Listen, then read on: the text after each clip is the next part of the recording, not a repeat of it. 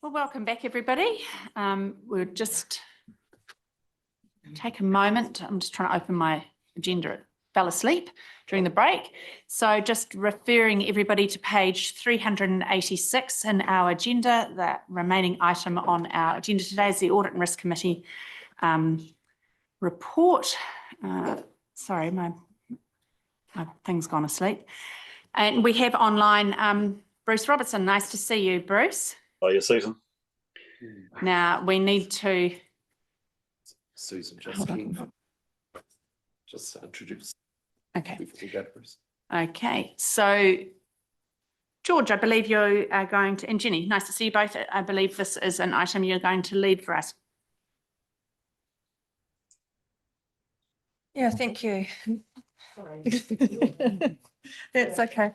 Hey, just before we hand over to Bruce to talk with you, just wanted to highlight a couple of things in the report. There's obviously quite a lot of information there. So there's 9 appendices. So I did just want to quickly highlight some. Appendix 2 and Appendix 3 tabled for you as an updated managing risk and compliance policy and an updated enterprise risk management framework. So these have been reviewed as part of our normal cyclical processes. There's very little change to the policy, but there has been quite significant change to the framework, and that is reflected upon, I think, Council's increase in maturity in its risk management practices and wanting to reflect that back in our anchor documents. So Council are asked to endorse both the policy and the framework. In Appendix 4 and 5, is our top risks for 24-25, which have all been a part of workshopping and some further discussions through ARC as well. And there have been some substantive changes in our top risk profile as well. So we've emphasised more about financial affordability. We've pulled out growth as a top risk in its own right. We have also rather than just reforms, we talk about the wider business context in more detail in our top risks. So they're probably the key changes. And we also bring in the renewal story, I guess, into our top risks as well. So that's all reflected in our top risk profile that we'll continue to monitor on a quarterly basis with ARC.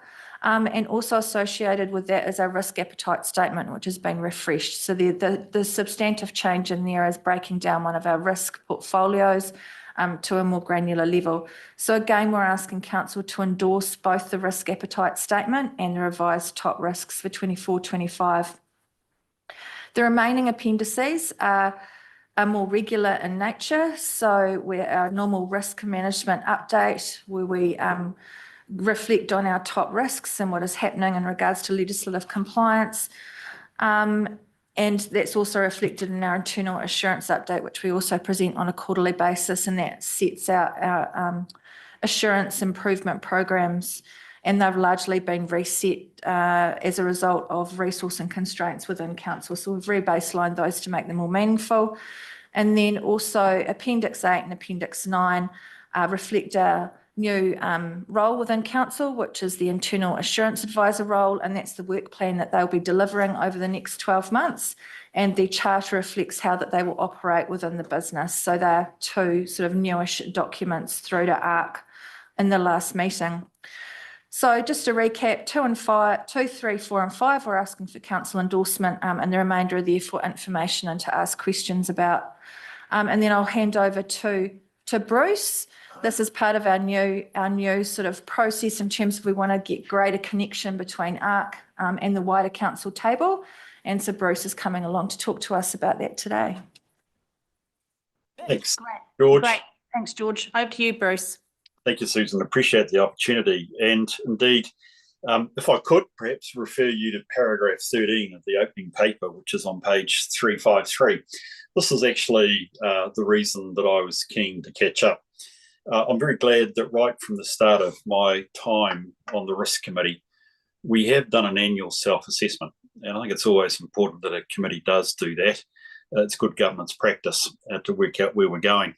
And over the years, a number of you will have filled out various forms, essentially a survey in which we look at how we're performing. I think it's fair to say this year, we're softening in the assessment, the overall perhaps questioning of direction of travel.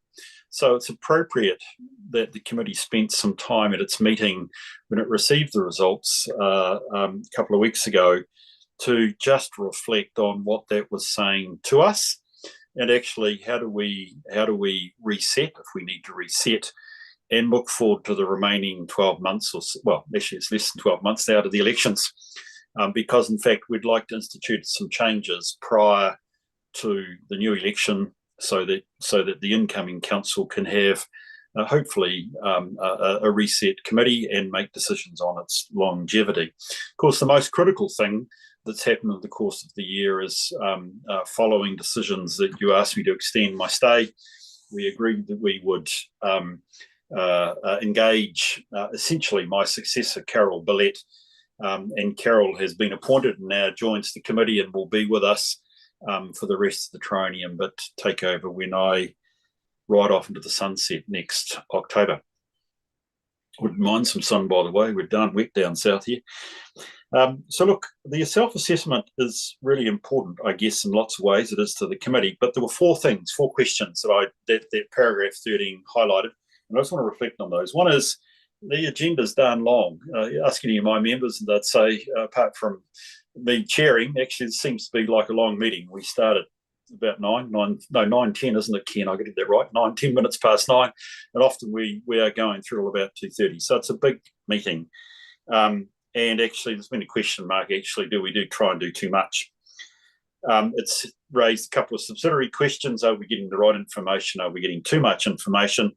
And actually, should we extend the meetings to, say, once every 2 months rather than the quarterly settings? And a third key matter that's been raised, or a fourth key matter, sorry, on my list is the composition of the committee right? It's a great committee, by the way. I really enjoy the folk that are there. And as Lou knows, if you show any interest, I'll make you a member. But there was a real question as to potentially, should it be one that perhaps committee chairs make up, perhaps supplemented by non-committee chairs, given what we're dealing with. And I might just come back to that point. However, out of that assessment, I guess we've reached the following conclusions. One is we'll keep the composition as it is. It's a good working committee. It's effective in terms of its interaction, but we'll look at how the committees are conducted. One is we're keen to you regularly. You do catch up with the chair of the committee. And secondly, we're looking for some meeting efficiencies. So the one or two items that certainly as chair, I have indicated to the committee, well, they're being useful for their purpose. I wonder if, in fact, it's worthwhile keeping them going. It might lead to a wee bit of time savings, and we're going to retain the current composition for the course of this triennium. What I would note is that prior to the triennium, we will have done our next annual survey. And my keenness is with the reset we have around particularly our agenda, and a couple of matters I want to raise now around risk, and that there will be hopefully an up-to-date assessment so council can make its, or the incoming council can make its assessment of the efficacy of the committee and its retention, which I'd hope you would do in the new triennium. There are a lot of appendices here. I don't blame you if you haven't looked all through them. They're all exciting. This joke. But two things I'd like to raise. One is risk. And in lots of ways, for those of you that are not members, I'd love to know what you really think we do. Are we keeping you safe? Are we stopping there being fraud inside council? Those are sorts of questions which would be quite good to have a full discussion on. Not here at this committee, Susan, you'll be pleased to know. But I wonder if somewhere down the track it would be quite useful to understand what it is that we really do, because actually we're changing it slightly. These documents do show the risks that the committee focuses on. We call them the strategic risks or the big risks. And I've got my papers right. You'd look at page 474, which I think is the quarterly report that George has referred to. If you want to know what we focus on, what we debate, what our agenda is built around, look at those risk items. So we've done that, quite frankly, ever since I've been on the committee. I guess that's been the life of the committee, and that's normally what an audit and risk committee does. However, I think one of the things that we had a significant discussion on, not about necessarily the performance of the committee, but actually about the risk policy and framework, which is important. I want to draw out. If you would go to, and I know this is a bit of a rabbit race around the papers, page 416 of your agenda, you'll see a table that became very important for us at our last meeting, and on which I think we will drive a lot more of our agenda. It's a table which sets out it's a table that is called a risk appetite table. And it actually says how much leeway do we allow ourselves or not in Bruce, dealing with. Can I just interrupt for a minute there? What page are you on? Because ours are all a little bit different. Your page 400. Okay, sorry, I've just gone. I must admit I've worked off the public agenda as it's published on the website. Sorry. So, work out what page it is in diligent. oh, sorry about that. Table 1, typical characteristics of organisational risk management, that one, because that's page, no. No, I don't think that feels right. Gee whiz. Oh, I've just lost it. Terrible. Sorry, I've just gone off because 426. 426 on diligent. 426. Brilliant. Sorry about that. That's No, it's all right. classic Yeah, case that's the of just- one. We've found it. Hey, we're Excellent. good risk management. You don't allow your risk chair to see every paper. I just see the risk papers that are coming through. That's a risk table that reflects the settings with which we consider our big risks. And they range from, we have a low appetite for risk. In other words, this thing is going to be tightly controlled. We don't accept deviation and we must hit our mark. Right through to a more open or tolerant view of risk, where actually, if the opportunity is worth it, we're prepared to allow a fair bit of scope.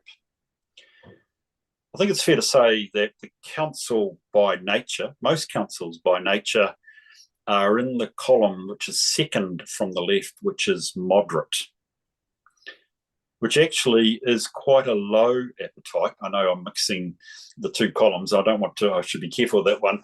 It is a relatively suppressed level of tolerance for there to be a deviation from these big risks. And we're discussing this because it's actually really important for you as a council as you head into the new year and you start thinking about the enhanced annual plan and the financial strategy. Within our risk statements that have been reformed, we have a thing called financial organisation, which is really around our financial strategy and our financial management. And we're saying that we have a moderate level of risk. We have a moderate level of appetite associated with this risk. It's an important opportunity. If you think about a risk, the other side is opportunity. It's important that we have a really good financial organisation, really good strategy, which delivers affordable rates. We have good financial management, which actually keeps us safe and know where we are. And when you match it with this table and the moderate level of appetite, we're saying this is pretty critical to us. So I'm trying to give you a window in on the way the risk committee thinks. We can't build across everything council does. That's why we try and say what are the big or the strategic risks. And I'm sorry, it was page 474 of the agenda, but it's in the quarterly report. You'll see in the big A3 diagram the major or the big risks that we actually follow. So combining risk, which is attached to what is it you want to achieve, and with our sense of risk appetite, our committee's starting to say, and quiz, Steph in particular, and Ken, who are our officers at the committee, if we're real about these risks, if we're real about this level of appetite, are we devoting sufficient attention and resources to these areas? Generally they are, by the way, but because actually these are areas where already there's a lot of control. but we are testing as much as we can the efficiency and the effectiveness of the controls. And that's where the second point around this I'm keen to do is that George reminded us of, is that in your papers, we also received an assurance charter and also an assurance program. And that's really important, that within the committee, with George and Jenny and her team, we have a focus around actually testing systems, processes, and controls. And that's a really helpful thing. Look, Susan, there is a page 485 in the open agenda, but I'm sorry, I'm mixed with where it is in the diligent book. It's got a spider diagram on it, which just reflects a current assessment where we are with some of our key systems that we've tested. And we're looking through our work program to actually review that. So I commend that to your reading. So I think that's page 474 for us, I believe. 474, and it'll be the right-hand 522. Thank you. And the right-hand quadrant, you'll see what's known as a spider diagram around the key areas. You'll see out to the left-hand side that we've got things like payroll pretty tickety-boo. There's a good technical term. But on the right-hand side, you'll see things like procurement, asset management, what have you. And we've got a wee bit to do on that. So again, important information for council, which I understand you get the quarterly report, but I guess I'm trying to personalise it.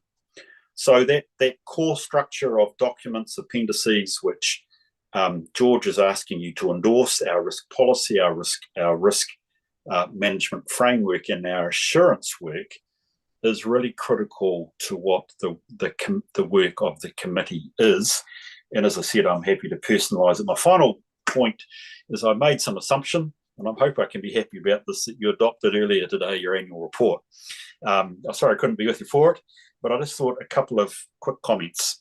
One, firstly, I just wanted to really say my thanks to Ken, Yolanda, George, and the team, and I'm sure there are many other names, Nada. There are lots of names that I've met in the course of the process, and thanks to them, and also thanks to our auditors, Renee and Kay and her team, because they have, I think, made a step up in their relationship with us this year.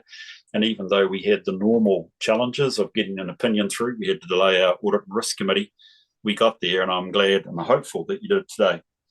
What I wanted to say about it, though, is to leave you with two or three thoughts. One is, I want to acknowledge Council's commitment to transparency.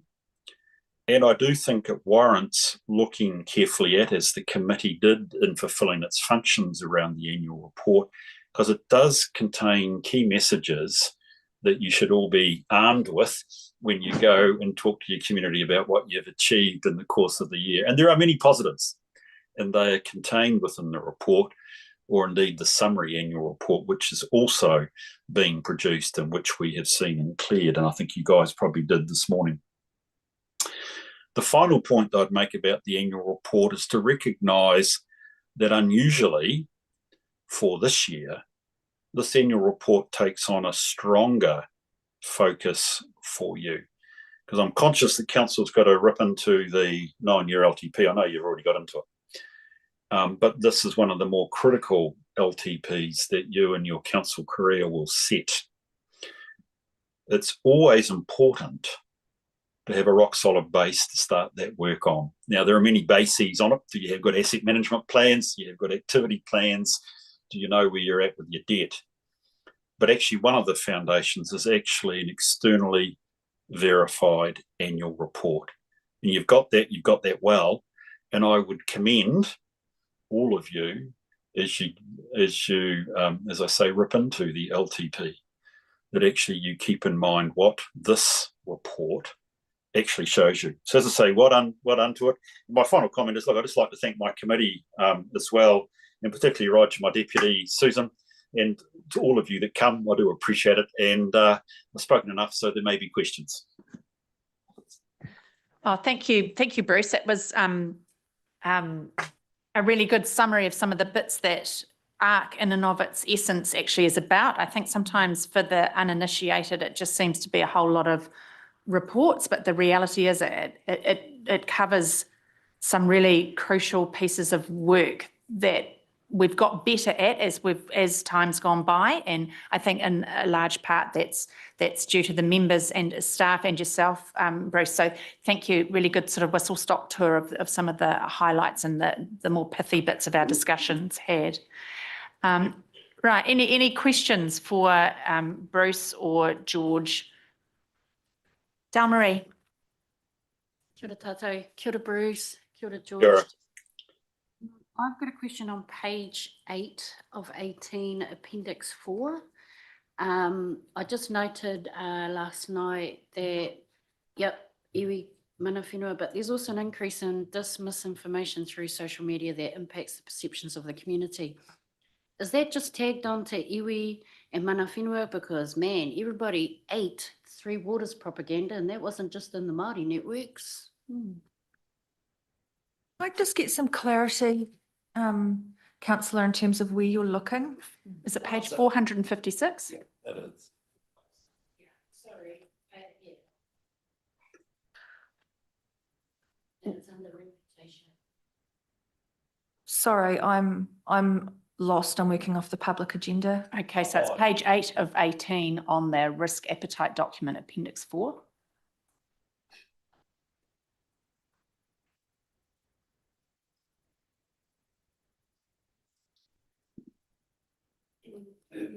They've been, it looks like they've been blended together as two quite distinct concepts and need to be fleshed out. Because I do think that, sorry, thanks, Mayor Susan. I think, George, when we look at it, there's just been two key concepts.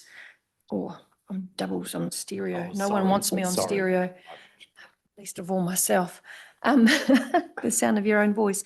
I think that there's been,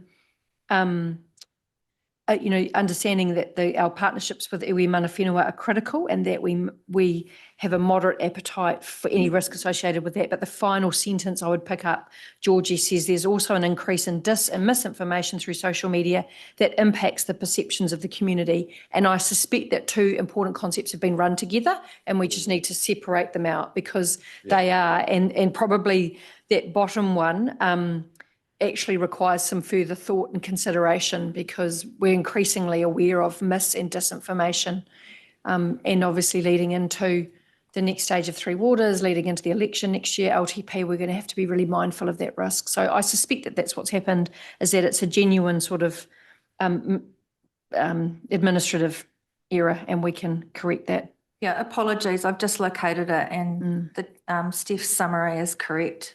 Yeah, thank you. Can I just say on that point? Oh, sorry, Bruce. I just think also, I'd just like to state in the council chamber that I'll work with the team, but sometimes the way in which we frame up the concept of risks in our iwi partnership space can be read by a receiving audience as they're the risk.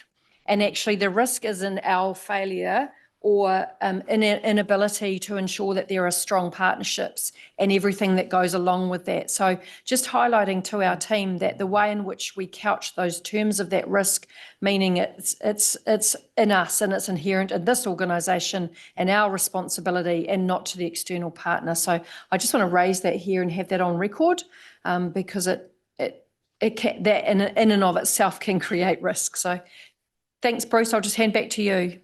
Oh, look, and just to reinforce the risk appetite. So firstly, I agree entirely. Thank you for the raising that. It just reflects when you race through these things, you can be, you do need to come back and check it, and that's a good reason to involve whole of council. I would just like to go back to my table. Well, it's not my table, it's our table that we're adopting through this process, and just reflect, what does moderate mean? So in light of whether it's relationships, whether it's in terms of misinformation, our moderate risk setting is that our philosophy is that we have a preference for very safe options that have a low degree of inherent risk. We have a low tolerance for uncertainty. Controls are well designed, because in fact it's not as if we do nothing. So are our controls well designed and effective? We will accept risk only if it's essential, with limited possibility or impact of failure. Okay, so we're saying we've got a pretty high test it's got to meet, and we will trade off extreme reluctance. So that's a pretty tight setting. So the critical question about all those factors and the way we describe this risk, the question that the committee would want to ask, and perhaps I'm trying to help the member understand, not understand, but to colour it. What does this mean for our resourcing? What does this mean for our focus? As we do our work, are we managing the risk to this level of tolerance? Thank you. Yeah, thanks, Bruce. Good questions. Mm, Good questions to be asking, aren't they? Claire? Yeah, thanks, and great to see you, Bruce, and Yeah, nice to see you, always- Claire. yeah, always value your words of wisdom. I actually made a note about that label moderate, actually, because when you read how it's described, it seems to me not to be a moderate level, but a conservative level. Yeah, so between low, I think I can't remember the name of the other ones, but I guess you don't want another category, that's all, but I appreciate the comments that you make there, and that is something that we do have to be conscious of, about the resourcing that we need to put in if we want to get those risk settings down a lot lower. I had some questions about the risk appetite statement concerning resilience. So that's on page 10 of the report, or page 458 of our agenda, particularly the description that facilities do not meet requirements, because I was thinking that it's more like planning for future infrastructure or facilities do not meet requirements as well. It's not necessarily that what we have at the moment, but I always see resilience as a really important planning function. Yeah, and the same also with bullet point 2 down, which says failure to fund infrastructure.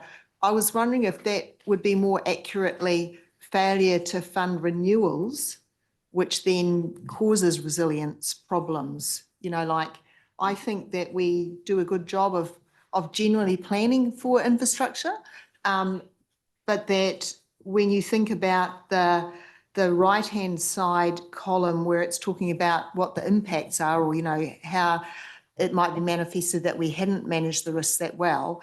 Yeah, I think it's probably, I think that we should say in that the column on the left-hand side, yeah, about the importance of renewals, and that the planning for future infrastructure has been done to a high degree of accuracy and, yeah, robustness. Yeah, just some comments there. Yeah, thank you, Councillor St Pierre. Look, I think they're really valid comments, and so we'll look to weave those in into those descriptors. Can I just make a comment further to that, Bruce? I'm interested in your observations on this point, given the number of audit and risk committees you chair and your purview across the country. Is that I agree absolutely with Councillor Clare, that there is a planning aspect to resilience, but the definition of resilience is the capacity to withstand or to recover quickly from difficulties. So, or the ability of an object to spring back into shape, elasticity. So there's definitely a planning, but I think there's also an operational aspect to resilience, and I think it's both. And I think we do ourselves a disservice if we only focus on one or the other, so that conversation you've elicited is really important, I think, because it gives us a broader understanding. And I think your point about renewals is really critical, because it's renewals which will ensure there's resilience into the future, as well as our need to make sure that things like our facilities are actually resilient now. And to that extent, you can bring in other examples that probably some of the most resilient infrastructure in our district will be marae, and they continue to prove themselves in times of emergencies, that they're often the first things that stand up. And yet we think about, well, how do we interact with marae and the funding of those as resilient infrastructure pieces to deal with emergencies or other natural events that happen? And to bring that into our conversation, and I guess our narrative, when we're considering about what resilient infrastructure looks like for both those aspects. So Bruce, I'm interested in your thoughts about that and how others are defining resilience. Yeah, well, firstly, great discussion, and thank you, Claire, for sponsoring it. By the way, with that table, it's actually, I think, Monty, if I could reflect our conversation, you might have had an objection to the use of the word moderate. I don't know. I honestly would say this, Claire. I think it's probably, this is a KPMG model. I don't have any trouble with KPMG, by the way. But if those names don't mean anything to us, we change it. Okay, so if the high in that table is moderate in your mind, or the council's mind, and moderate as it stands at the moment really is conservative or some different name, let's use the ones that are valuable for us in terms of our discussion with one another. And the same happens with what you've just said, Claire, about resilience. On reflection, absolutely agree with you. Planning is actually what in lots of my view, probably given we're also going to enhance the annual plan, exactly where it's at. And so you plan for resilience, don't you? It's not just the operational side, or it's not just the disaster side. I think what we're trying to achieve here is to recognise risks really as a bundled nature in the form of resilience here. This is particularly where we're trying to get to. So I agree. Here's the value of a discussion with all of you folk. Let's add planning in there, George. I think it's actually a really good idea. I'm comfortable to be focused on renewals. I would go for all infrastructure, but I can assure you as a risk here around the country, when I look at the annual report as we did as a committee the other day, I'm looking to see what our spend on renewals is relative to our depreciation. So, Claire, you've got a really sound point there, which to the extent that we can keep these as summarised summaries of our risk, I think are really good to integrate into our documents. Thanks, Bruce. Any other questions? Great point raised, Claire. You're looking like you have another one. I do indeed. I'm sorry, I just love this kind of stuff. And so this is on page 14 of the 18-page report and page 462 of our agenda. So these are the consequence ratings from the risk matrix. And I'm looking at the second line, people and culture and health and safety and wellbeing. So the reason I want to talk about this is I'm aware that now we're responsible for the mental health and wellbeing of our staff and making sure that that's managed really well. So all those descriptors there talk about injuries relating to treatment and all that kind of thing. So there's, and the most severe is fatality or permanent disability, that kind of thing. So where in this matrix are there consequence ratings for mental well-being? Yeah. And I just think that it would be good to have something in there. It doesn't necessarily have to be in each column, but I think we should recognise if this event happened, we would say, well, that's serious, or, you know, and that's the kind of thing that we want to avoid. Yeah. Yeah. So interesting what people would like to take up on that discussion. Yeah, look, I really appreciate you pointing that out, because I do think we need to do some work here. If we look at our top risk 9, we're absolutely starting to bring in that mental health and recognising broader wellbeing. And we talk about it quite a lot in detail. And we also talk about the fact that, you know, from a health and safety risk perspective, you know, we've got zero tolerance for harm. We do have a slightly higher tolerance for that broader wellbeing, because we're in our early infancy of really getting into that. So I really appreciate that, Councillor St Pierre, and you're right, it is an omission that we need to build into those matrices and continue on that journey. Yeah, well spotted, Claire. Have you got any other pearls there, Claire? I'm not in Appendix 4. I'll roll out the other ones then. I've got some in Appendix 5, I think. Is it, The floor is yours. we No, can go on with that? Yeah. Absolutely. Okay. Keep them coming, Claire. Okay, so in the top risks, if you just go to 481, okay, so these are sort of a detailed analysis or snapshot of what our top risks are.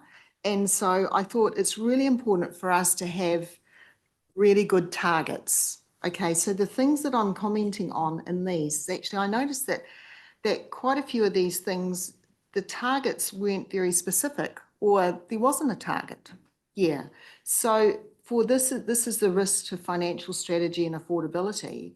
And so when I had a look down at the target, so I'm looking at the second line, financial stewardship, and I noticed that the actual against debt to revenue ratio benchmark is 250, whereas I thought it had been raised to 280. That's all. And also the borrowing interest rate is still 5%, but I don't know if that's been adjusted either. And then further down on the financial stewardship, this is the effectively planning and providing. So that's that next white line. There's no targets at all for development contribution revenue, and no targets for development contributions issued versus payments or issued versus outstanding. Now, this is one of our major controls for making sure that we are, I suppose, collecting what we want to collect, what's been forecast, and then it's a really important part of the mechanism for managing our debt ceiling and our buffer. So I actually think we should have some targets in there. What those targets are, I think should be a discussion, but I think we should have some targets, because otherwise we're not maintaining any control. That's all. You know, we've identified, but not maintaining any control. So, Bruce? Could I Oh, comment so on that if that's okay, Susan, please? Absolutely. And then George. Look, you're dead on correct there, Claire. I want to just be careful. I think you're right. And I think all of these actually require us to have this sort of session in the workshop once you've adopted your enhanced long-term plan, because I think some of these will be better defined. Can I say, it's ironic, really what I'm trying to say is let's not be too hard on ourselves. Jenny knows that I send a good number of people around the country to Waipa to say, look at how we do it. One of the areas that actually we are strong on are our targets, as in developing targets and in a developing position. So I'm thrilled that we're actually doing this, but I would acknowledge that actually there are gaps in our targets, and even whether they're the right targets. I think this is one which, quite frankly, if you go back to that financial organisation and where we have, what's currently called a moderate risk of appetite, Claire, this is one we will need to have good targets and monitor the heck out of. That's a technical term. Monitor closely once the enhanced long-term plan has been adopted. So your points are well made. All I can say is we're developing in this area. George, sorry, hopefully I haven't stolen your thunder.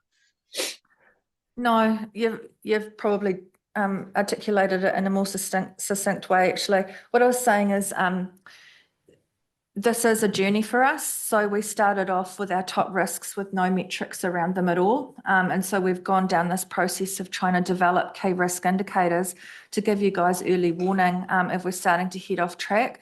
So this is very much an evolving piece of work. So that's why in some areas they are less well defined than other areas. So that's probably an explanation. So I'm really encouraged by the fact that this is now under the spotlight and we can carry on refining these and getting these better. In regards to the financial ones, this is very much linked to our financial strategy and financial assumptions for the LTP. So this is the area where we can actually monitor those. So once we've got those nailed, we'll look to refresh that, and that's what we're bringing to the Finance and Corporate Committee on a monthly basis and through to ARC as well. So recognise that, and we'll keep working on it. And Councillor Clare, so these are also important to note, like you pulled out that 250% debt measure. So that is in our current financial strategy, it is 250%, and it's actually on gross debt rather than net debt. So that's in our current LTP, that's our current financial strategy. Obviously, we're building a new financial strategy for our new LTP that will obviously change, but yeah, that's what's in place at the moment, just by way of example. Yeah. I really appreciate, the positive way that's been responded to. And like, I totally agree. I am fully aware that this is a journey. I mean, I was on the Audit and Risk Committee earlier, and we used to say, we're starting out and we'll, learn as we go, basically. Yeah, so that's cool. And so those points about targets, they also apply to top risk 4, which is the failure to effectively plan for and manage growth. And then on page 493, that's the top risk 9, failure to manage health and safety and well-being. So there's no target set there at the moment. And so I do know that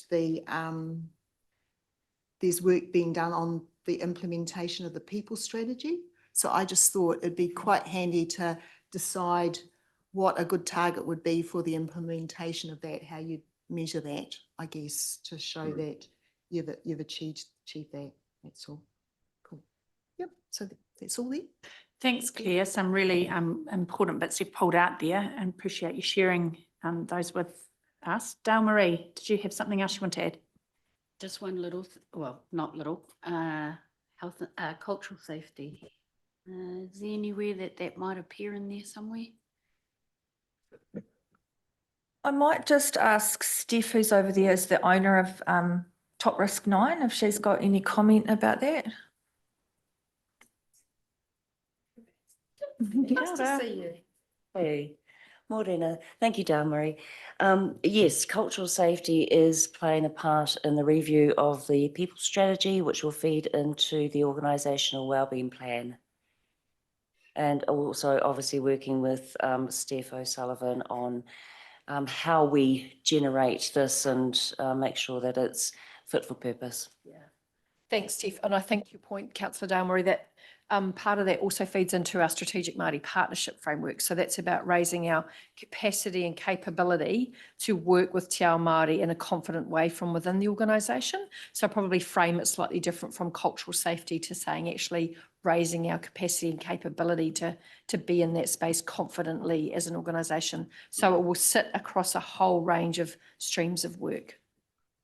Subsequent then, what is going to be put in place to look after those of us that are in here until that comes along? That's a really good question, and we've already started to move. So the HR team, people and capability team, have extended our ERP, so Employee Assistance Program, to include a Māori rongoa support program, a counselling program, and there's a range of other things that we're working on right now. But first and foremost, making sure that we can bring on some expertise pretty quickly in that space, because without any expertise in that space, then it's a very risky situation for the organisation. But I absolutely hear your point that we need to deal with the short-term exposures, Councillor Dale-Marie, while we're trying to address the sort of more medium to long-term issues as well. Thanks, Steph. The Stephs, actually. Thank you both. Nice to see you back too, Steph. Any other questions, observations people wish to make in respect of these papers, and particularly the report? George? Sorry, Miss Susan, I did just want to add that we've made a resource folder within Diligent, and we're going to pop these K-risk documents in there for you so that you can reference them rather than having to look in an agenda. That's awesome. I've often felt that we have some really critical pieces of, well, not necessarily in audit and risk, but in other meetings that are papers I wish to go back to, and you end up sitting here thinking, gosh, what month was that? Was it raining? That means it must have been winter. That, it's like it gets kind of hard to locate. So that I really appreciate you putting them in that resource library. We should use it a lot more. Steph, just a comment that I'd like to make, and again, Bruce, interested in your thoughts. Mayor Susan and I have been talking a lot about what we're doing in council meetings themselves, and I note that on page 496 of Diligent, which I'm not sure which is what the number is in the public agenda, but it talks to the 10 top risks as identified by the World Economic Forum, which is interesting because it's the World Economic Forum. So we could go to a number of those international bodies, but I look at those and think, how much time do we get to talk as a group of governors? Do we support you to have time to talk about these wider holistic risks and trends and themes that are happening around us? And one of the things that Mayor Susan and I have been talking to is using this time and space to bring in external speakers of note so that we spend some time regularly through the year with our heads up and out looking at the broader context that we're working in. So whether it's climate change, whether it's and so a number of those, whether it's misinformation and disinformation to Councillor Dale Marie's point, whether it's about demographics and population changes, but it's those sorts of things that I think we should also spend time in council thinking about those broader risks around us as well. So we're starting to put our heads together about that. Yeah, thank you, Steph. Look, I agree, and it would be easy in lots of ways because I've seen this report. I've seen these graphs put on many council papers around the country. In fact, I've used them myself in presentations, and it would be easy to just step past it because there is a natural focus for us on the here and now, and some of those seem almost too big for us in Waipā. I think one of the things that is valuable, it's great that George and Jenny have got this in the papers, is at each meeting as we go through we walk through at least one or two of our big risks each meeting in a deep dive sense to potentially have this in play. And I certainly think from a climate change perspective, which is sometimes daunting to actually tackle, and I've been talking with some of my fellow chairs around the country on this, how do we actually even have a credible conversation at the council level on this? It's really important to have these in mind because these ones won't go away and we will have to address them. I mean, we've already talked about, if you look at the 2-year one, misinformation this morning is a concern. So, it is important. So that's beating about the bush, Steph. The answer is yes. Where do you find the time? And that becomes critical. And as I've indicated, certainly from a risk committee perspective, we'll be keen for a workshop mid next year once you've got your LTP done. And I think this sort of thing needs to be re-raised as part of our total risk profile and framework. Thank you, Bruce. And I appreciate that because I think that the organisation will look quite differently in 5 years' time, 3 to 5 years' time, not least of all because AI is going to change our world. The increased risk of cybersecurity, and I recently brought back some documents for Mayor Susan from briefings from the GCSB and the SIS, and there'll be a range of these risks that are raised here that are going to substantially change the nature of our business. And I think it starts with us getting some good speakers in and raising awareness for elected members so that as we come to think about the settings of the business, including resourcing, then it starts to make sense and we can walk on a natural pathway, but at a tempo and a speed that works for Waipā. But thank you for your feedback.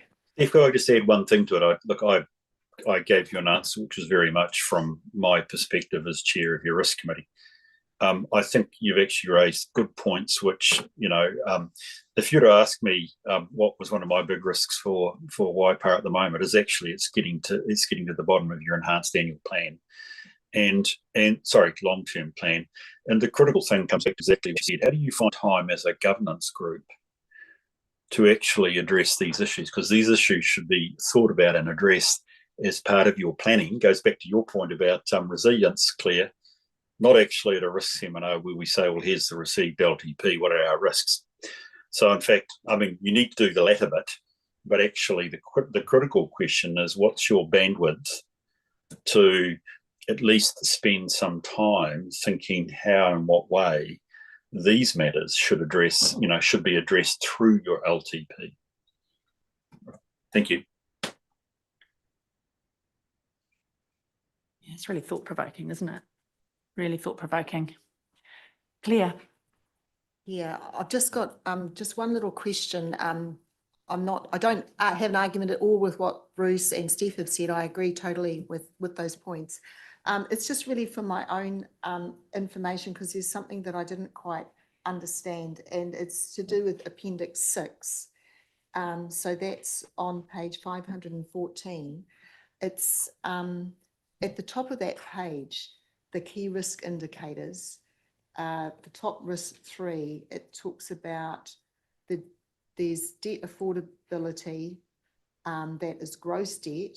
That's that first bar chart. And then right next to it is the debt affordability, the LGFA covenant, which is net debt. Now, both of the bar charts have exactly, or the top one has got exactly the same amount in it, but there's a difference in the limit, I guess. I guess the limit for one is 417, that's the gross debt. And then the debt limit for the net debt is 403. So I guess I was surprised that the net debt for the light blue bar is exactly the same as for the gross debt. So is that, I just wanted to understand it. Yeah. So you would normally not expect to have any offsetting deposits or something that would make that the same. Yeah, look, yes. Just a minor point. Yeah, just to yeah. understand. No, look, actually what we established at the meeting, but we haven't actually changed the graph yet. Whoops, is that there is an error. There is an error in the second one, in terms of that covenant. So the 402,758 actually should be a lower figure, because there is some cash investments on our balance sheet. So net debt is definitely lower. And actually, we did identify this at the meeting, and we actually indicated at the meeting what the correct number was. It just has not fed through to this. So so my apologies on that. Oh no, that's right. It's just it's a really complex area. And Yes. Yeah. And Councillor Clare, so this is what I was saying before in terms of our financial strategy at the moment is very much based on that left hand graph, which is the 250% of gross debt.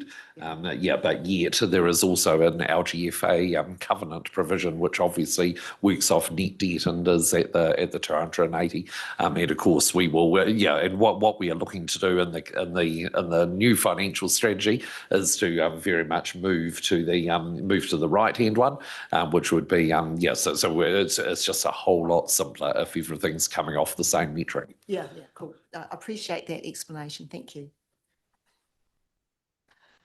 Right, any other questions? These good people? No? Hey, look, it's been some really rich discussion on a whole lot of levels in respect of your report and the appendices, of which there are a number, of course. Really appreciate that. And I do look forward to a workshop in the mid next year, I think, to carry on discussions, which I guess is all part of the maturation of this process, right? I think we run the risk of assuming it should all be 100% perfect right now and should have been like this for years. But the reality is it's, as we keep saying, it's sort of work in progress, iterative journey and improving all the time, which is great to see. So look, just refer us to the recommendation, page 387, to not only receive Jenny's report, but to endorse the risk and compliance policy and the enterprise framework, and also the risk appetite statement as it appears in the paper. Dale-Marie, you're going to move that. I will second it from the chair with my thanks to the ARC team for their great work and staff. So I shall put the motion. All those in favour say aye. Against? Carried. Excellent stuff. Thanks very much, Bruce. Lovely to see you guys again. Have a good day.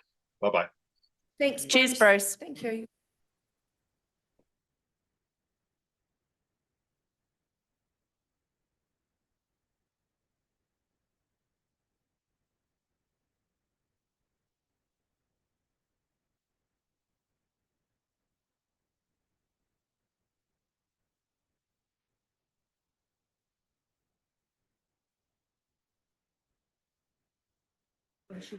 Right, so that people brings us to our, the end of our agenda council meeting today. So thank you all for your input.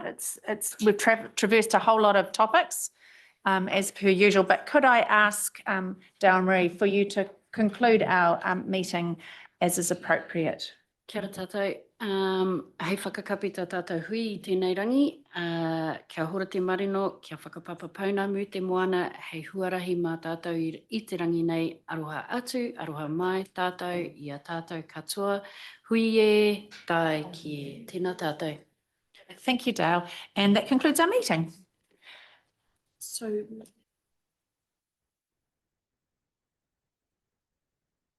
Yes. So we now just have a quick breather before we launch into our 3 workshops, actually.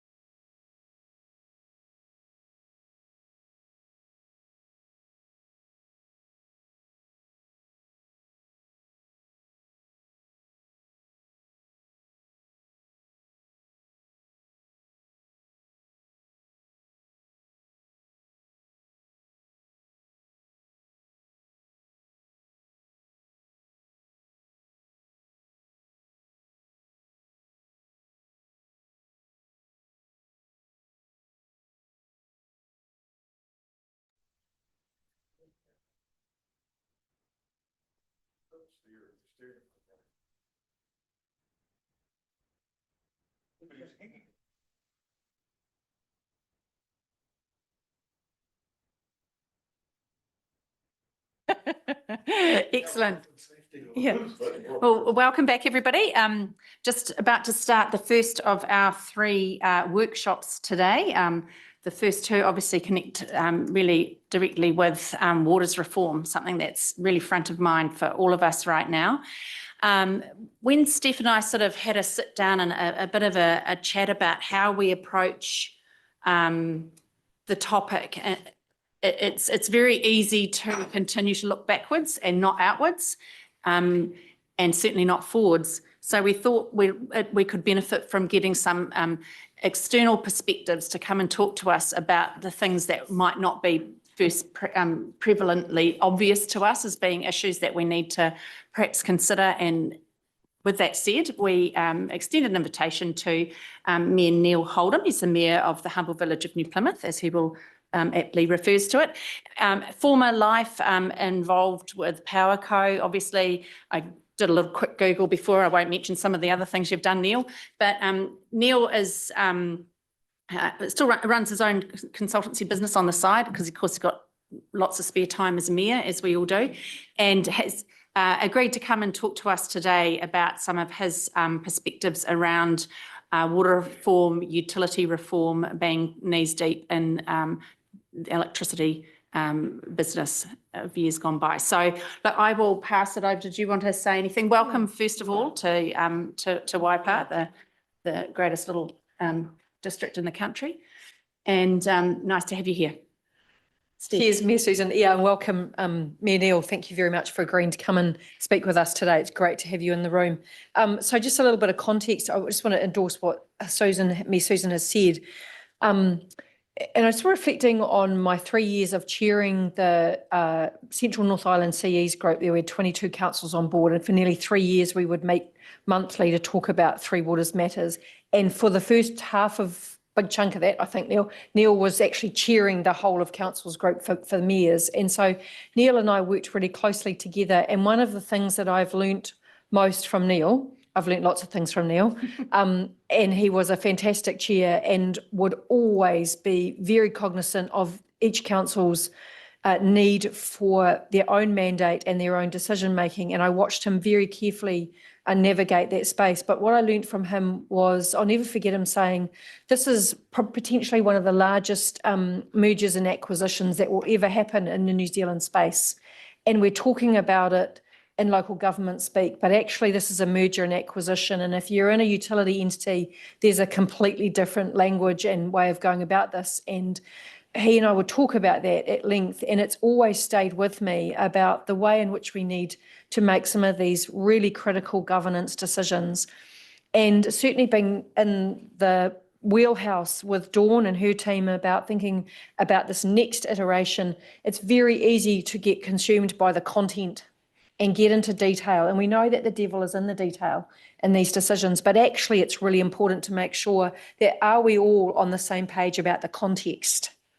And the world has changed.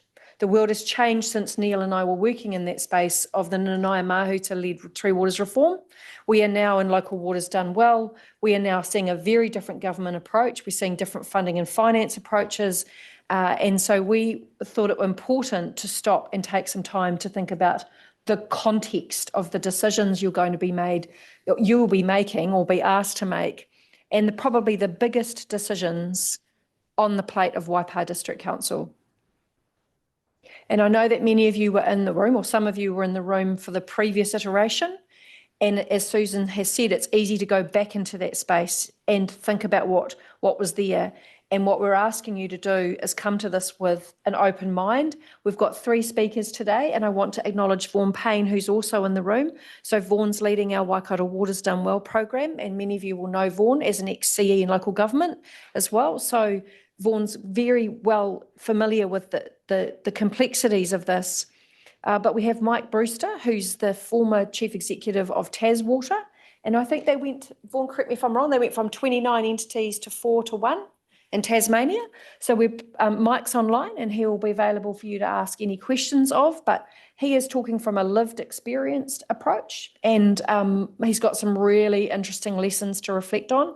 And we've also asked Dave Hawkins to come and speak. Dave was the former mayor of Papakura before it became amalgamated into the Greater Auckland Council, and then obviously went through the Watercare process as well. And Dave's got some interesting and lived experience lessons to share, and again, open for questions. So I think 3 really valuable speakers that will help shape perhaps the environment and the context with which we'll go into further consideration as we move into the hot space of Waikato Waters Done Well and our heads of agreement, and considering what the future for Waipa and the Waikato looks like. So that's sort of a bit further, hopefully colours the picture, and a bit of a personal reflection there from me too. But I just want to thank Neil, and again, I want to thank Vaughan for being here today in person. It's always nice to have people in the room and be able to knock things around. And Neil, we invite you to stay for lunch and have lunch with us, but no, you've got an audit and risk meeting that you need to join online at 2:00, so you'll need to go for then. So otherwise, we're in your hands. I'll ask Zoe to load the PowerPoint presentation that came through, and we're in your hands, Neil.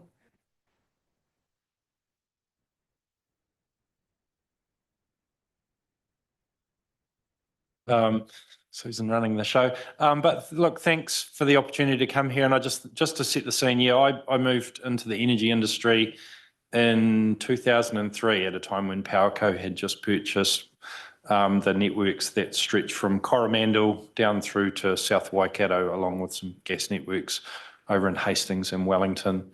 And through that organisation over a sort of the following 14 years, kind of saw the evolution of economic regulation in New Zealand.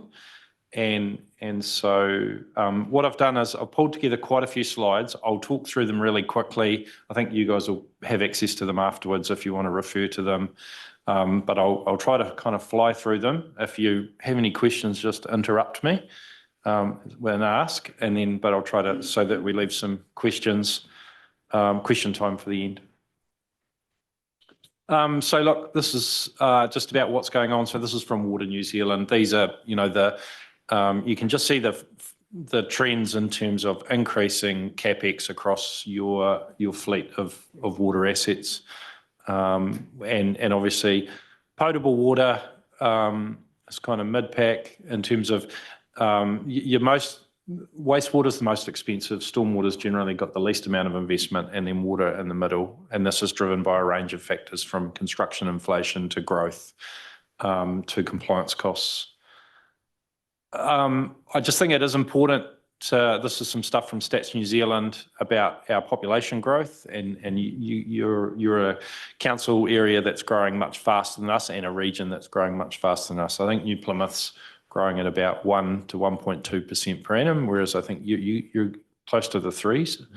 The interesting thing as well, so we're growing really fast, potentially another 1 million people over the next decade, but we're also getting older. And we've got increasing numbers of people on fixed incomes. So that's kind of when you look down the line and start thinking long term, you know, this is the pressure of the cost of utilities is only going to increase on households. I'm not sure if you've seen this model. It's one of my favourite models. So across, you've got when something doesn't exist, absent through to fulfilled. So for instance, the first time someone put electricity to their house, and you didn't need to, you got rid of the kerosene lamps, people were absolutely delighted. So they lived up in that excited phase. But, you know, 100 years on, if the power goes out, you either get a bill where you're not feeling delighted, or the power goes out and you're not feeling delighted. And so I suppose in the modern era, you know, your latest iPhone is up in that excitement area. And you know, I've got Starlink. I'm a bit of a geek. I love that stuff. But actually, as councils, because we do roads and waters and things that are matured, we live down in that bottom area. Not many people ring up and say, "Hey, I've had uninterrupted water supply for all year." You know, 365. What an amazing team that you've put together that have done that. It doesn't happen. I think that's important to realise that, because I remember once someone said, was it rates? insurance and power bills, the bills we all love to hate.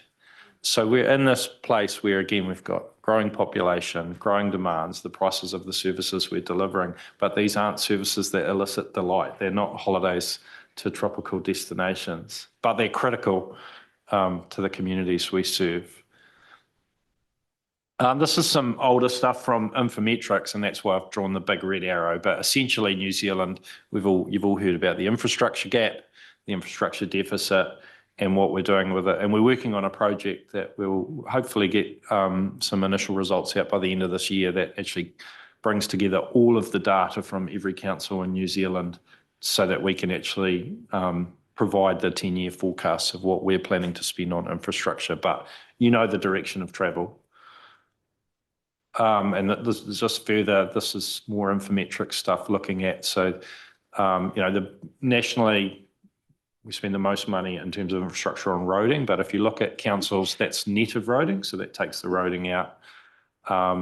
We are in the top 3 investors in New Zealand's economy and in our infrastructure. And when we get the new LTP data from all the councils, you'll just see all of those things growing.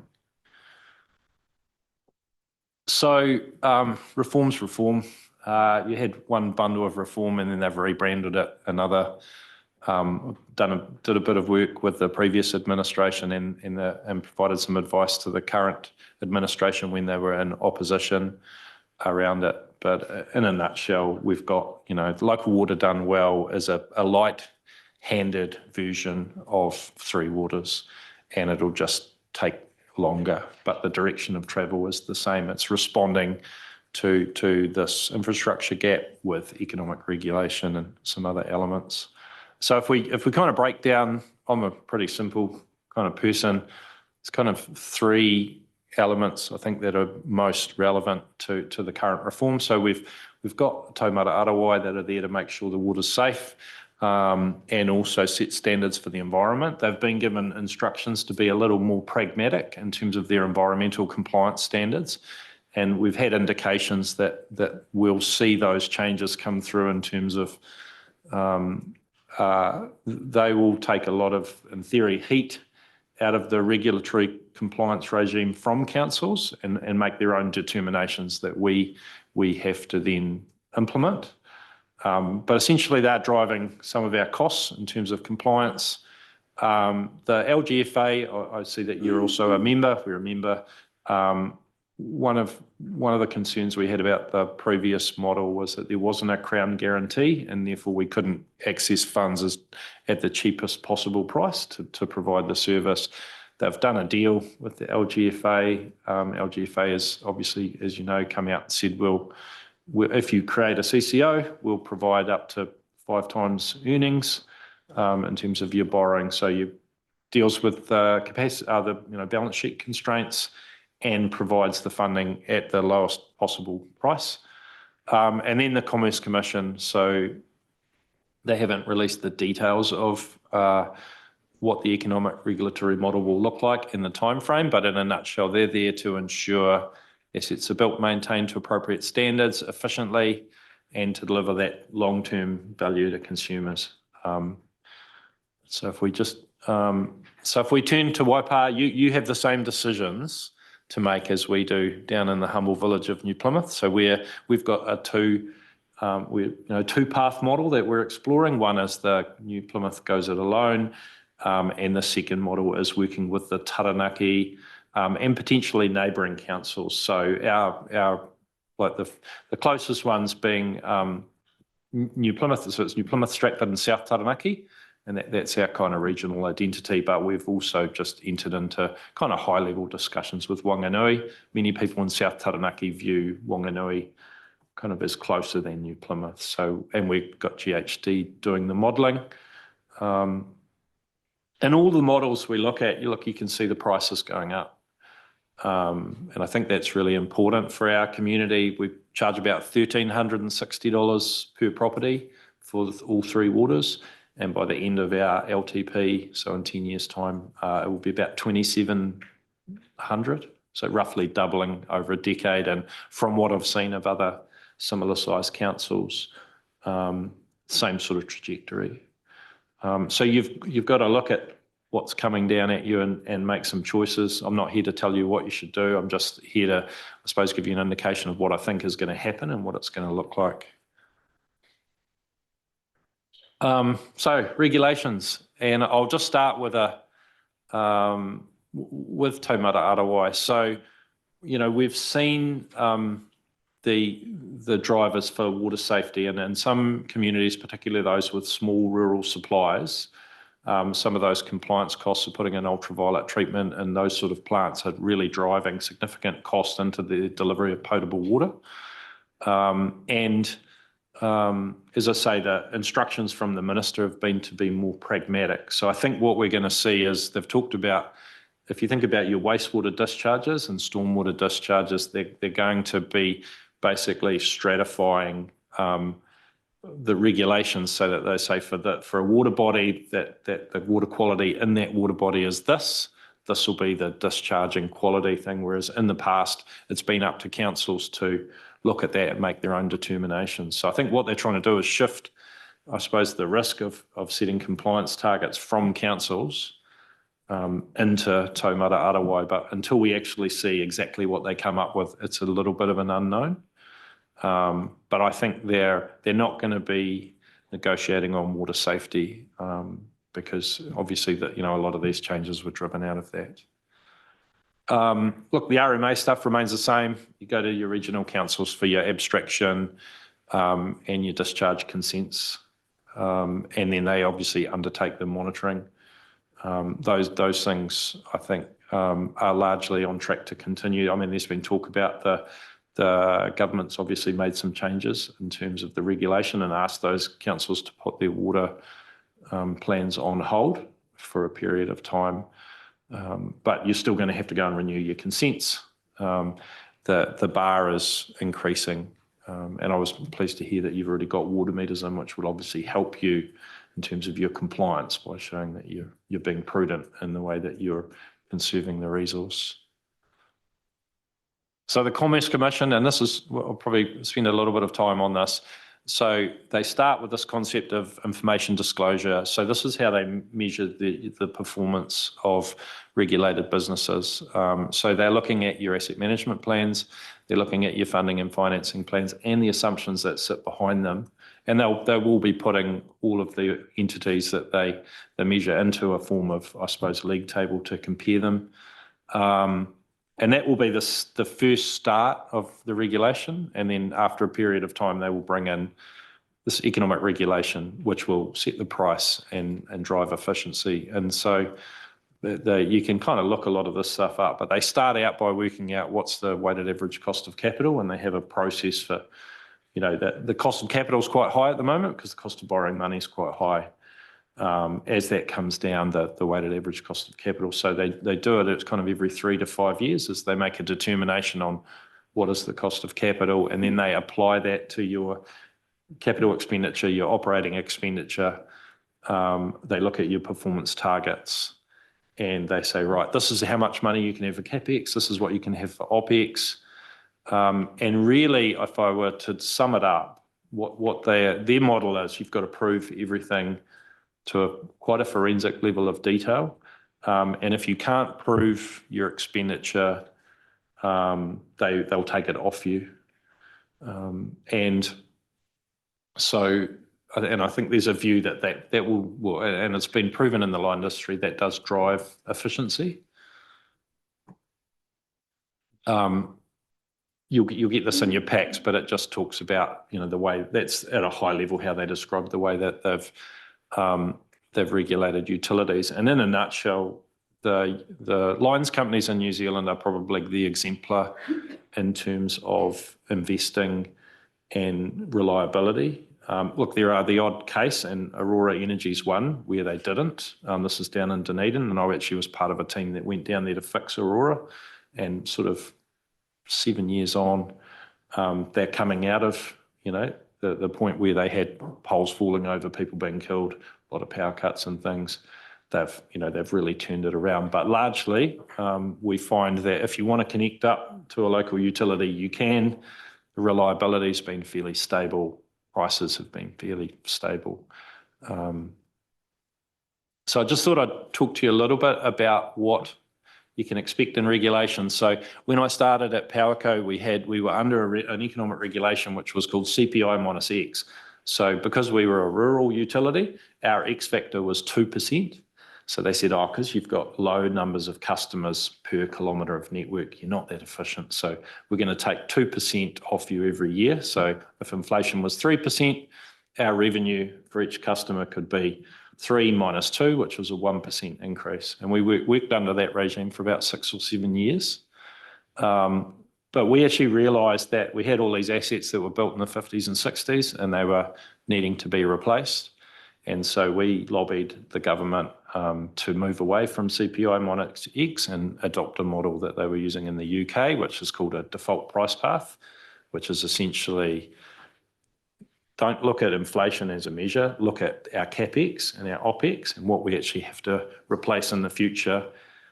And basically you run the red pen through that, but give us a price path that allows us to fund that infrastructure. And then if we don't feel that you've given us enough, allow us to do what's called a customised price path. So at the time I became elected as mayor, I was actually working through the development of Powerco's customised price path, where we just said to the Commission, we don't have enough money to do the work we need to do. We want $1.3 billion over the next 5 years, and we're going to do this, this and this. And it was about a 3-year program of work. And we secured, I think they gave us 1.27 billion, which was near enough. And then we got on and delivered the work. And so that model is saying you've got to work with the Commission, but you have to prove, you have to understand their model, and you've got to prove everything you want to do. And then they allow you your funding, but then they say, right, this is what you have to do with your network performance. It's not allowed to go backwards. So a number of power cuts and things. I've mentioned catchment-based pricing because I think it will be important to the water reform. So we've got discussions in New Plymouth about how different subsidies or cross-subsidies will flow over time. And when we did some initial looking at it for the first few years, it looked like funding would flow from South Taranaki to North. And some colleagues said, oh, well, I don't really want to do that. I don't want to subsidise them. As we did further modelling, it looks like for most of the time, if we're looking over 30 years, the funding will flow from north to south. That assumes everybody's on exactly the same price. The reality is you don't have to put everyone on the same price. So in Aurora Energy, which is Dunedin, it supplies to Dunedin, Queenstown and Central Otago. Dunedin City has got one set of pricing, which is slightly cheaper because it's a dense city. And then Queenstown, Central Otago have a different set of pricing, which is more expensive because they've got less customers. And that's overseen by the Commerce Commission, and that's been going on for the last 20 years. So don't get trapped into thinking a cross subsidy is as an unsurmountable problem. Because I think what we're probably likely to see is catchment-based pricing being part of this model and critical to its success, and dealing with some of the anxiety around cross-subsidising different communities. The other thing I just thought, in terms of the price of being regulated, so I started at Powerco in 2003, and at that time, our regulation department was one guy, Ted Broadhurst, and he was actually half risk, so he dealt with all our insurance and councils and stuff, and half regulation. So we had a half an FTE working in regulation, and when I finished up there in 2016, we had 12 full-time staff. And that's part of being a regulated entity, but it's not just that we had all of those staff working in our business. We'd actually changed the entire business model to reflect that regulation was the biggest risk to our business. And at the end of every year, you also get a bill from the Commerce Commission for the privilege of being regulated, and that pays for the probably 12 people that they hire on their side to check your work. So don't underestimate, there will be a significant price of being regulated, and you will have to pay it. I think I'll put this in, like we talk about price quality trade-offs a lot in regulation. And if you think about, the difference between buying a Lada and a Toyota, and you see that kind of blue line as you go up in price, your quality generally gets really good. But in the world of utility, I've drawn the red line because actually when you've got a network operating at scale and a utility, it's the price to improve quality is extremely high. The average electricity network operates at 99.86% availability. So to close that to 99.9, you may have to increase charges by about 10%. So you bear that in mind when the regulations come through, because they'll be setting quality targets for your performance as well. And this is the issue. If you look at quality and compliance, that's what's driving a lot of the increases in the prices that people are paying, because we're having to put more kit in, and while we're also dealing with inflation. So just going to touch on different. I'm just going to focus in on the governance that's relevant to regulated utility, but just mindful that there's a whole range of different descriptions of what governance is. We work in our day jobs in democratic governance, but when you start getting into regulated utilities, it's far more about economic and financial governance and corporate governance. And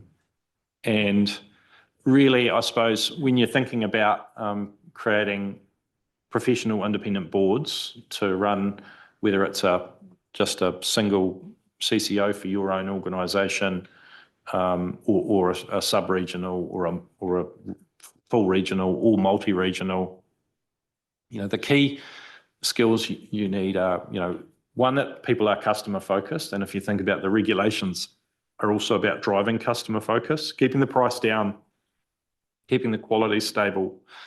So you need people that are focused on that and want to do the right thing by the assets. But you need a high level of financial acumen. You need people with skills in that, in terms of economics and understanding the weighted average cost of capital and the way they calculate risk.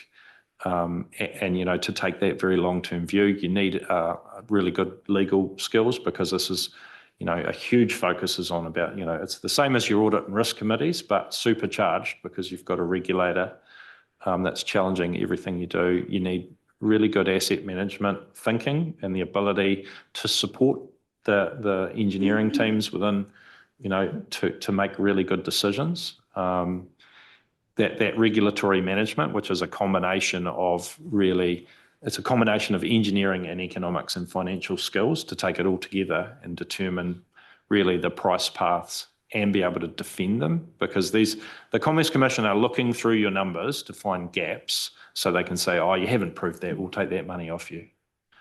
That's not available. And then you have to either go back and prove it or operate without the funding to do those parts. And then the stakeholder stuff, and look, water is highly political. So you need people that are capable of really interacting with councils, with government.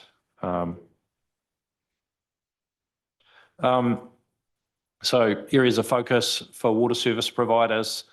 So it's that you've got to really, from my view, and this is why I got into council, it was the really long-term view. I came into council because we were doing up electricity networks, and I was going for runs. We were in the same building as council. I'd go for runs with people, tell them how we'd renovated the Coromandel electricity networks. Took us a decade, had a lot of angst. It was really hard, but actually we turned the performance around and really improved it. Taking that long-term view, it's kind of 15, 20-year renovation, good understanding of the risks, and we've still got a lot of unknowns coming down the line in terms of what exactly the economic regulation is going to look like. But understanding generally regulation follows a pattern, and you can see it in Australia and the US and the UK. You have a look down the line that the critical, asset management, taking a long-term view, but always assessing your assumptions that underpin your view to make sure that you don't overexpose yourself in certain areas. Really good financial modelling. And this is where I think, the key to a really good infrastructure organisation is a strong engineer with a good understanding of finance and a strong finance team with a good understanding of engineering, and the tension they create, because the engineers always want to overbuild and the finance people have to pay for it. But if either one dominates, you get a suboptimal outcome, and the commission is there to try to find that sweet spot. Part of that is investment prioritisation, limited money, where do we put it? The role of mana whenua is critical, and don't get distracted by whatever's coming out of Wellington this week, because if you look through 10, 20, 30, 40 years, that there's an active role there, and you need to respect that and build that into your model, and understand that actually it's part of the way we're going to operate. The RMA reform, as you know, that's coming. We don't really know what that's going to look like, but I think fundamentally look at what it is at the moment and say don't expect drastic changes. They may button off a little bit around the edges, but I always think you kind of look through the middle of anything, and over the long term, governments come and go. The general direction of travel will stay the same. And that deals with the environmental impacts. And I've talked about the price quality trade-offs. The issue we have, and I remember a friend who's the CEO of Powerco making the point, the price quality trade-offs are interesting. If we underinvest now, the quality trade-offs are actually, there's an asymmetric level of risk. Go and have a look at South Wairarapa, where they can't connect new homes to the wastewater network because they've run out of capacity. That's a massive economic handbrake for them to deal through, and they're all hands to the pump trying to resolve that. So, paying a little more to keep that capacity available and keep ahead of growth is actually, at a price quality level, it's really, you actually got to look through it and say, we're better to pay a little bit more and have some more redundancy in our systems than get caught and you run out of water or wastewater processing capacity, you've failed. Just some of the trends the things that we're thinking about. Workforce, this whole process has been really challenging for staff. We've lost staff. The compliance costs, I think they may come down a little bit, but the direction of travel will generally increase. I was pleased that you've made those prudent, or the previous councils have made the prudent decisions around water meters. That puts you in an elite group. We're in the process of, we're about 70% of our rollout. So that puts you in a good place. IT systems, those they'll, as you work through regulation, they'll be increasingly more important. And if you haven't spent significant funds on that, it's coming down the line at you, that your inability to produce quality information quickly, we're going to get to a point in time where you just won't be able to do that. Data quality, the role of AI, I think you've seen how rapidly that's evolving. There's real potential for that, but you've got to have good data to make good decisions. As I say, Te Mana o Te Wai, you might have seen some regulatory change, but I still think that look through the middle of that and think you're not going to be able to disregard that. And then look, sitting in the background, decarbonisation, resilience, and your appetites for risk. With I don't know about yours, but our insurance costs are going through the roof. And then it all boils down to this bit here, which is, willingness to pay and ability to pay. And if you really think that's what's sitting behind all the governments what they want to do is try to deliver the most efficient networks they can for the lowest possible price, reflecting that over time, our abilities people to pay is actually decreasing. So what do I think will likely happen? I think that we'll see a number of CCOs come through, and whether they're individual councils, I think we'll see quite a few multi-council ones. But as they mature, so over the first 3 or 4 years, they'll start producing really good asset management plans, because the commission will teach them how to structure their information, and you'll see those prices going up, the forecast pricing over the decade, and it will drive more amalgamations. I think the regulation will drive more transparency and benchmarking, so that you'll be able to look over the boundary and see what their numbers are like. And if you think they're all being marked by the same teacher, So, because there's quite a lot of variation, even the way councils report stuff, but you imagine everybody's on NCEA, right? So that's the same, everybody gets benchmarked. As a country, we've got to figure out where we want to go with price, quality and environmental drivers because they all pull against each other. But if you focus on that really long-term value to customer, you know, that I think you'll see a slow aggregation over the next decade to probably we might end up with about, I don't know, between 7 and 10 water entities. It'll take a while, maybe it'll take a little longer, and the people in Tasmania will be able to give you a view of that. And then look, the things that we don't know how to predict, but the little political interventions, what happens in Bulla, where their water prices are forecast at $7,000 a property. What is the government going to do? What is the intervention? I don't know the answers for that. And then the last thing is just, I worked in a regulated business that was focused on generating a return for the investors. Water regulation, economic regulation is slightly different. So they're not going to be profit motivated. So it'll be interesting to see how the Commission wants to drive performance when it's not just, you know, a profit motivation is really good for clarifying your priorities.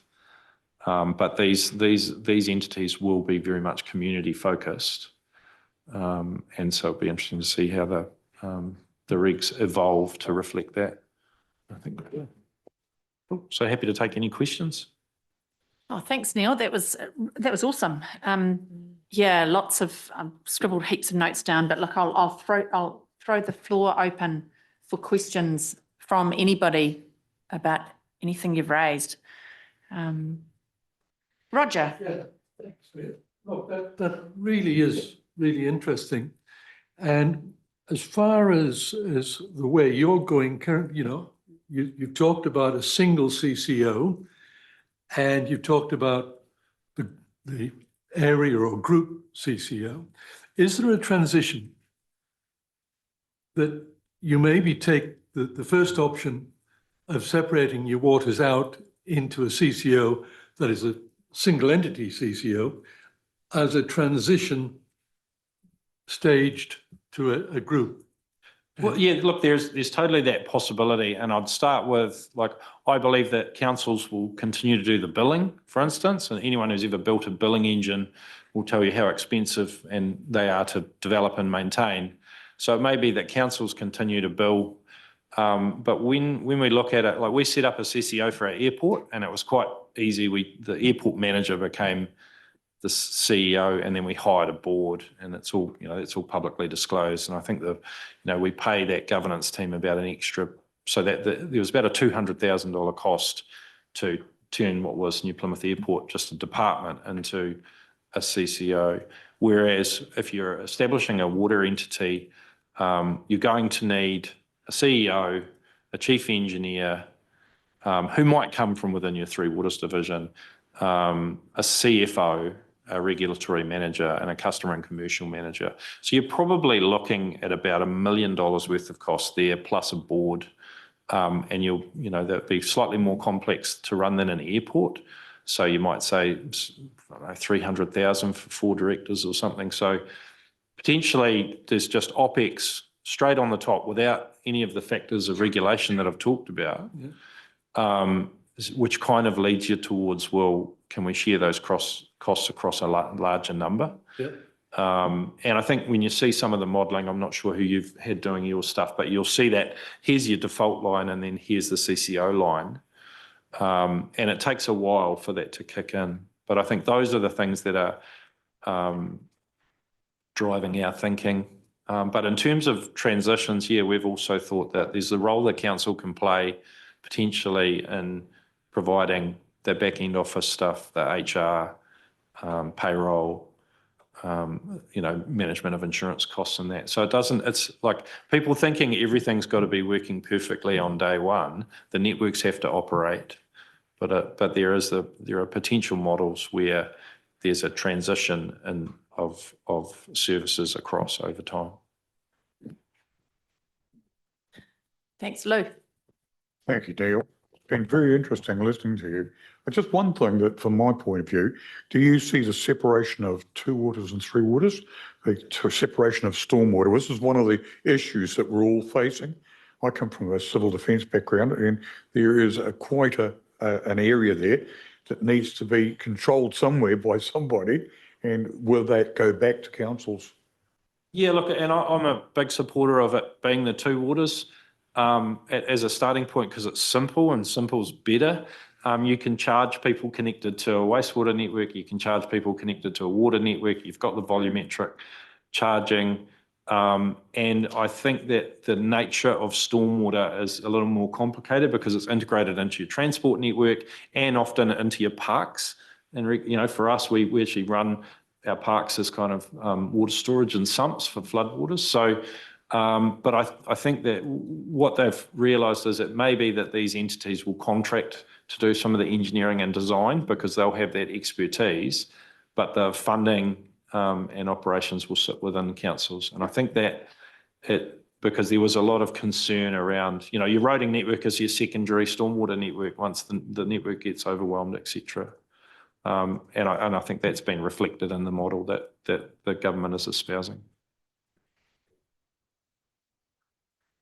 Dale-Marie.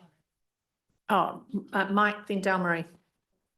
Cheers to the Mayor, Kieran O'Neill. Hey, just a question around a CCO that involves more than one entity. And so you've got a growth council and the council next door is maybe not quite so set up. So this whole governance board thing, how do you see that working where one needs to continue investing for infrastructure to keep growing, but the one next door maybe doesn't need to invest so much? How does that work from a governance point of view in terms of the ratepayer looking at this going, you know, are we paying too much, we're not paying enough?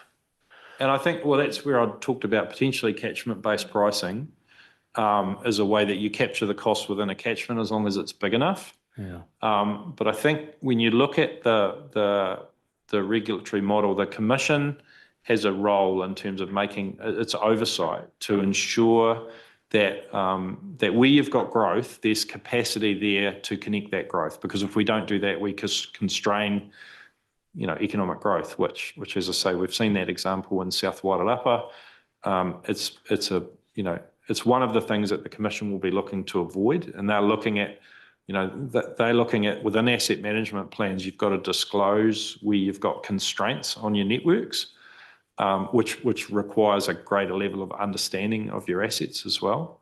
So I think if you look at, so you had an area where you had a high growth council and a lower growth council, you know, the drivers will be different, but potentially they ring fence their costs, and then essentially you pay for that. And then obviously remembering that growth should pay for growth. So there's, you know, but if you've got the lag, right, which is the lag of you put the stuff in the ground and then you've got to wait for those sections to be realised and then you get the money back. Yeah, so no, it's good. So from a ratepayer's point of view, there are some checks and balances, there's some oversights that things are, in the end, are fair and equitable. Yeah, and I think, and I mean, the key to this stuff is actually looking really long term, because I mean, some of the arguments that have been had, and you know, we were in some talks with Whanganui, and I remember the former mayor saying, "Oh, we've done all our work, and it's really good, and we've got a brand new sewage plant, and you know, we don't want to." Well, sure, we're building a new little sewage plant for one of our smaller communities, so. You know, in New Plymouth right now, everybody is going to be pumping money into Oneiro for the next 5 years while we build them a little retic network and sewage treatment plant. And then they'll have a brand new one. And then there'll be another project somewhere and everybody's going to put their money into that. And if you look through it over time and say over 30 or 40 years, everybody eventually subsidises everybody. Yeah. And I think that's the key. One of the key messages that the community needs to be calmed out, that they really understand, because that will be one of the, talk about risks, that'll be in their mind the risk, you know. Yep. So yeah, I think the communication around that, hopefully the government will give a bit of help and a bit of national sort of marketing and advertising and understanding around that too. Oh, yeah, I remember the wonderful ad campaign Yeah. they ran last time. Yeah. Yeah. Is it- So I might talk to that, Mike. I think we need to take responsibility of that in the Waikato. We're not going to get that support from central government, but it's something that we're talking about at the HOA CE level as our heads of agreement, our CEs, is how we need to get out there well before we ask the community for any questions or feedback, is to actually start to build understanding. And I think it's so critical. But also I want to ask Neil, to your point, because it's a great question, is there'd be a statement of expectation, right, between every council that was a shareholder into a combined CCO, there'd be a statement of expectation, I expect, from the shareholder forum to the board, and also an investment prioritisation framework network, Neil, which would kind of lay out, once the CE was in place and with the board operating, it would say, look, this is where we're going to go in the next 10 years. And I think you'll hear from Mike from Tas Water, the way that they managed that, Mike, in terms of from a community perception perspective and relationship perspective. But that investment prioritisation framework would be important, Neil, right at the outset. And it should, wouldn't it? It should become essentially a framework on which their asset management plan is built. So if you think about, I'm a map guy, I love Google Earth. And so if you, the way I kind of process information is to kind of think about what it looks like on a map. So you write them a letter that says, these are our expectations based on our local needs and preferences. And then they respond to that through their asset management plan, so that you should, and they do, they produce maps. And, you know, they take your population forecasts from Stats New Zealand, and then they do the variations, because we know, I don't know for your area, but ours, they're always low. And then, so they allow a bit of stretch. And then they say, right, these are the investments we're making in these locations, and this is the reason why. And you have the ability to respond to that. Generally, they'll develop a draft AMP, just as you develop a draft LTP, and then they'll bring it back to your community for a look, and then you can provide feedback. And then ultimately, that goes through to the commission, and then the commission are looking at that. And they've got the responsibility. The commission is a proxy for if there was competition, you know, and they're trying to drive the same behaviours. If, you could say, oh, I don't like the flavour of Rotorua's water, so I want Waipars. Now, they don't really have that choice, but the commission is there to drive that same sort of behaviour to make sure that they're meeting your needs, and that they are the proxy for a customer where people don't have the option because it's a pure monopoly. And just lastly, you made a comment around the, I guess the cost of water being $1,300 annually now against maybe $2,700 in 10 years' time, which is roughly double. And just in context too, because a lot of that will be, you know, infrastructure goes up, so therefore the cost goes up. And I guess, you know, traditionally in New Zealand, houses have gone up roughly double in 7 to 10 years, if we call it 10 years. So just again, it's that context for people to understand that actually everything goes up. Yeah, and that, you know, ultimately the real price, when you look at it from an engineering perspective, includes all this depreciation that we haven't charged and the replacements that we haven't done. So our LTP covers 10 years, but actually we've got the 30-year infrastructure strategy. It's only in about year 14 or 15 that we've captured the full cost of the depreciation on the network. And we, you know, in our area, we had about $240 million worth of deferred renewals, you know, work that hasn't been done. So I remember when I started in 2016 and our total cost of water was about $580. And somebody within the org said, we're the cheapest water in New Zealand. And I said, is that something you're proud of? You know, and when it rains a lot, we tip sewage into one of our rivers or out at the Waitara River and into the harbour. And so, you know, I've got a real fan club because we've lifted rates quite a lot. And as I say, that sort of 580's gone to 1370. But actually, to get it to stable, it's probably closer to 3.2 or something. But that's kind of year 14, 15. So we haven't paid, and I think that you've got 3 utilities there, and they're 3 expensive and complicated utilities to maintain, and we've been underpaying. But as you say, when you compare to property prices and the you know the construction inflation index, it is what it is. It's not good news, but our goal is to make sure it's fair, it's efficient as it can be. But we can't keep loading costs onto the next users.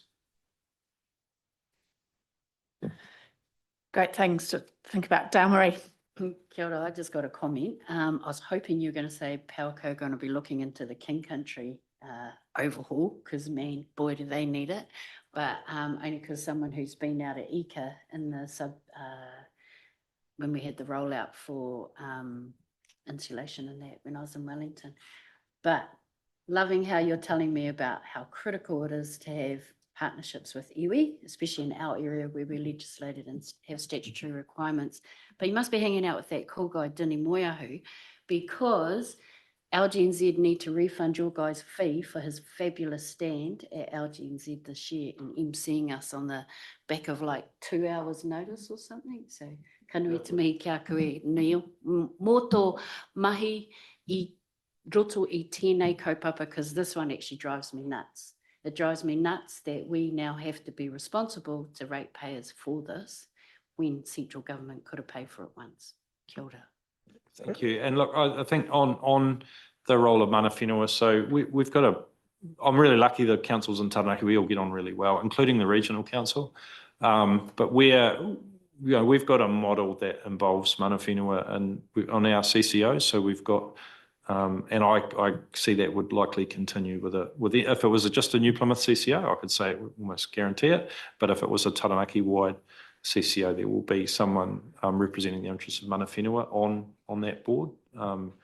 Because as I say, we just look through the long term, it works well for us, and they've helped us mature some of our thinking and inform really good asset management plans. Thanks, Neil. Any other questions of Neil? Comments? I was going to ask, and you kind of covered it, but in terms of overcoming those cross-subsidisation issues, because I think from this, Rohi, that's probably where things got a bit ouchy in the past. And I think you've touched on potential solutions by way of the sort of catchment based pricing. And then I guess longitudinally, would it be right to assume there could be models to transition into more homogeneity in pricing and to accept over time that there will potentially on a long view be unders and overs and essentially at the end of the day everyone will win eventually? Yeah, and look, I believe that's the case, right? You've got a political hurdle to get over, which is a challenge, and a lot of it will just be based on short-term thinking on costs. What I think will happen, as I say, I think we'll end up with quite a few smaller CCOs with 2, 3, 4, 5 councils involved. But over time, some of them are not going to be viable. Or as their asset management plans are mature, they're going to, you're going to be able to look over the fence and see what does theirs look like, what is ours, what happens if we stick them together. So, you can put in catchment-based pricing. It may sit there within the initial organisations for between 5 and 10 years. And then over time, I think we'll see rational behaviour drive amalgamation. And, you're lucky that you're adjacent to, Tauranga and Hamilton. They're two of the fastest growing. Well, Hamilton's the fastest and Tauranga, I think, is next. And there are benefits from scale. They're not Wellington and Palmy. Grant will forgive me for that, Grant, if you're watching. But and Wellington, and both of those cities are growth stories, just like your community is a growth story. So those are, it's not a massive legacy piece. And so I think eventually the costs will start to line up, but it will take people a while to get there. And then ultimately, for your poor billing manager, if you can get to 1 or 2 regions as opposed to having 5 or 6, it simplifies it. And they may have a growth, they may have a growth region and a steady state region or something, and so they have a couple of tariffs. And sometimes you'll see a special project. So for instance, Palmerston North is looking at, they've got a significant wastewater treatment plant, I think between 500 and 600 million, and they're talking about an IFF where essentially they stick a ring around those costs, and it's a separate line item on your rate bill, and it's levied against your house. And so what it means is he can merge with his neighbours, but that cost sits just with those properties that that infrastructure supports because it's such a big number. So, you know, there are mechanisms to kind of de-risk things and address political risks around cross-subsidy, but ultimately over time, if you get big entities, that, you know, the scale that comes with it. I'm not saying there's going to be massive efficiency gains, but there'll be, the costs will look more attractive over time, but people need to go on the journey, see their local costs, see the neighbours' costs, and then it will come from you, the people that you're serving, saying, hey, can we get a better deal if we stick them together? Cool.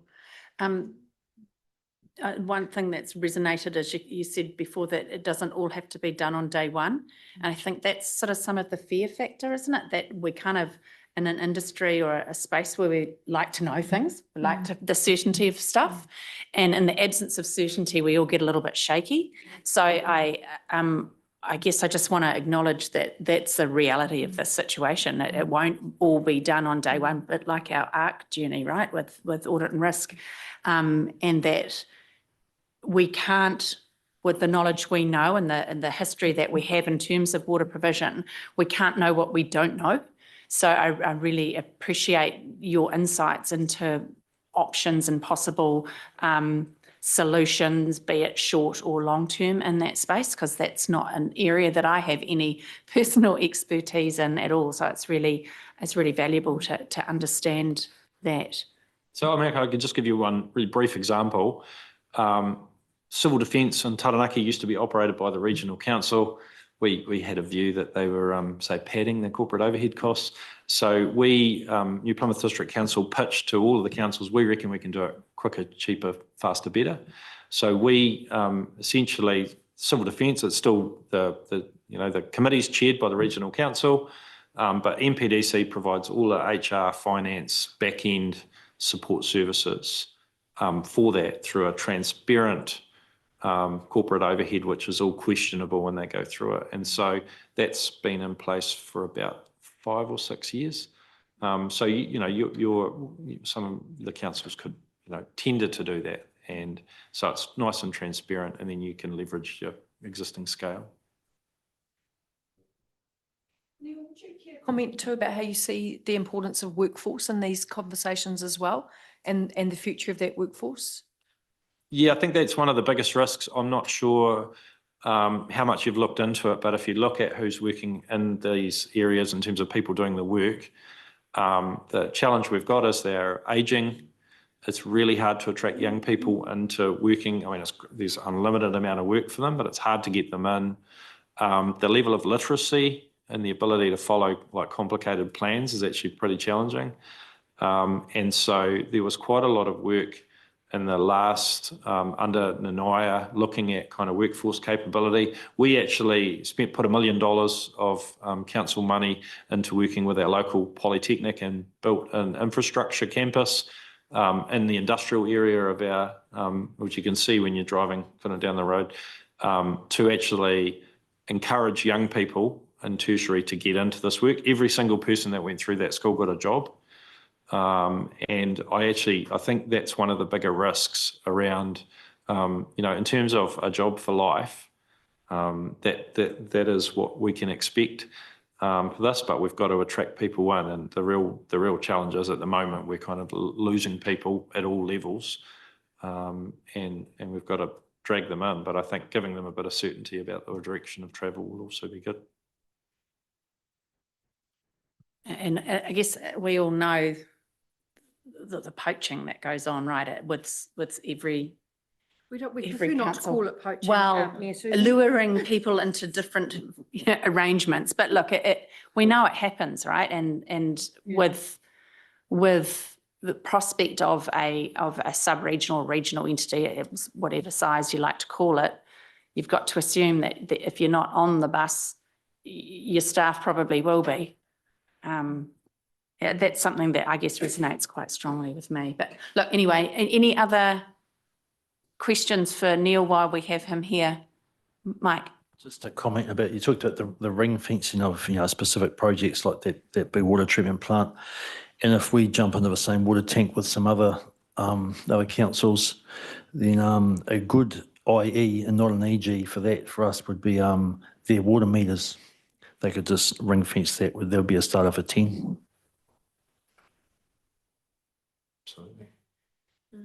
Yeah. Right, anything else for Neil before we let him whisk away to his, prepare for his, Feed them first. oh, we're going to feed him.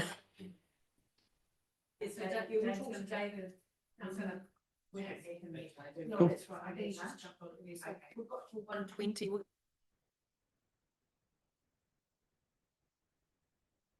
Get back in just because Yeah. two people externally are waiting to come online. Is that okay? Yep, thanks, Neil. We will close now and have a short lunch break. 1:20, we shall return and we shall hear for the next sorties of gentlemen. But perhaps maybe offer that we could have a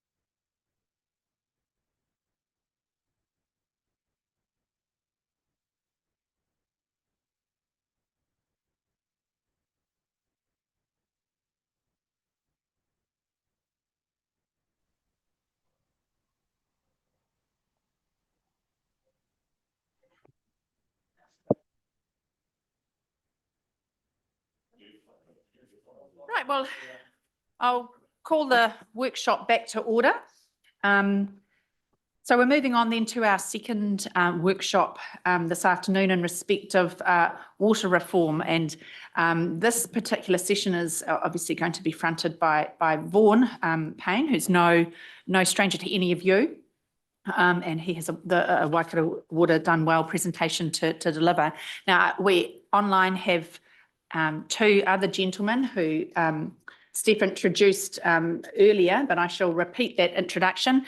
Dave Hawkins, who we see there on the screen. Nice to see you, David. Good afternoon.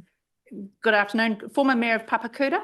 And then I believe Michael Brewster should be there somewhere as well. I can't see you, Mike, but he was CE of Taswater. So look, with that said, I shall pass over to Vaughan. And nice to see you all, gentlemen, and look forward to hearing some of your insights into this complex issue.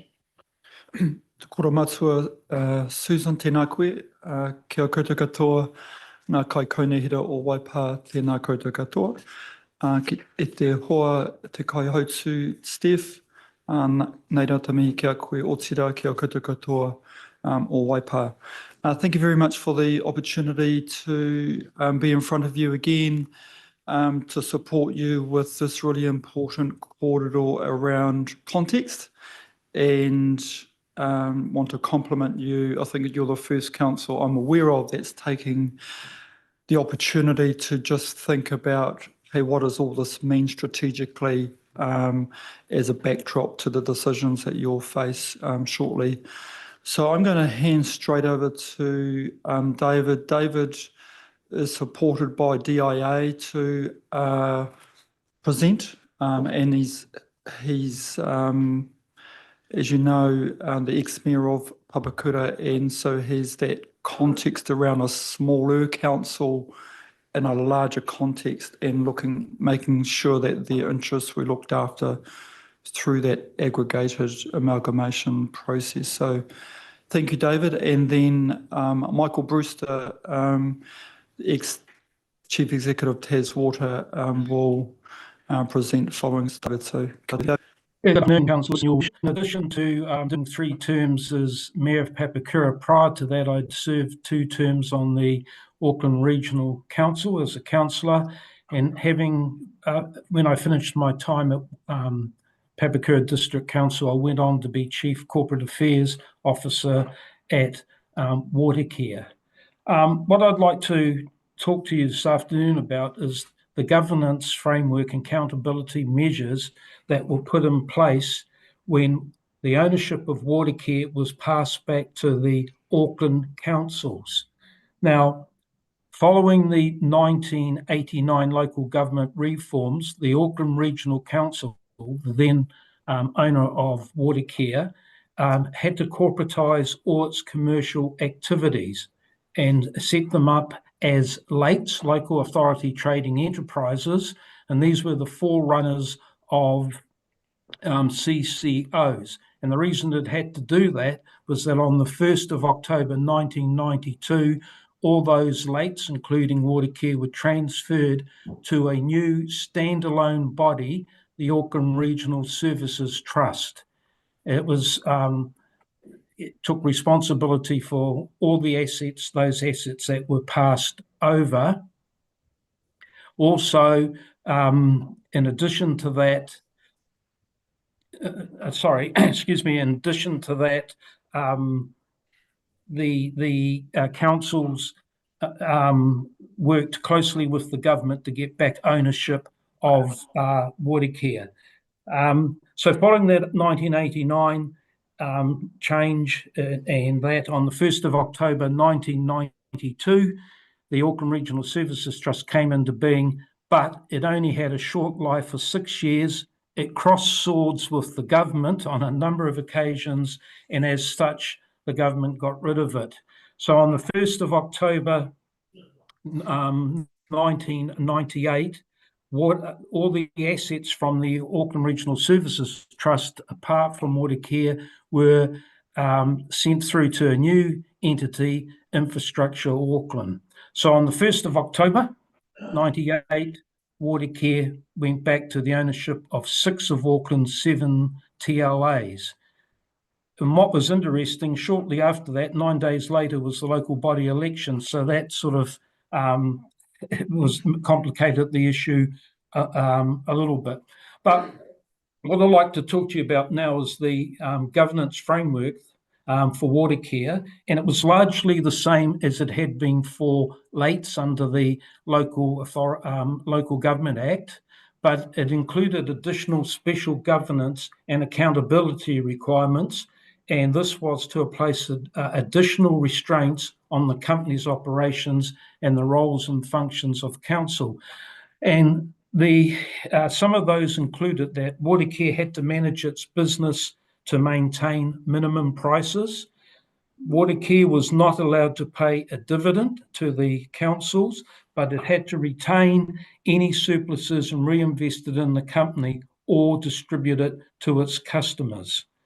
Another matter was it had to submit to the 6 councils each year its asset management plan and its funding plan, and these were used to develop the statement of corporate intent after input from all the councils.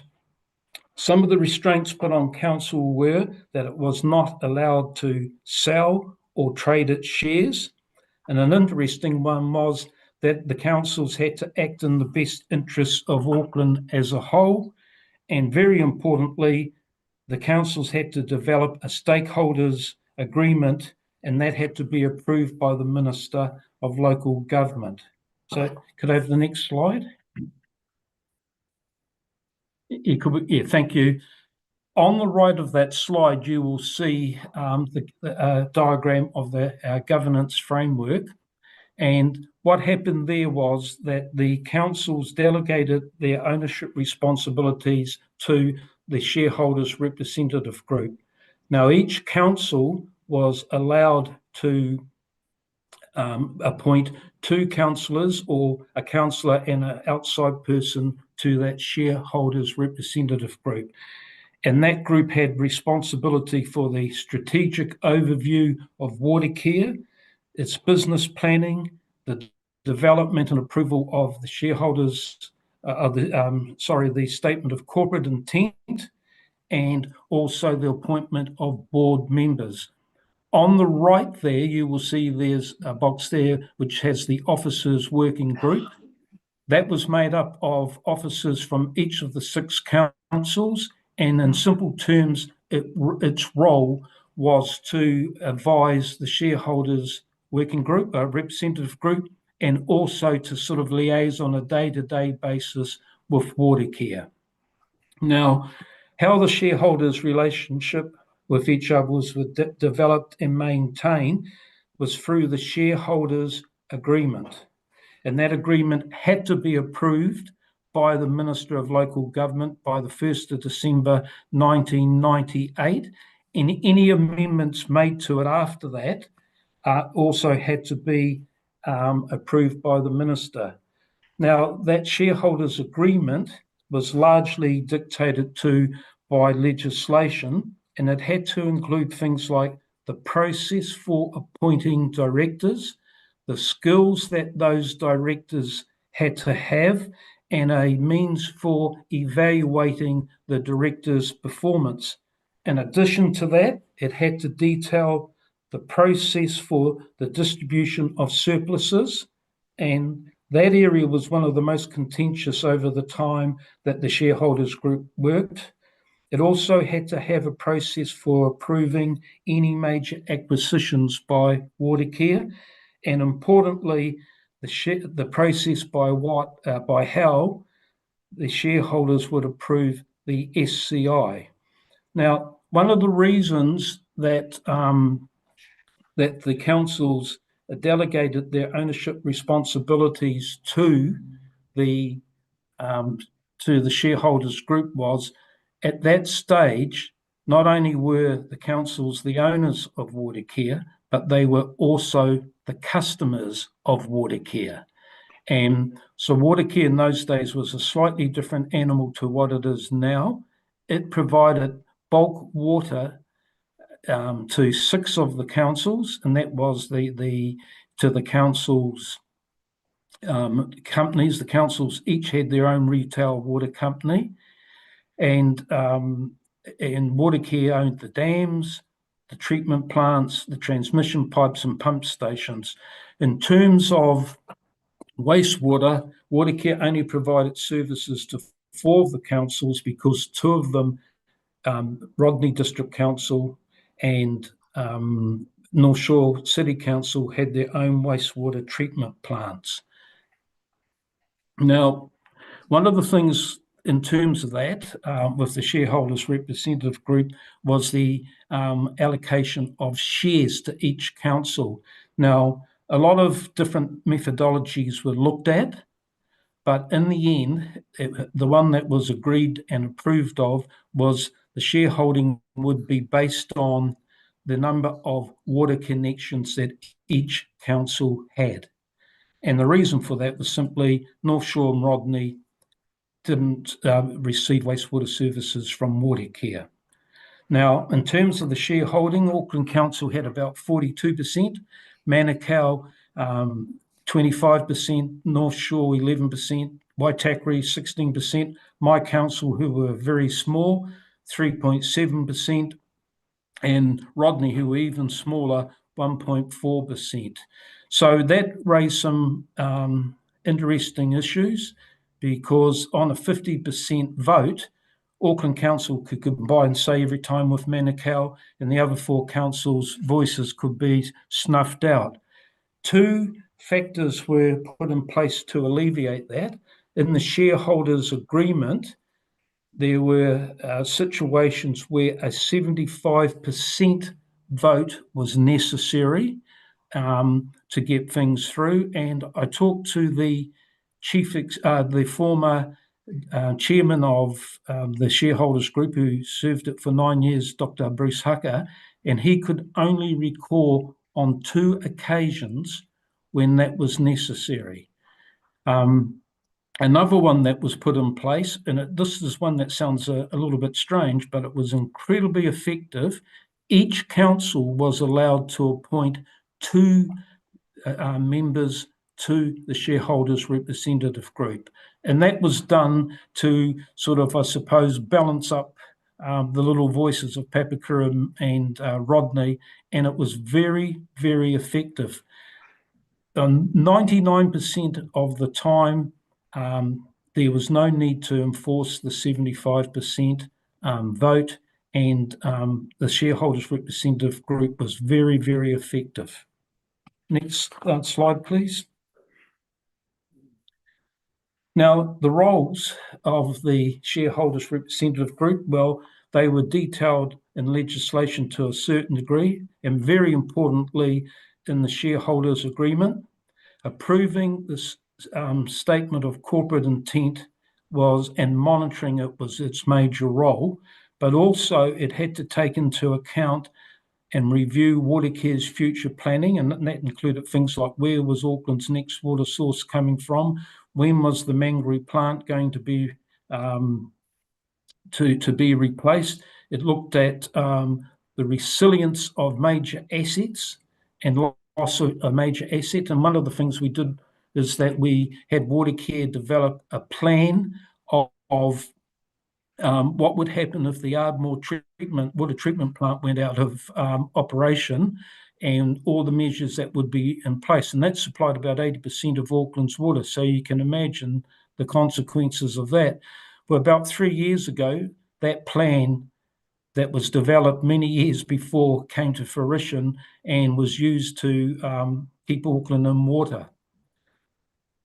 Also, the board appointments was in the Act.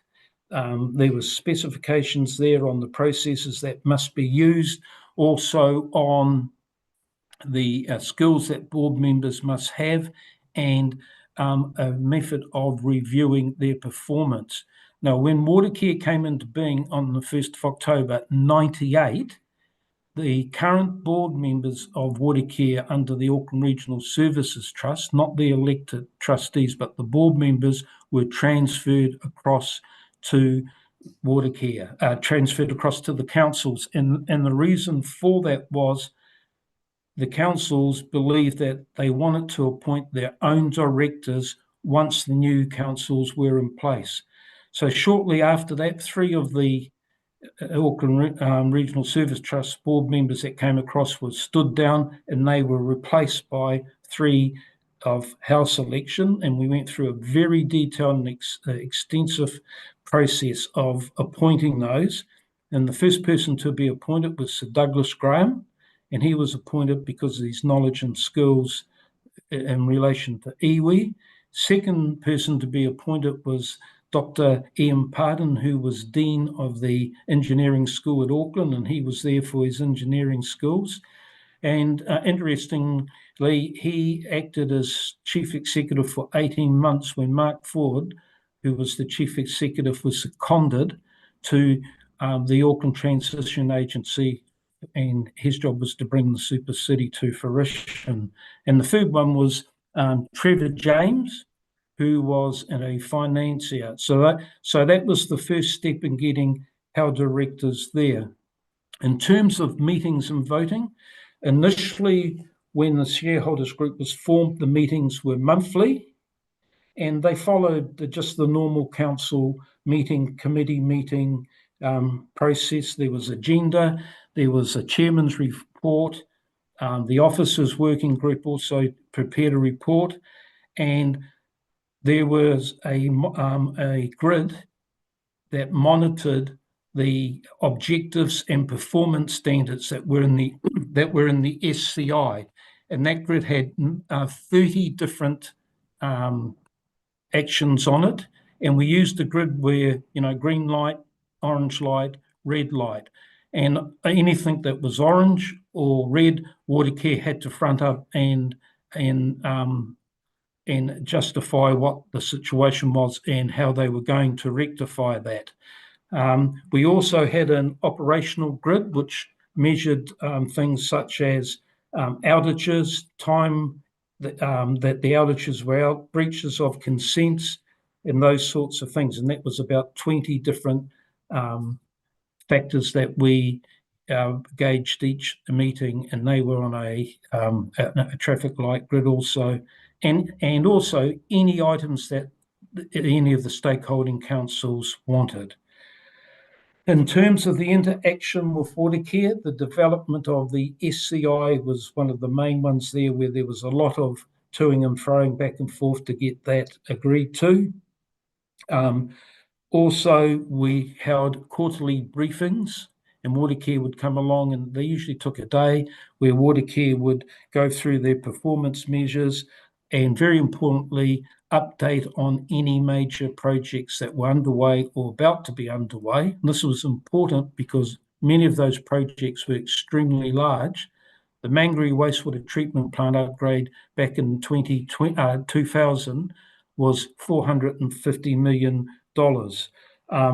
Also, too, they had to provide information on Auckland's next water source, and in the end, that ended up being the Waikato River. And each council would prepare questions for Watercare, which they had to respond to. So these briefings were quite high level, and Watercare was put through the ropes.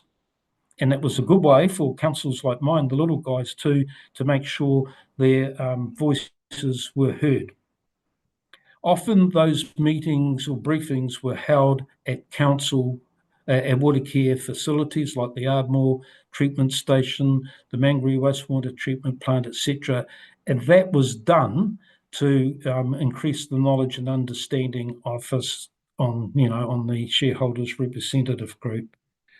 The officers working group, they were our advisors. They were a key part of being able to ensure that the owners were getting a good outcome. And they worked very closely with Watercare, and their major input was on Watercare's AMP and funding plan, which were the basis of their shareholders, their SCI. Interaction with the board, the chair met with the chair of the of Watercare monthly and reported back on any issues. The chair always attended the quarterly briefings and obviously was questioned on various aspects. The major one, though, was the process for approving the SCI and approving the annual report. So the next slide, please. Could I have, yes, thank you. So, monitoring Watercare's performance and holding the board to account was the major one there was the statement of corporate intent, and the asset management plan and the funding plans were the basis of that. And a huge amount of time and energy went into those. In 2004, the shareholders representative group was not satisfied with the asset management planning and funding plans, and we sought outside advice to review those. And Halcrow, which was an English engineering company, was brought in to do that.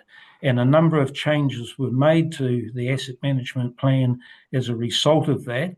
And it also was used as a basis for evaluating future asset management plans. And as I said before, the quarterly management reports and presentations were important items, and review of the annual report.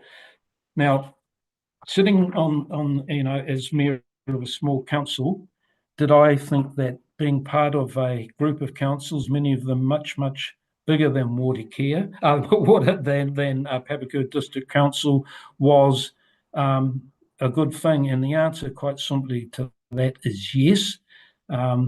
We never felt that we lost our voice. We never felt that our council was lost because that we were tiny.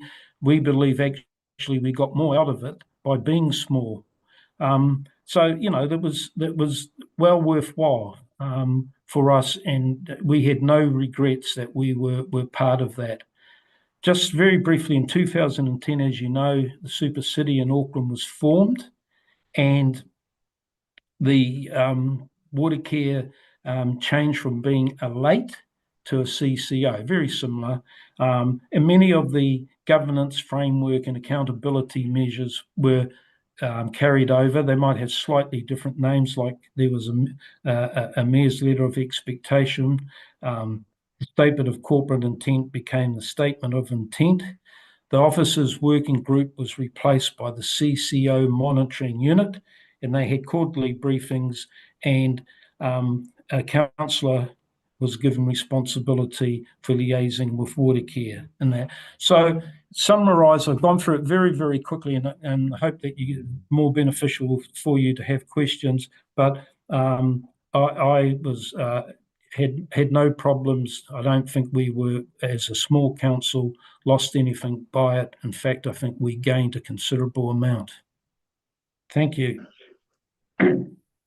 Thank you, David. You must be a mind reader, because I literally was going to ask, did you have confidence that small councils are heard? So there you go. You clearly knew that that's where we'd be going. And I think, to be honest with you, you have to be the two small councils. One of the councils was there, and obviously then we chose wisely who the other representative would be and the skill base that they had. So that was an important factor. But no, we never felt that we lost out.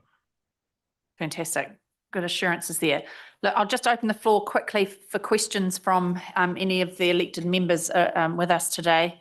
Thank you for sharing your experience with us. It's been really valuable. Anybody got any questions for David? Claire? Yeah, thanks. Thanks, David.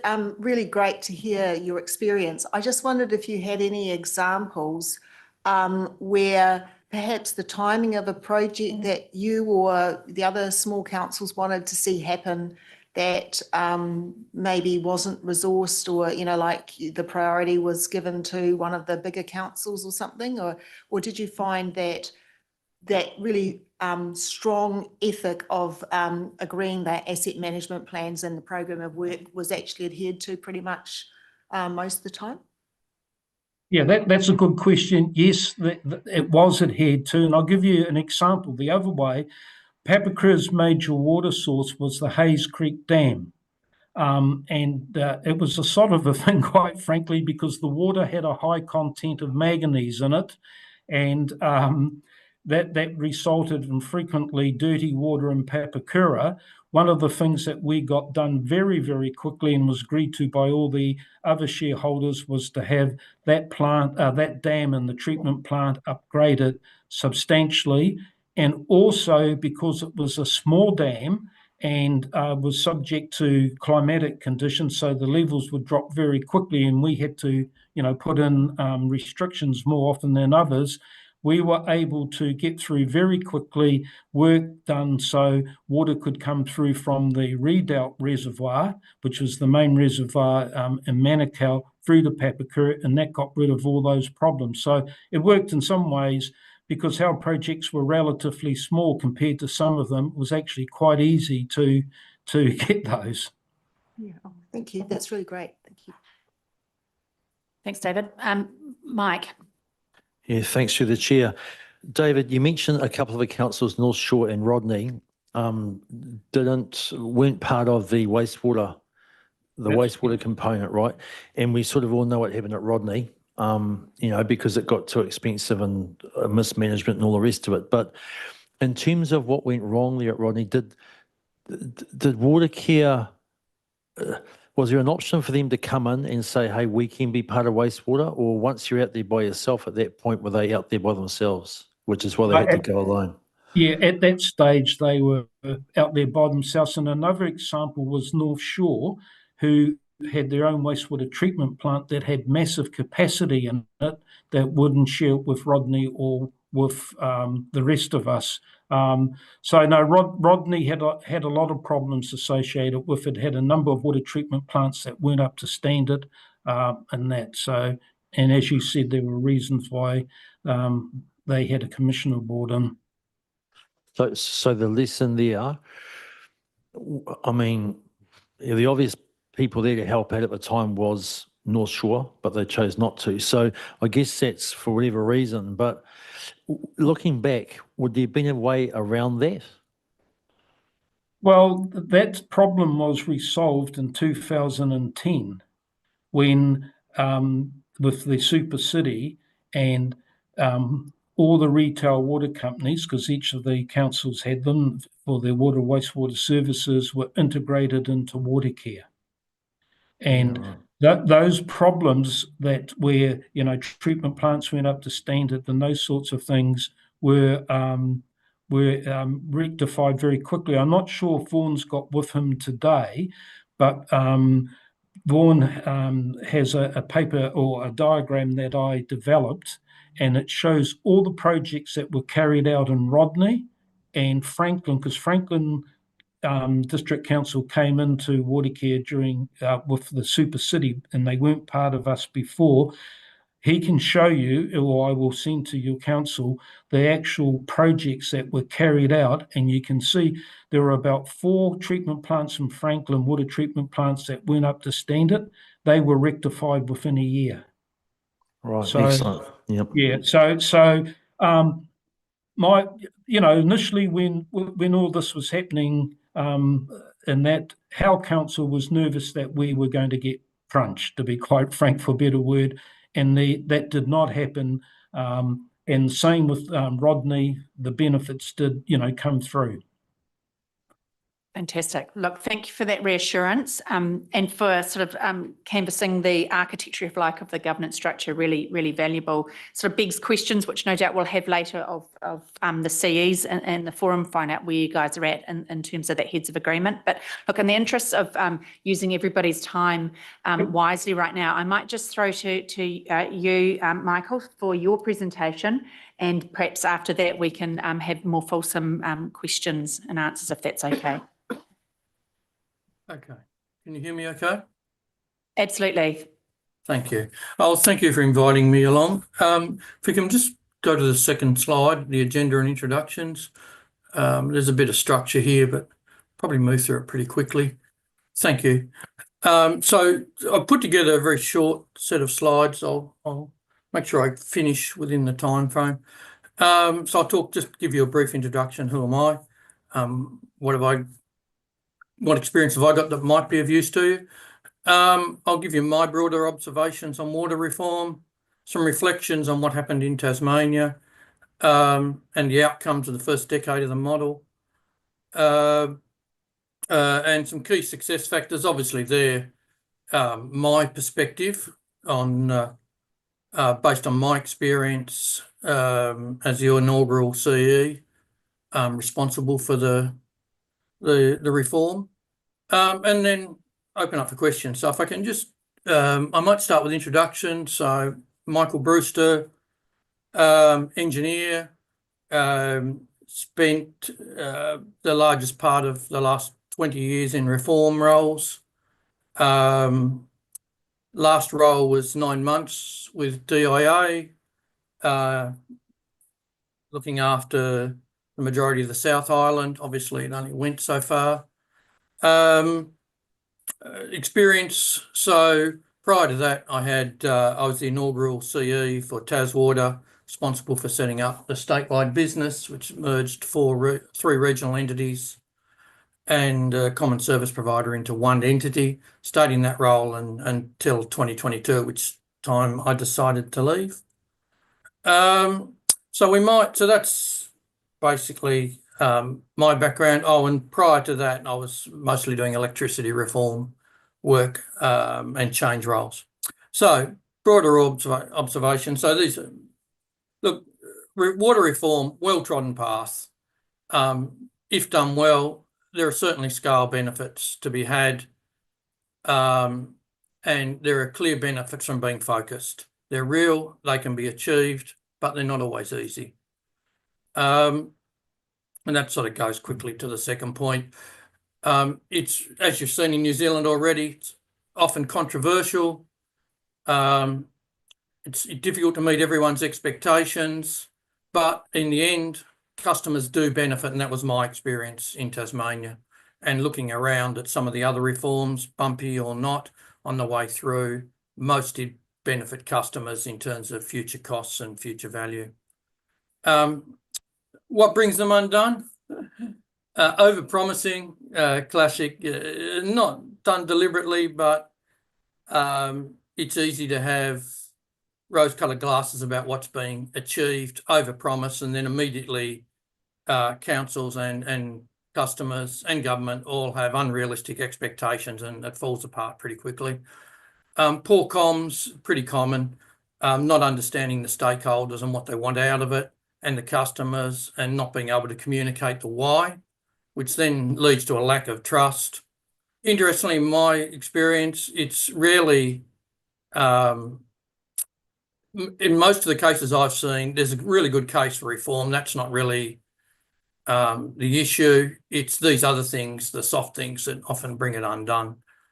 Important to understand that the actual nitty-gritty of water reform can be very complex, and it is based on future and often uncertain value, which going to my earlier point is why sometimes it's hard to make that sell. And it does require strong leadership and trust between all the key stakeholders. That was critical for us. And I say strong leadership, what I mean is resilience, being out there, being present, believing in collaboration, and recognising that everyone needs to have a say and be understood to get the best out of it, and it's a team game. The other thing I observed is that often what brings water reform undone, and again, I think you've seen a bit of it, is owner-council conflicts amongst themselves, inside councils, across councils, with the water business and with government. It's pretty common because largely individual councils can have different agendas, different perspectives on their starting point and their entitlements. In other words, what value they bring to the table, what they want to get out of it. Government can have quite a different agenda to councils. You've seen that. And the water business, if not held accountable, can drift off into areas that are unhelpful and lose lose the confidence of the other key stakeholders. Might keep going if we can. Next slide. So in Tasmania, just a little bit of background.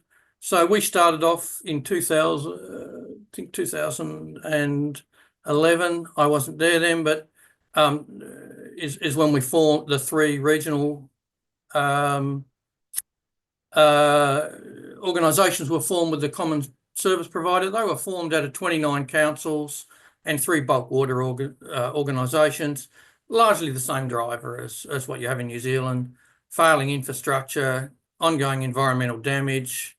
The cost of rectification, it was clear, was rising and rising beyond the cost of the councils. And councils, a lot of the councils couldn't actually afford the fix. And that was one of the key observations for me coming out of the electricity industry. Councils want to do a good job, and they're often very good cost managers, but they're financially constrained, and basically they have to make choices about what they're not going to do.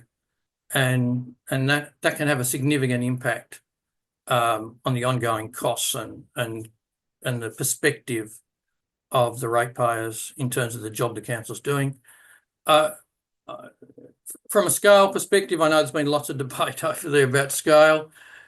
We had no choice but to move to scale. It was clear the 4 organisations were unable to deliver the benefits for a whole bunch of reasons. One of the organisations was just so burdened by debt. It was effectively, it wasn't financially viable. We couldn't attract, in those regional organisations, you couldn't attract the skilled people we really needed. You need a certain amount of scale for that to really get the top people to hit those. When I say top people, what I'm talking about, just be clear, is people with very high level skills in asset planning, asset management, capital delivery, key aspects across the business, customer service, to get you that rapid step up, and therefore to realise the benefits as early as you possibly can. We got a lot of benefits. I could quickly go through them. I think I've got a couple of them, a few on the next slide. We certainly were pleased with the benefits we got, but it doesn't come for anything. It doesn't come for nothing. You know, at the end of the day, you've got to invest to get a return effectively. Can you just go back one slide? There's a couple of other points I want to make. Thank you. Affordability, it is critical for customers. It's easy to lose sight of that, particularly in a regulated environment. You've got to continually challenge the pricing, and that's what we did in the expenditure and priorities. They're not set in stone. And if you don't bring the public with you up front, then it's going to be a real issue for you all the way down. You're going to be dogged non-stop. You have to be able to demonstrate value for money from day one. And this is one of the things we didn't get right. I didn't realise how important it was to have those quick wins up front to build confidence. I'll talk about those critical success factors in a minute, but I suppose I'd summarise it for everyone based on my experience. It's a long run journey. You are not going to fix this overnight. It's probably 20 to 30 years in the making. So it's probably 20 to 30 years in the journey, but in the first 10 years, you can make massive inroads. In terms of what the alternative would have looked like, easy with hindsight, but I think it's pretty clear from our experience, customers would have been much worse off, not just financially, but the state from an environmental perspective. And Tasmania, like New Zealand, relies a lot on its reputation, its environmental reputation, its tourism. And to be frank, if we didn't fix some of those issues, they were going to be very damaging for the future. Next slide, please. So these were just quickly some of the outcomes we got. So we had a significant improvement in services and outcomes for customers, and we measured that all the way. Classic example just was we started off with an approval rating, or basically public and customers rated it 40, only 45% of them were prepared to say we were delivering good value for money and positive by the end, positive service. By the end, we were over 70 in 2022. Our safety outcomes were just atrocious, quite frankly, and I was worried we were going to kill someone. I think we had a lost time injury frequency rate of over 20 when we started. We were down around 2.5 when we finished, but still had not got as far as I think we needed to get. Our investment was, capital investment had grown 3 times what we started. And why is that important? It's not about spending the money. There's a risk here that a business gets very focused on spending capital and starts to think that's the measure of success. It absolutely is not. The measure of success is delivering the outcomes for the customers, but you have to have an efficient capital investment program with very skilled people to ensure you get that value. I think when we started, over 30% of our projects did not come in on time and on budget.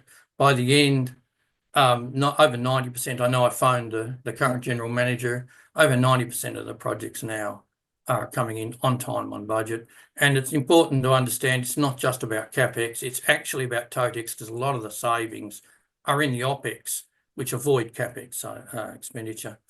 By the end of the period, we had a financially sound position with price increases on a downward trajectory, and I think we'd saved 30 million in OpEx across the 9 years I was CEO. And the downward trajectory is important because we were fully regulated, and we had a long-term plan to push the increases in costs down beyond our starting point, and we succeeded in doing that.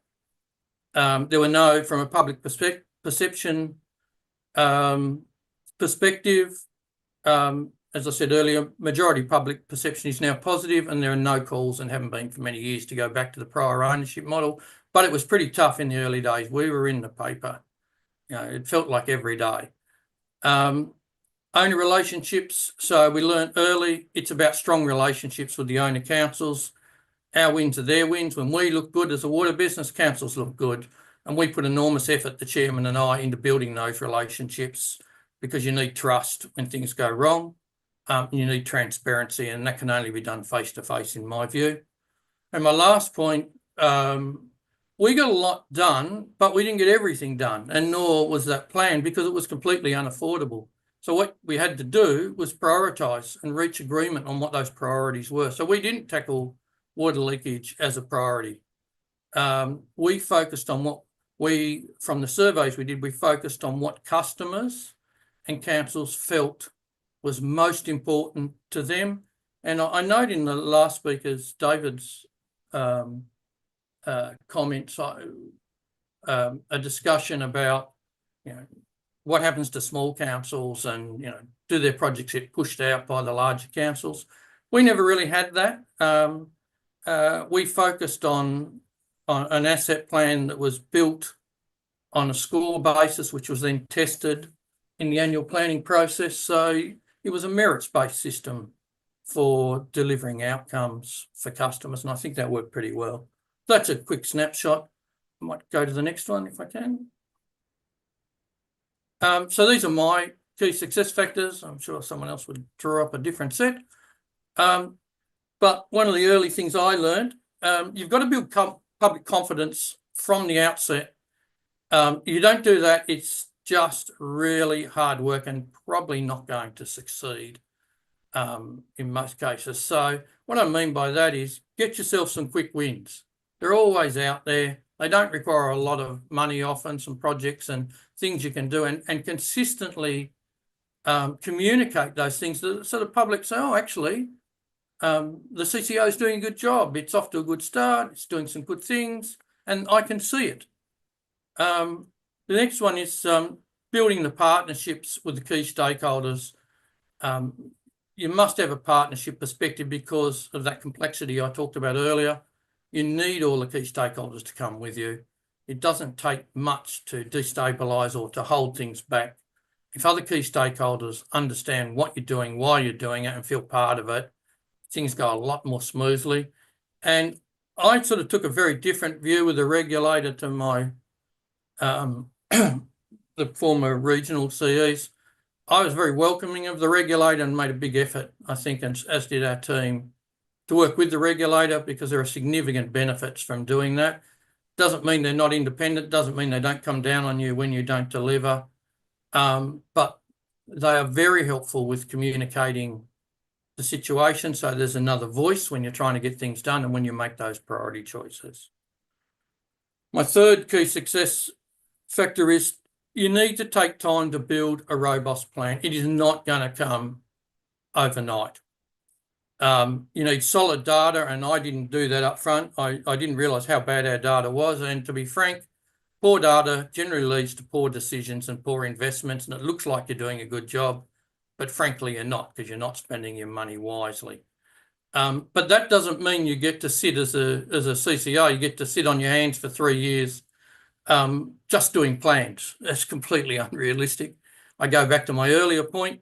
You deliver on what's in front of you. You test those projects. So, for example, council's current annual plans, and you find some of those quick wins that can build confidence while you build your plan. And then you've got to be prepared to adjust your plan regularly, because new information comes in on an ongoing basis. You have to be realistic and prepared to prioritise. Making promises to people that you can't keep. It's great in the early days. You can go out and sing the song for the organisation, but if you can't deliver, it brings you undone very, very quickly. And being realistic is essential in order to keep things affordable. So being able to clearly communicate on what's not being done, why it's not being done, and how you've consulted on getting to that point is crucial. I think I mentioned this one earlier, but this was really critical for us. You have to remain focused on the outcomes and the customer benefits. It's very, and I'm talking here from a CCO perspective, I suppose. It's very easy for the organisation to get focused on how much capital it's spent and how efficient that capital is, but not always realise it's actually about the outcomes for the customers. And do they see the benefit coming? And always challenging your capital, and particularly your OPEX. When we realised that there were so many gains we were missing out on by not focusing enough on operational cost savings that would avoid capital, we were rather shocked. And once we went back to customers as well and started to really engage in what do they want out of this and what do they see as value for money, things turned quickly. And lastly, I know this will be a challenge, as it is with every organisation, but there are some critical roles where you need to hire people with experience. You need to hire people who can deal with uncertainty and are resilient, because effectively there are going to be challenges. It's not always going to be easy. I spent a lot of time personally doing media, doing lots of face-to-faces with unions, with staff, etc. And you've got to be resilient in order to see through all of that. And you've got to have people who actually know how to do the big picture stuff. So getting the asset plan built up over time, how to actually optimise plants, how to deliver good customer service, and how to create a great culture. So people want to join you. When I first started, people wouldn't even wear the uniform.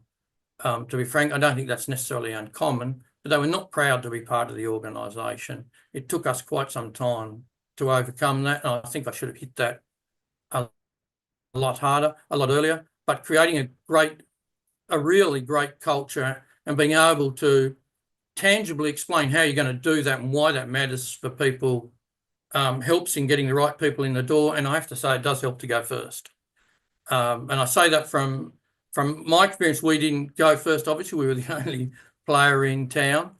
But I think in terms of the New Zealand context, the earlier you can get your CCO up, the better it might be, particularly if you can, if your CCO and the councils are on the same page and can sell the benefits and bring some people in to help with the planning side of it. In terms of the doing side, I found that the regional councils, the public, the ratepayers mostly just love the people who work in the town.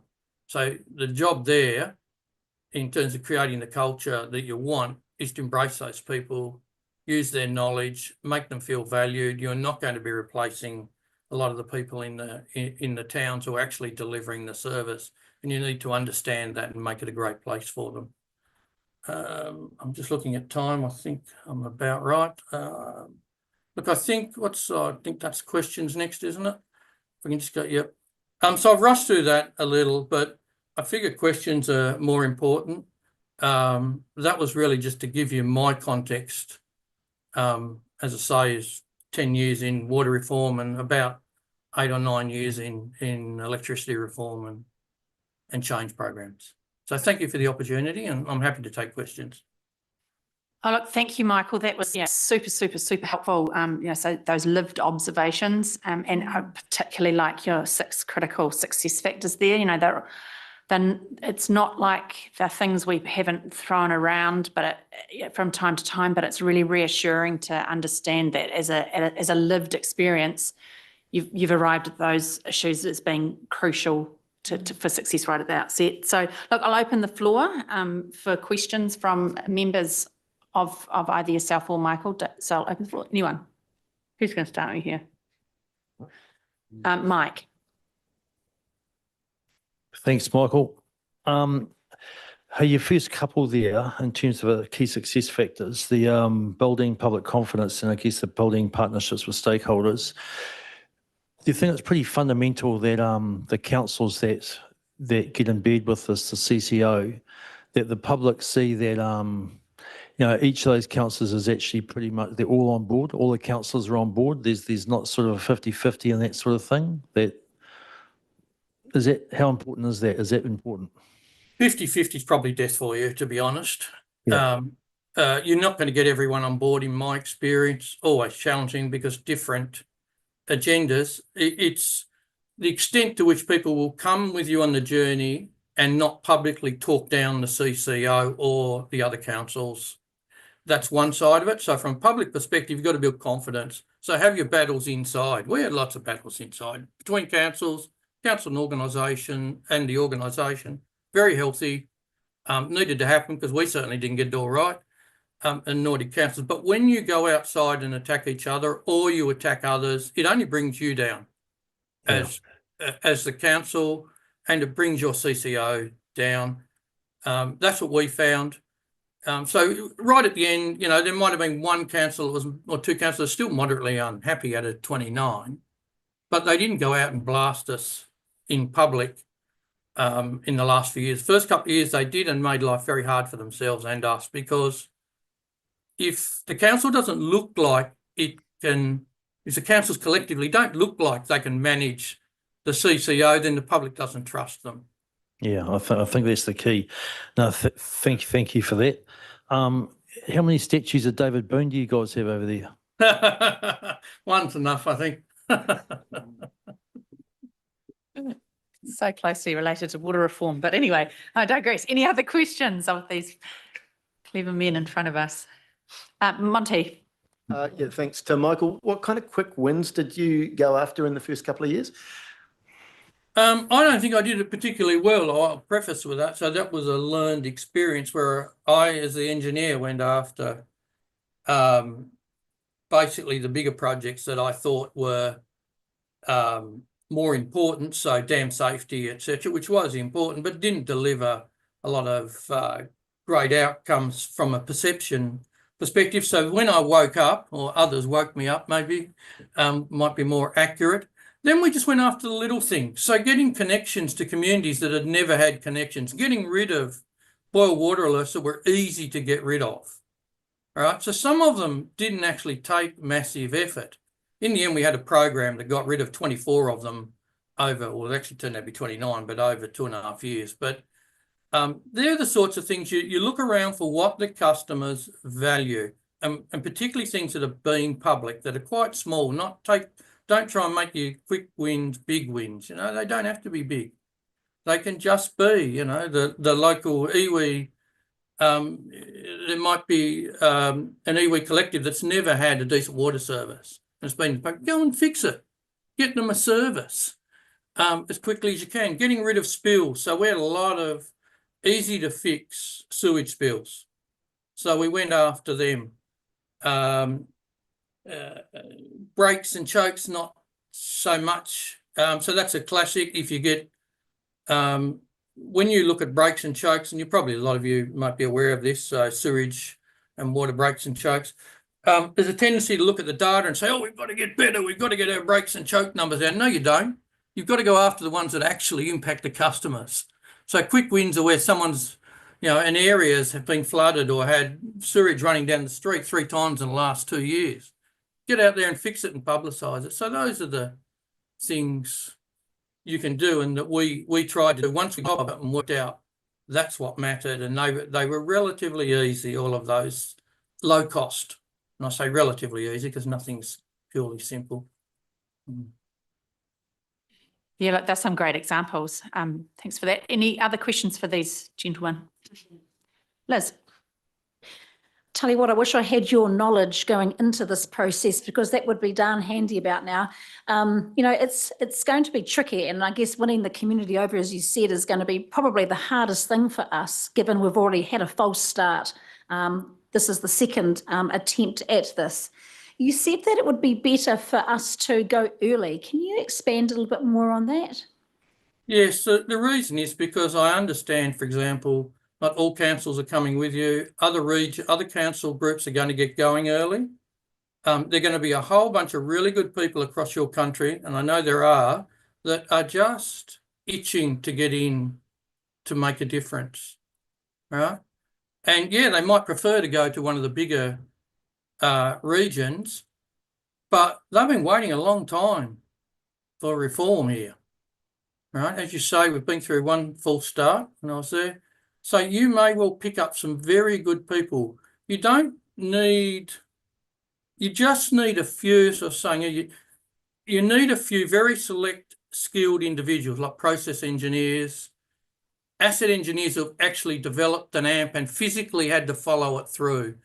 And you may be able to attract them if you go early. That's what I'm saying to you, because they'll come into to see, oh, they're decision makers. They're getting on with it.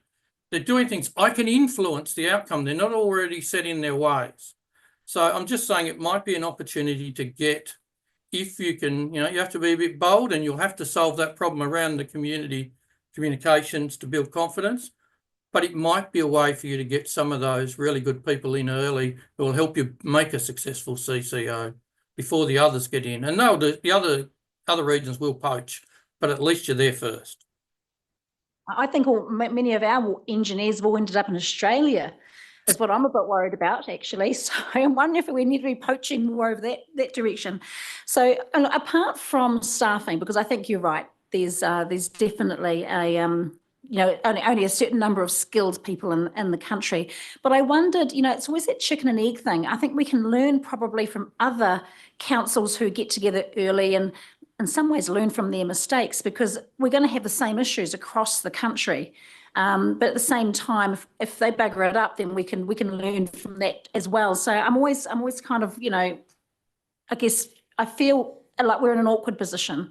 So any advice that you can, watching from afar, that you want to part with, some words of wisdom along the journey as you're watching, would be really gratefully received. And thank you for your presentation. It's been really, really helpful.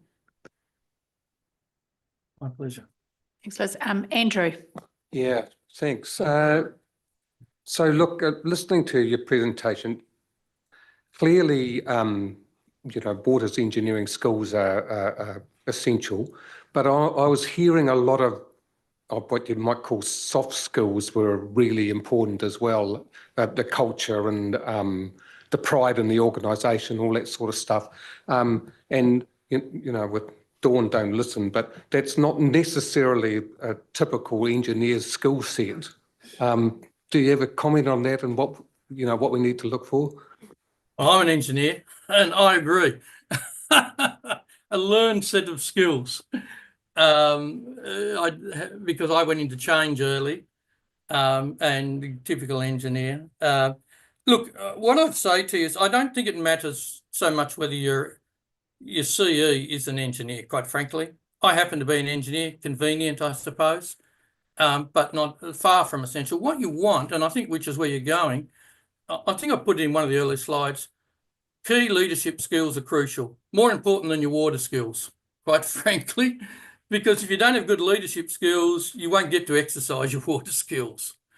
And when I say key leadership, and it's having someone who in the early years, and not just the individual, no heroes is my motto, by the way. We don't want heroes. We want people who build teams and build capability.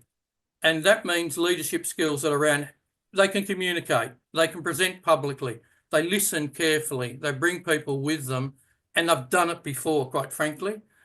In this environment is a big advantage for you. It doesn't have to be in water. I'm just saying it's helpful to have people who have change experience and can demonstrate some of the hard lessons, because most of us, the things we learn, or my experience was mostly, I learned more from my mistakes, as most people did, and took them harder and took them forward. So developing and having those soft skills, and then passing, if you can get the CE and the board aligned and the CE has those skills, it immediately impacts the culture, was my experience.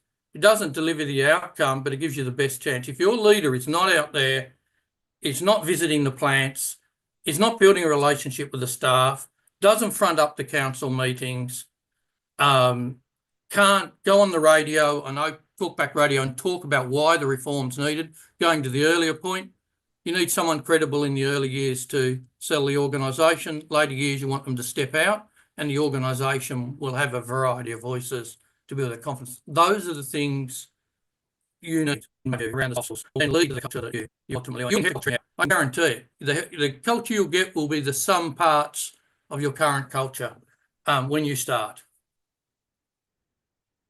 Thanks for that, Michael. Susan, a question for David as well.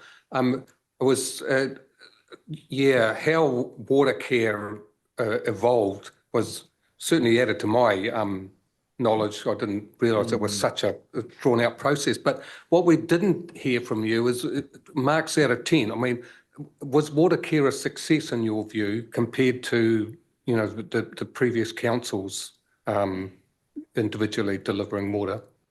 Oh, absolutely. The size of it and the resources it had available made a big difference. Like getting the water source from the Waikato would never have happened left to the individual councils. You needed that mass. So I'd give sort of over the time and even up to today, water care sort of 7.5, 8 out of 10.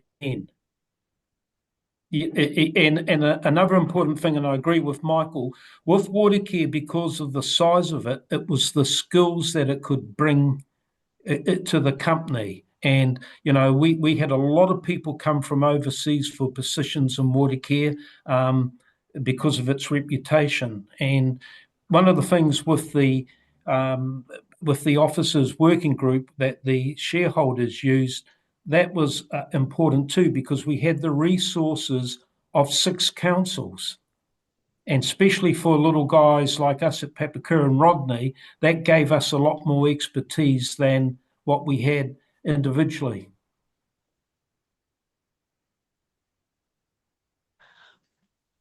Thanks for that. So, yeah, I've got a question for you, Michael. Just you've noted earlier about the, you know, from 24 to 9 to 1 or whatever the numbers were, and you've said that that was motivated by debt, lack of scale, and staff retention issues. What sort of time frame did that happen over? From from day one right down to just back merging into one. I mean, how quickly did it take everybody to realise actually? I think what happened was they had the 4 organisations, as I said, around 2011, might have been a year earlier, I wasn't there. But I think it took about, it was more a function of they got a new chairman in, the chairman said, A, one of the companies is broke, B, the 3 regional organisations are all going in different directions, so we're not getting the benefit, because they had a common chairman of all 4 organisations, and not getting the benefit of scale because they're all just going in different directions and we're not delivering outcomes. And that took about 3 years. But the actual formation of Taswater was a 1-year job. That's one of the things I really was impressed with when I came in. They didn't hold back. the chairman and the board decided we're doing it, and in February next year, and this would have been, I wasn't there, but I think it was about 12 months prior. February next year, we're going to have a new Taswater. It's going to be one company. We're going. They did the planning, but didn't try and do the job for the for executive and the new board members. They're very clear on it. They're very outcome focused and transformation focused, and held our feet to the fire as they should. And I commend them for that, because there is a tendency to want to dot every I, cross every T, and go on forever trying to perfect the planning, when in my experience, it's virtually impossible. I did electricity reform before this. So I had effectively the old DIA role in Tasmania for electricity reform, and I was out within 11 months from go to woe. Now, they were mature organisations, but I think quicker is better as long as you can communicate effectively why you're doing it, and you stand by your promises and don't overpromise. All messages I've said earlier. Oh, that's impressive, I have to say. And that's probably why we like Australians, right? No messing around, just get it done. Yeah, thanks for that. Any other questions of these gentlemen before we thank them for their expertise and time? Do you have anything? You're looking like you want to ask a question. No, I think Michael's answered. Kia ora, Michael and David, it's Steph O'Sullivan here. I'm the Chief Executive, the new Chief Executive. But you've answered lots of my questions, and I've really enjoyed your presentations. As you'll appreciate, this is one of the biggest decisions these elected members will make on behalf of this council.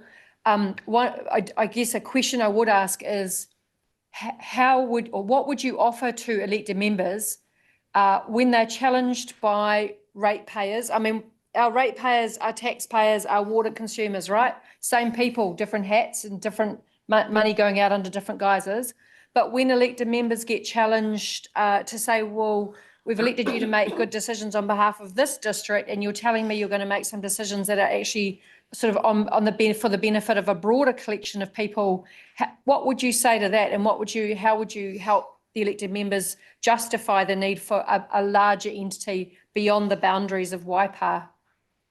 Well, David here, I think you've got to be very clear in the benefits that you're going to get, and have those detailed. Obviously, water is a very emotional subject. Any changes to the delivery system, it can be difficult. But one of the things that we did at the time was, I went out and showed the people of Papakura all the benefits we would get from joining with the other councils as owners. And as I mentioned before, upgrade of the Hay Creek dams, getting clean water. So when you did your washing on Saturday, you didn't have to go and get oxalic acid, pour it in and do it again to clean the clothes.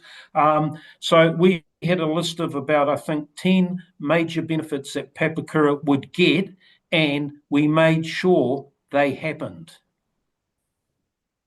Yeah, I agree with that. That makes perfect sense to me, David. Probably from my perspective, I'd summarise, so as not to repeat, David, but maybe ask you to look at it this way. I would make sure that you, as councils, every council is workshopped and understands in very simple sentences, what is it that you are delivering that you can say in probably a paragraph? Because if you don't get that as a councillor, you're not going to be able to sell it. When you get asked, undermines confidence. And if you don't know, maybe there's a problem. So I would suggest to you, you focus very heavily. You're going to focus on anything right now. Focus on being able to explain in simple terms, what is it that your ratepayers are going to get from this? Yeah. Right? And have a consistent, simple message. Leave the complex messages to the mayor, to the CEs, and ultimately to the CCO. And then if they don't get it right, you can come back and challenge them. But work out collectively, what is this? What are these benefits you're going to explain to your ratepayers, and knowing that you're not going to please everybody. And that will also involve getting out there and talking to some of them and road testing your assumptions about what they want and what they view as value. You agree with that? Thank you, gentlemen. Really helpful. Yeah, I think we'll just draw this discussion to conclusion, but look, some really wise words in there, a bunch of cracking gems to certainly mull over and ponder for the next wee while and work out how this will look for us. You've got a cracker of a quote, haven't you, Miss Susan? Which one? Oh, hold the line, caller.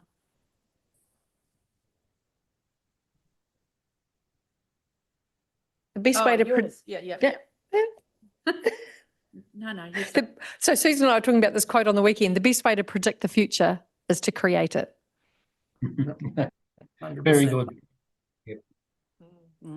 Excellent. Good-o.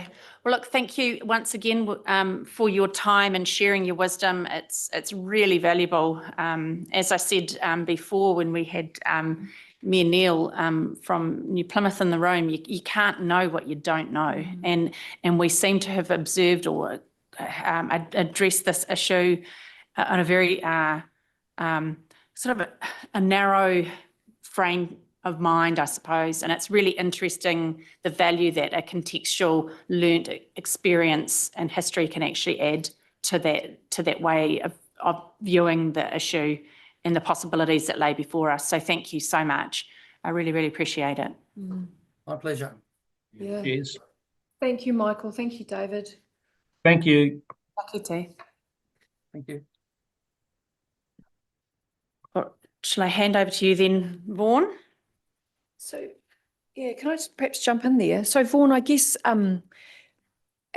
as you're aware, Vaughan's been leading the conversation around the Waikato Waters Done Well process, and we are about to brief the three councillors and socialise the heads of agreement with them. But lots of the concepts that came up today, Vaughan, about staged, the shareholders forum, who's on the shareholders forum, what matters does it cover, staged on-ramps and off-ramps, timing, moving at pace as opposed to an open-ended, whenever you come, it's okay, we'll be here with open arms.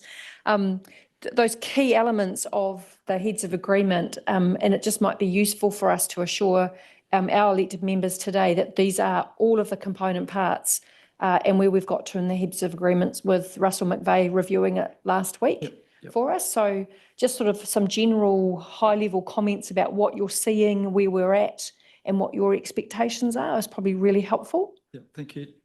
If I can just quickly go to the next slide. So just quickly, just wanted to remind us of what we're trying to achieve together. You know, what are the benefits that we're chasing down, I suppose.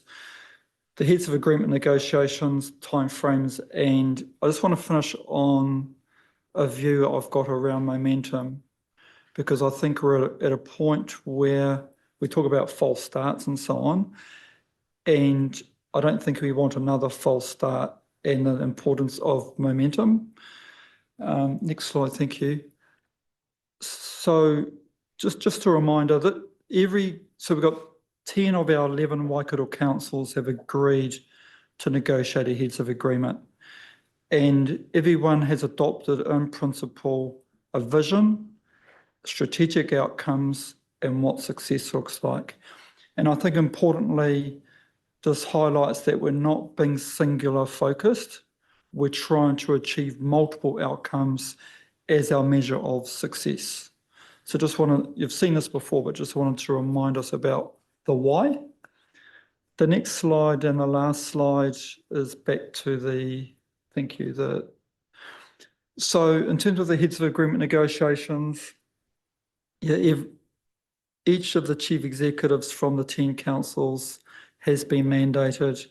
We do have Waikato District Council, as you're aware, who have got a foot in both camps with the Hamilton model and what I call the regional model.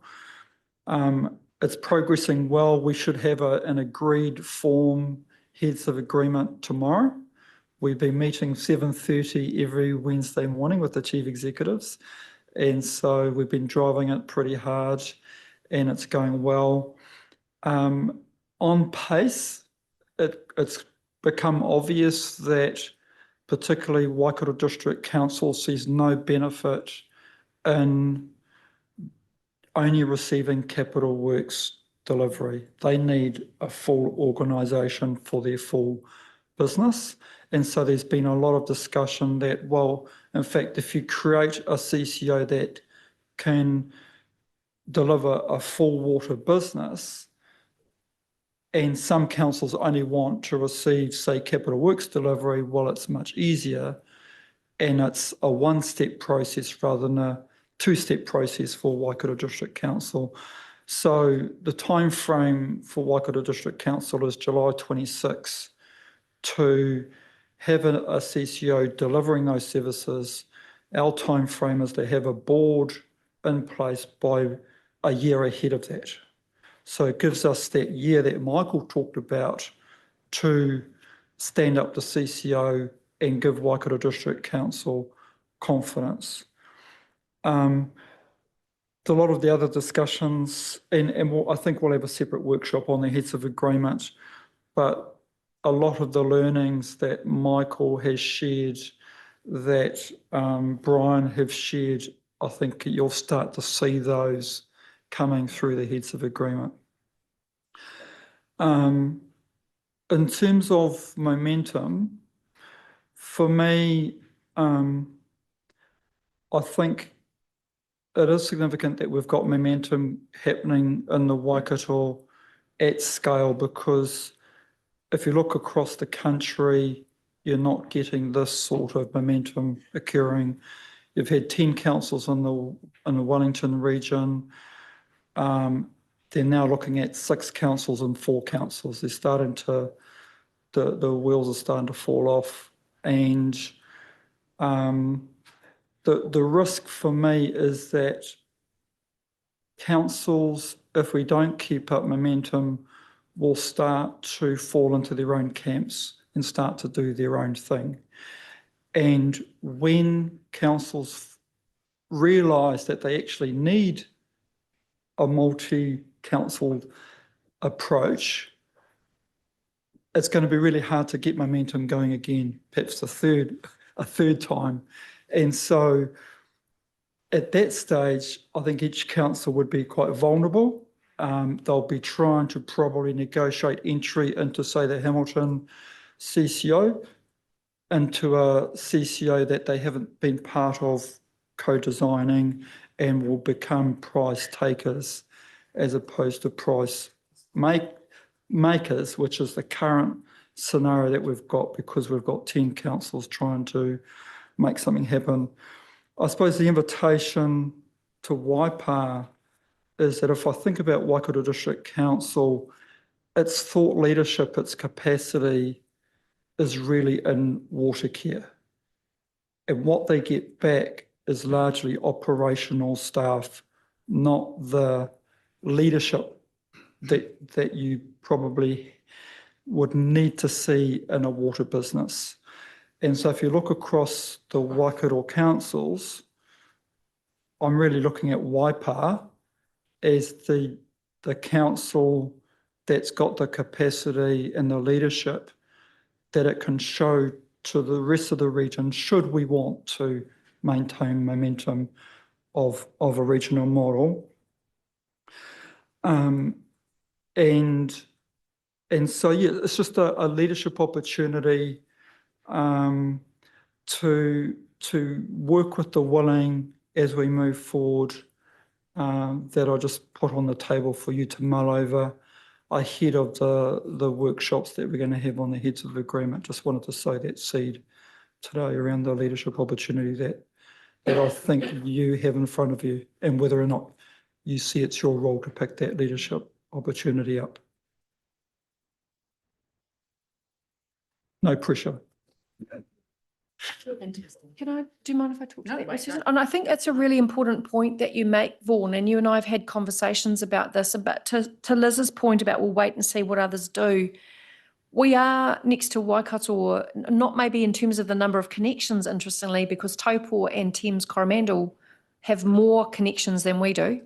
But in terms of leaning into the space, understanding it and providing leadership, actually we have that potential to be that early adapter and an early adopter, and to be able to take the grunt to the table. What the benefit of that is that you get to design the model at the table. You're not then a price taker because you're not trying to hook yourself into a model that other people have designed that may or may not suit you. So one of the advantages of going early, or one, and there's pros and cons to all of this, but that's why we're trying to provide this context for you, because you're not in those conversations, you're not seeing that. But what we're seeing is that actually the people that will go early will get to design the frameworks. They will get to design the investment prioritisation framework. They will get to negotiate the terms and conditions for the chair appointment, for the shareholder forum design. All of those things will be there to design for the early adopters. That will all be in place if you choose to go later on. And there will be potentially a cost, a financial cost to councils who come later. Because why should those that have went first and made the mistakes, Liz, to your point, and leaned in and did that design work, why should they pay for everything for the benefit of everyone else? I mean, people who go late to the table could potentially end up with that sort of cost. So these are all of the kind of, myriad, my brain hurts, I'm sure Dawn's does too, things that we are contemplating as we design the heads of agreement. But as a result of the heads of agreement, the broader regional leadership questions keep emerging. And they're not often about funding and finance or the dollars. They are about leadership. They are about the soft things. They are about the community engagement. I mean, it's been a few of us who have raised, and Vaughan's picked up that we need a regional campaign to raise the community awareness about this, because there has been silence since the DIA pulled its communications plan. And it's the traditional change management, or, the change management processes tell you you've got to go out and create awareness before you can create desire to engage. And there isn't that awareness in the community. So there's all of these things going on in our conversations. And I want to acknowledge Vaughan while he's in the room to say thank you, because it is like herding cats. This is not easy. And 10 councils in the room with all the push me, pull me, and we're all very conscious as CEs that you as our elected members are ultimately going to make these decisions. And so we've got 10 by 10, there's 100 people in behind us that we have to make sure that we are bringing on the journey to start with, let alone what's the number of the Waikato region population, minus Hamilton? 450,000 people that we've got to sort of do a bit of a campaign with to convince them of something. Right, so we're all really conscious of that, and Vaughan's job is not an easy one. And I want to reiterate that message that if we lose momentum in this campaign, it's not only going to be harder for us as CEs to attract the likes of Vaughan to come back to the table and start again, it will impact our workforce, it will impact our community's trust and belief in us to be able to get the change we need. So that momentum, while we've got it, is really, really important. And I guess plays to the importance of today for myself, for Dawn, the team, and I want to acknowledge Carl and Sharon have been in the room, the exec team, because this context is really important for me to share with you so that you're seeing and hearing what we're hearing, and we provide that really strong context for you as you come to make decisions. And we know the first one is the heads of agreement. And the heads of agreement gives, as Vaughan has said, 2 options, stage 1, stage 2, and you can go straight to stage 2 if we choose to. We don't have to just go to stage 1. But the more we look at this, the more we think that momentum and that decision-making point at which you then can move on with confidence and make things happen, which we've just heard from Michael, which I was interested in, becomes really important to give confidence to everybody involved in this, that we can keep moving. So I just want to say thank you, Vaughan, for your leadership. I know it's not an easy job, and you're doing a masterful job of maintaining diplomatic relations across the United Nations. But thank you very much. Yeah, and thanks for being here today. I really appreciate you coming along to tautoko us. Thank you. Cool. Just quick, I didn't quite catch what were the timeframes and timescales in terms of the heads of agreement? So we're bringing the heads of agreement to you at this stage when will she learn? Slow learner. Dawn, is it the 19th of November, or the 18th of November, I think? Oh, awesome. See, Sharon's onto it. We've actually looked at delaying till the 10th of December. Okay. Because we understand that Waikato District and Hamilton City decision-making is early December, and we think there are some benefits in terms of understanding their decision-making as well. So it also gives us a bit more of an opportunity to have a workshop with Vaughan and the team to actually better understand the detail within the heads of agreement. So so that's not showing in this list yet, but I think it's probably beneficial. So it was sort of around the 18th or 19th of November. There it was, the 19th of November. So it will either be then, or as Dawn's saying, maybe a week later. That's critical time frame, because then that leads to a whole bunch of work. Now, I'm just going to be really honest with you that Sharon's put up there the time frame to August 2025, and the CEs who are really over this and I've really understand what it takes to deliver a water services plan. This is so tight. They've got a plan down to the day. This is not something we can keep relitigating, thinking about, say we need more workshops, come back in a month's time. This is something that I'm going to really need you as elected members to understand and for us to keep making decisions on, to keep moving on, because this time frame is really tight. We saw, those of us who went to the Hamilton City Council governance meeting recently could see that in that room talking about Three Waters was Lance, the CE, Blair Bocott, the GM, Andrew Parsons, the head of waters infrastructure, and they have employed Peter Winder full-time to program manage this for them, because it's that big and strategic, that to help lead the waters team, but also deal with all of the strategic issues, the relationship issues, the stakeholder issues, is a significant program of work. So this isn't easy, and I want to take my hat off to Dawn and Sharon for the work that they've done to date on this, and the project team as well.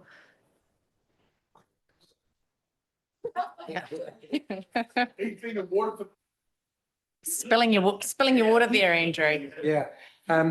Yeah, look, that's all really good. But Vaughan, one of the things both David and Michael said that I thought maybe could be pursued is amongst all of the councils involved, finding the things, the little wins, the things that are pissing people off now that, you know, a bigger entity could maybe tackle promptly, and because I mean that would be great PR. I'm looking ahead a bit till we've got something going, but. And can I just raise one more point too, in terms of scale, because you might be worried, well, do we actually have the scale outside Hamilton City? So Hamilton has about 125,000 connections. The rest of the region has over 200,000 connections. That's the importance of momentum, because there is scale there, but it's confidence that we're lacking. Mike and then Lou. Thanks, Susan. Hey, Vaughan, just so I've got some conflict in my mind. This time frame against, didn't you say when a CCO stood up by July, given a year to lead into Waikato the year after, which this doesn't meet that? So this, I think, is primarily focused on the water services delivery plan being submitted, which we're assuming can be done individually by each council. It doesn't have to be led by the CCO. Right. But what the water services delivery plan needs to identify is what's your delivery model and what's your implementation plan. But you don't have to start implementing that delivery model before you submit it. So I think there's alignment, and it's expected because DIA knows that everyone's still debating their delivery model on their own or with other councils. So I think this is fine. It is. Yeah. Happy with that? Yeah. The only question I had coming back to leadership and whether or not you wait for Waikato District Council or you lead Waikato District Council's decision, but that's over to you. No brainer.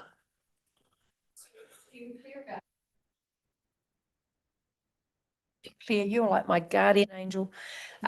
Luckily, you're in my my ivy. So this is just us working on the things we have to get to our water services plan done well. There is a concurrent whole work stream to do with Waikato Waters done well. So when I'm talking to you about resource capacity, strategic thinking, grunt to get this job done for one of the biggest decisions you'll make around this table, that is just one work stream that you're seeing there.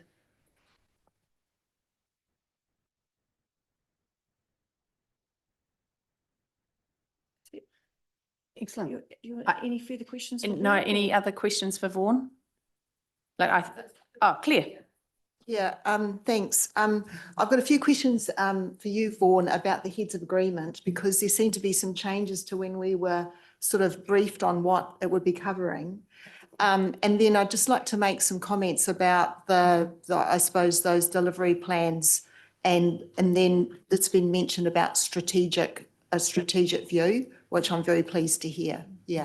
So with the heads of agreement, I've sort of felt like I've been pressured today to say that we've got to go early to get that, I suppose, the chance to co-design. I understood that by committing to that heads of agreement, there was the ability to co-design.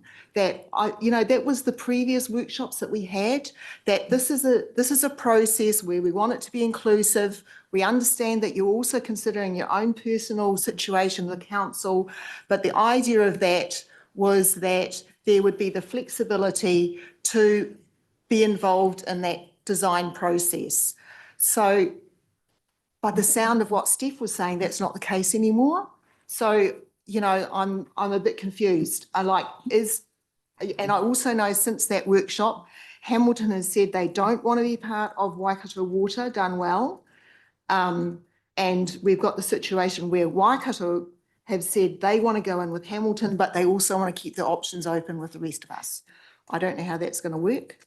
Yeah. So just some clarity around, is the process for the heads of agreement still flexible and would allow us to co-design, or only if we say we're going to be a leader? I mean, that's the message I got. Only if we're going to be a leader can we co-design.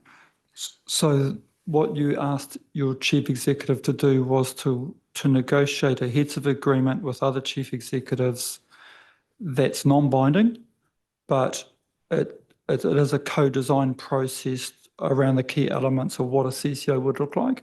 So things like a shareholder forum, what's the role of the shareholder forum in terms of appointing the board, and that will come back to you, and you don't have to sign it.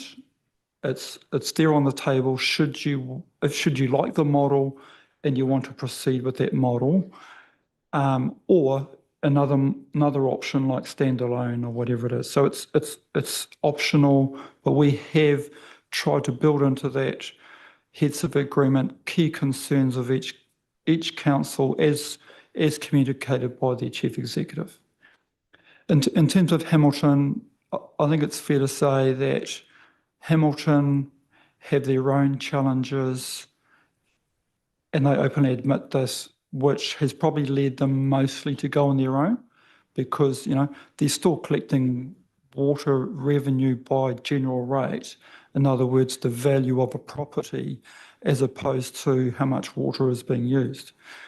They've got some major issues to deal with themselves before they can contemplate being part of a wider model. And my understanding is that Hamilton do see both models come together at some point in the future. And my concern is to make sure that if councils want to, that they have some leverage for those discussions when that time occurs, as opposed to trying to negotiate with Hamilton individually, and they're quite from a place of weakness. I'm not sure if I answered all your questions, Claire, but that was.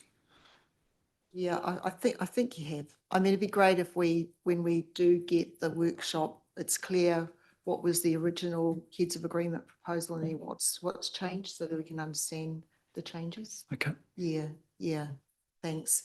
And then look, just with my involvement in that governance group, with Local Water Done Well, my understanding was it was an operational focus to make sure that those delivery plans could be completed in time. at the time it was set up, did raise the question about where the strategic, part of that. And by the sound of it, that's something that, Steph, you're wanting to see done. Yeah, so I definitely support that. And I think we've got to make sure that all of us have the chance to understand that broader context. I've been pretty keen to allow the Becker and Mark and Jenkins stuff to be, circulated to all elected members. So I'm pleased that that's coming on the 19th. Yeah. It's coming as part of a broader process, Claire, of decision making. So as you saw other councils in the way that they're presenting that and working with that information, that's really important that we have that as a very methodical part of a decision-making process for all elected members. You're absolutely right. So everyone goes on the journey together. But I think Dawn and I have both identified that strategic support and the grunt of this work program is weighty enough that Dawn and I both need some support to in addition to this, to support these work programs. Yeah, so something that's really important to me when you take a strategic approach is to be very clear on I suppose, whether it's the body of evidence, that's research or outcomes, examples, I suppose, of the water reform that's been done elsewhere. Like we heard from people today that, it's not new, it's been going on for years. Some stuff has not gone well, okay. I'd like to be aware of those. Well, I mean, for instance, we do know of the Wellington Water situation, which is actually of a similar size to the Waikato in terms of the business. And yeah, I think it's important to see what could be learned from that so that we don't repeat those mistakes. I am very conscious if we are an early mover that there's risk that, we will possibly put a step wrong that can be expensive. And so, I think we need to be on firm ground. I mean, like in my business research stuff, it's important to do a really thorough literature review, understand what the assumptions are or the prevailing, I suppose, wisdom is, and then to make sure that the context is really relevant for what you're trying to do now, so that the size is right or the conditions are right or there's a match up or something. And if there's disconfirming evidence or outcomes, you understand why that didn't work so that you can also have a strategy to make sure that you can protect yourself from that. So I'd be keen to see that kind of approach as well.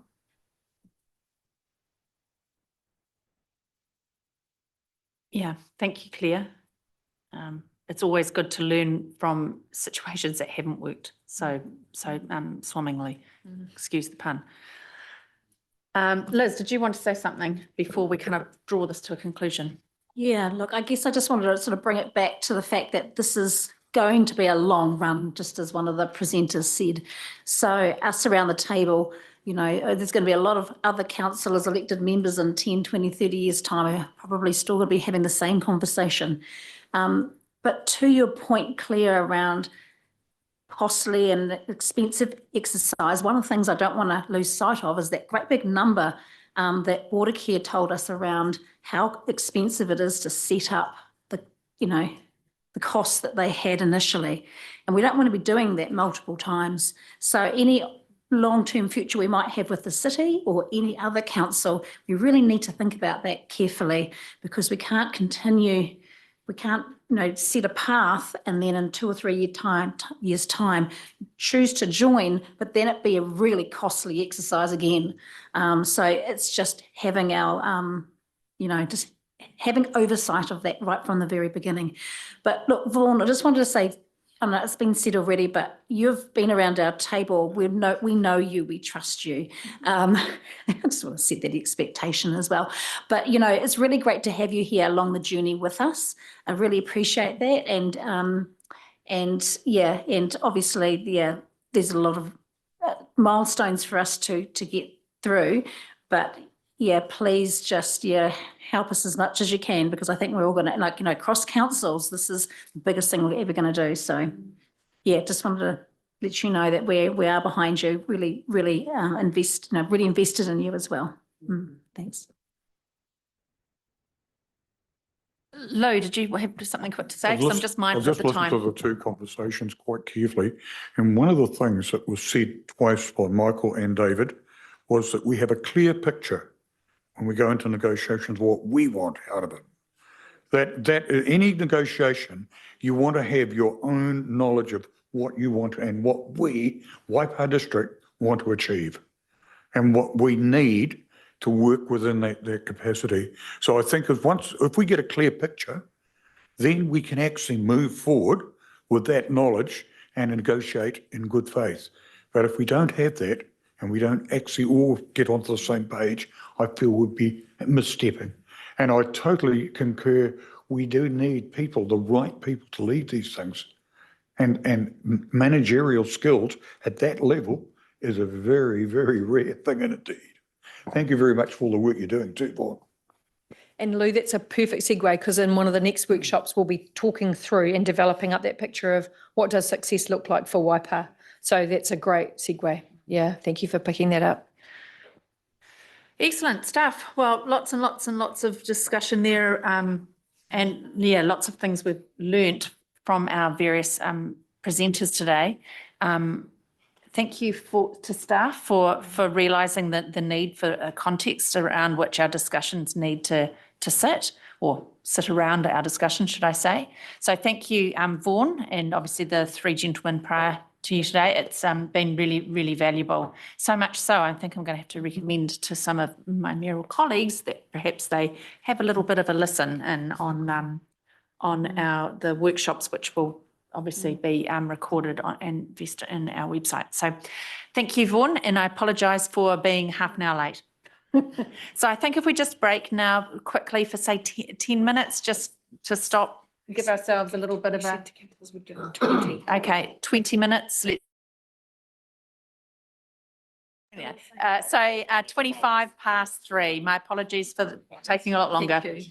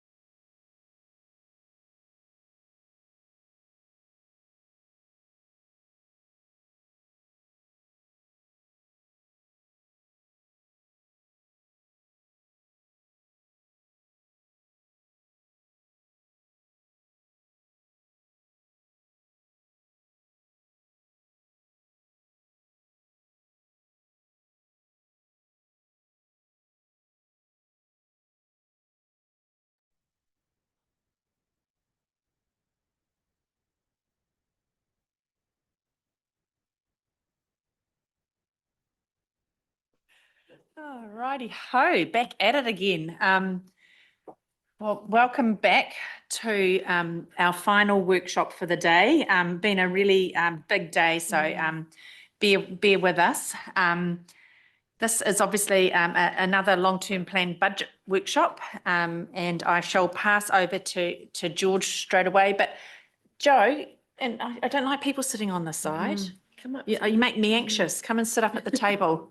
Andrew will be coming back, and I think Lou has an appointment. So, yeah, and I'm not sure where Philip's gone. I think he's gone for the day. Okay, so feel free to join us at the table. I don't, get anxious when people are behind us all. So anyway, with that oversharing, I'll pass on to you, George.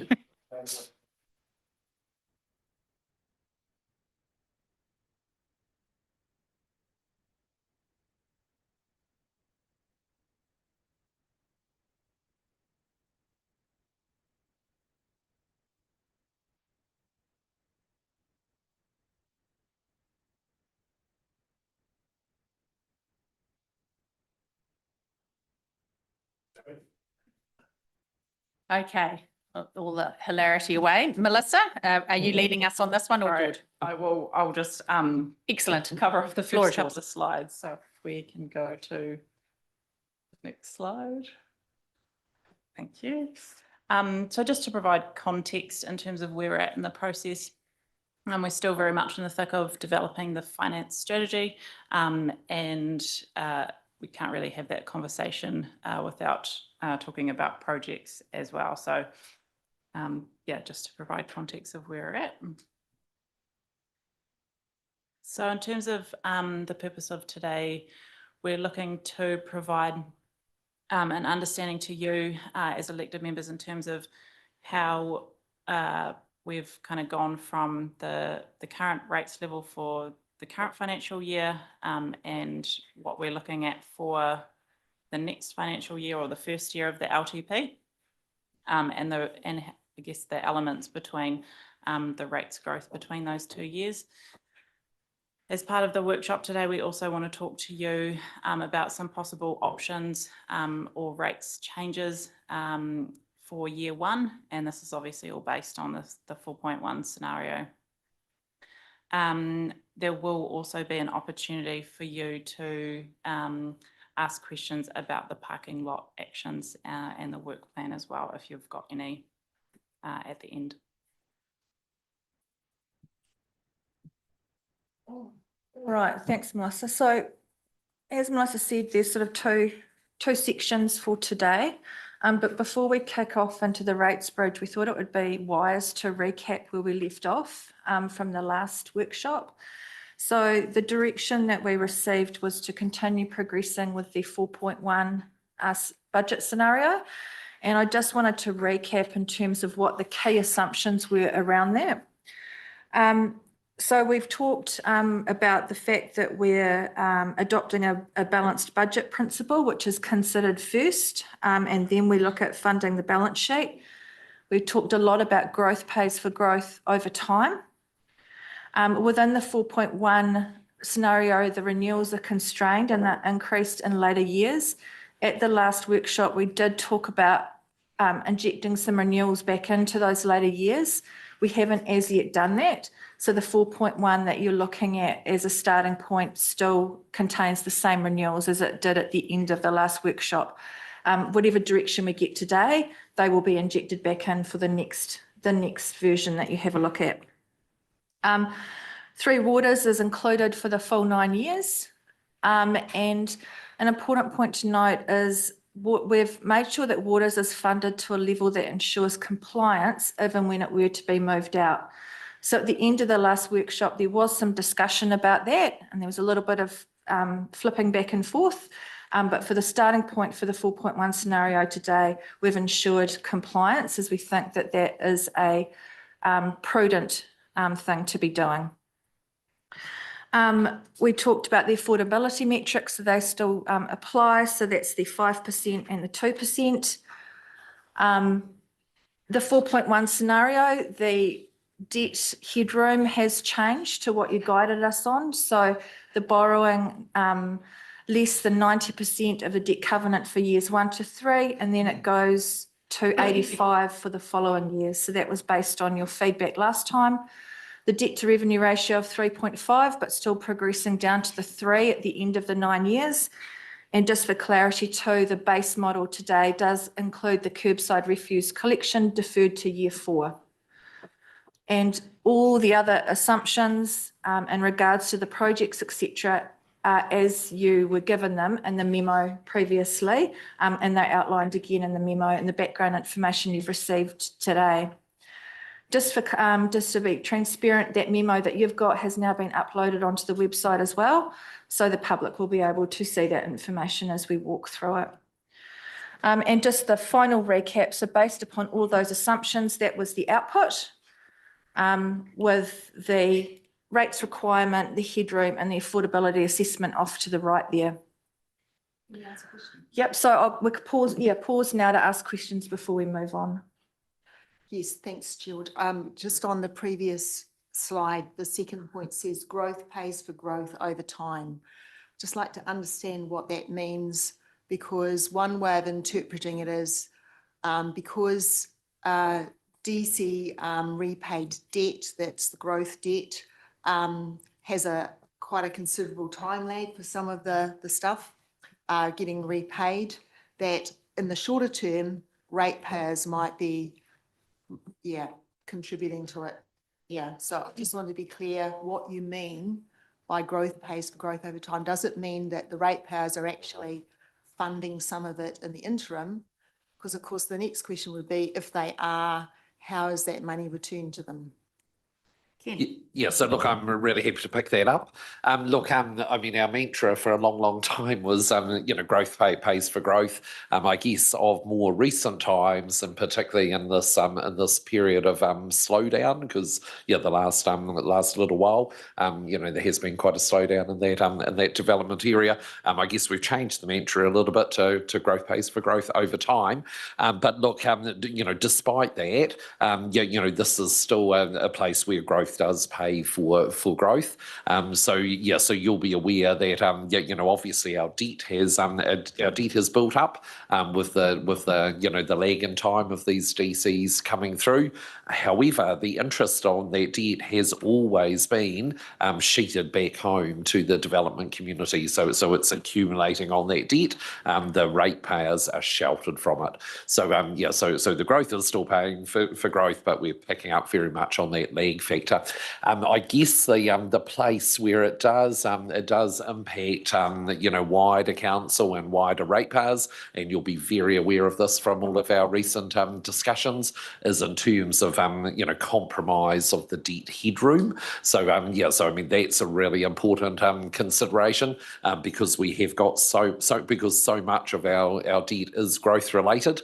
So our estimate at the end of this current year is for it to be 57% of our debt is growth related. I mean, clearly that is potentially compromising headroom, for other projects that we might want to do. But look, in terms of the actual cost, sheeted back to the development community as it has always been.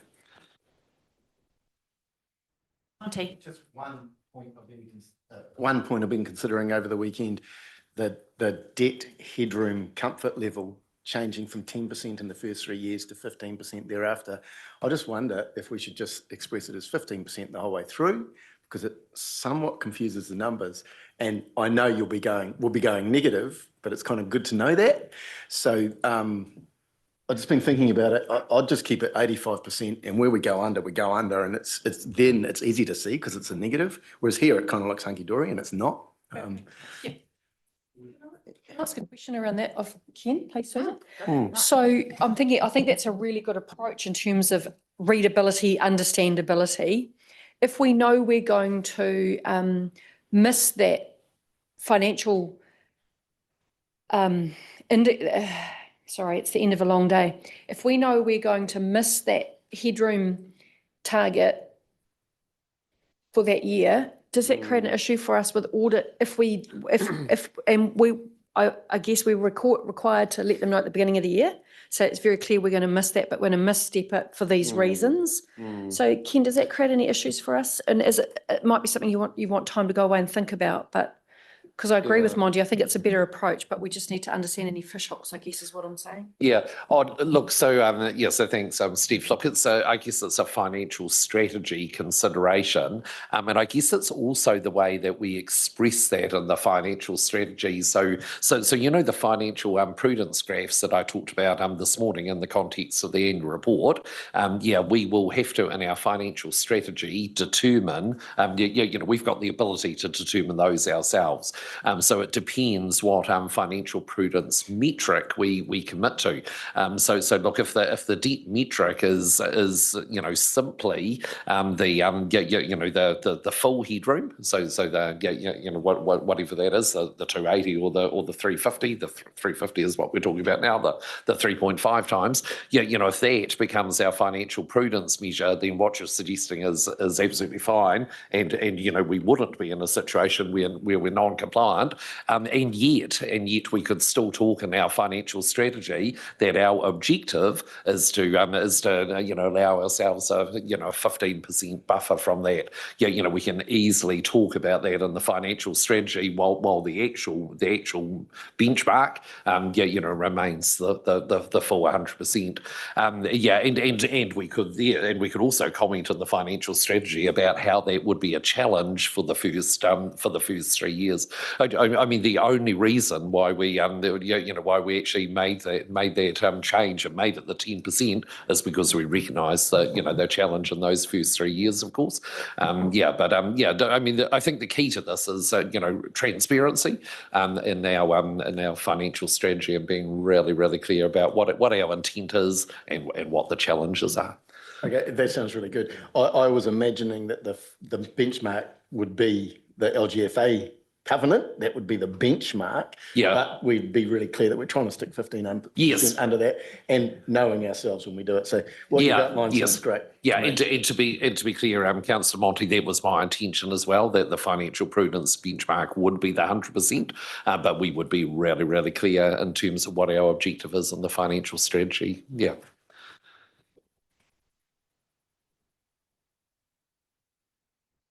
Mike Pettit, do you have a question? Yeah, I don't know if it's right now, but it is under 4.1, but it's back on page sort of 4, under 4.1. So I can bring it up later under the budget scenario assumptions, but it's really around the new levels of service stuff. Is it worth bringing up now or would later be better? Later would be better. Yep, fine, absolutely fine. Yep, let's keep going. Let's keep going. Okay.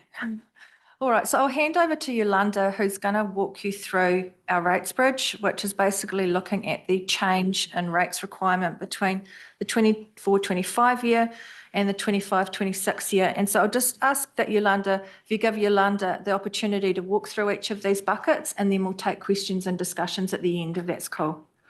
Thank you, Coach. So the first bucket is the operating funding that we've included currently after the 10th of September workshop for Te Arawai and Cambridge Library. We will come back to this later in the presentation. So if we could just keep that in mind, this is how we got from the 99 to the 116. So from 2024 rates requirement to 2020. So this is just a movement graph. The second bucket is an increase in gas prices. So although we are part of the All of Government agreement that ensures the most cost competitive rates, our provider has indicated a 96% increase on our current gas cost while they are drilling for new gas. So we are expecting, although not 100% sure, but at this stage, we are anticipating that cost to continue into the future, not the increase, but at the higher level. The third bucket is increase in our operating cost relating to our core services. So included in this bucket is a range of operational activities such as mowing and gardening, tree care, graffiti removal, and pest control. And in the memo, we've just outlined some of the costs that we are seeing an increase in. For our graffiti removal, As vandalism increases across the district, we need to remove graffiti more than once in the same area often. Our maintenance costs have seen an increase, partly due to the fact that we have deferred some renewal investment in the earlier years, as we've outlined before.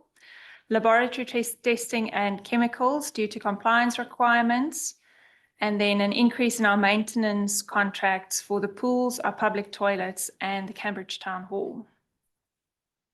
The third bucket is the increase in employee-related expenses. To ensure that we remain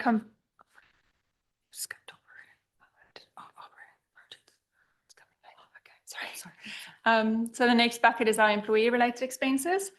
To ensure we remain competitive in the employment market, we've been monitoring the types of benefits that are offered to retain quality staff. As we've previously discussed with elected members, like many other public and private sector organisations, we've introduced subsidised staff health insurance as a new wellbeing initiative this financial year. The cost of this, including the impact it has on fringe benefit tax for our employees, amounts to about 2.2% of our total remuneration budget annually. There's also been an increase in our training budgets. This is a percentage of our annual salary cost, as well as market movements in our salaries as guided by our remuneration advisors' strategic pay. The next bucket is the increase in our operating projects, so that's 3.7 million. We've outlined in the memo which projects have increased in cost, and then which of our projects are either new or we have funds included in year one onwards of our LTP. So those include projects like Kakepuku restoration, district-wide tree planting, tree maintenance, open spaces strategy, the Cambridge water tower budget provision that we have in. You can find that in the memo. The next bucket is the correction of our baseline because we previously used reserves. So when we did the 24-25 annual plan, we used 5.5 million in reserves to ease the impact the rates increases would have in our community.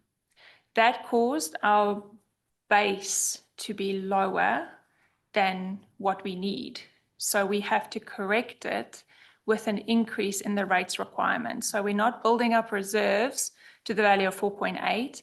We are correcting the base that we've reduced it with previously. To note, we have currently used about 700K in roading reserves to buffer the impact of the rates requirement this year. And then the last bucket is our interest rate expense increase.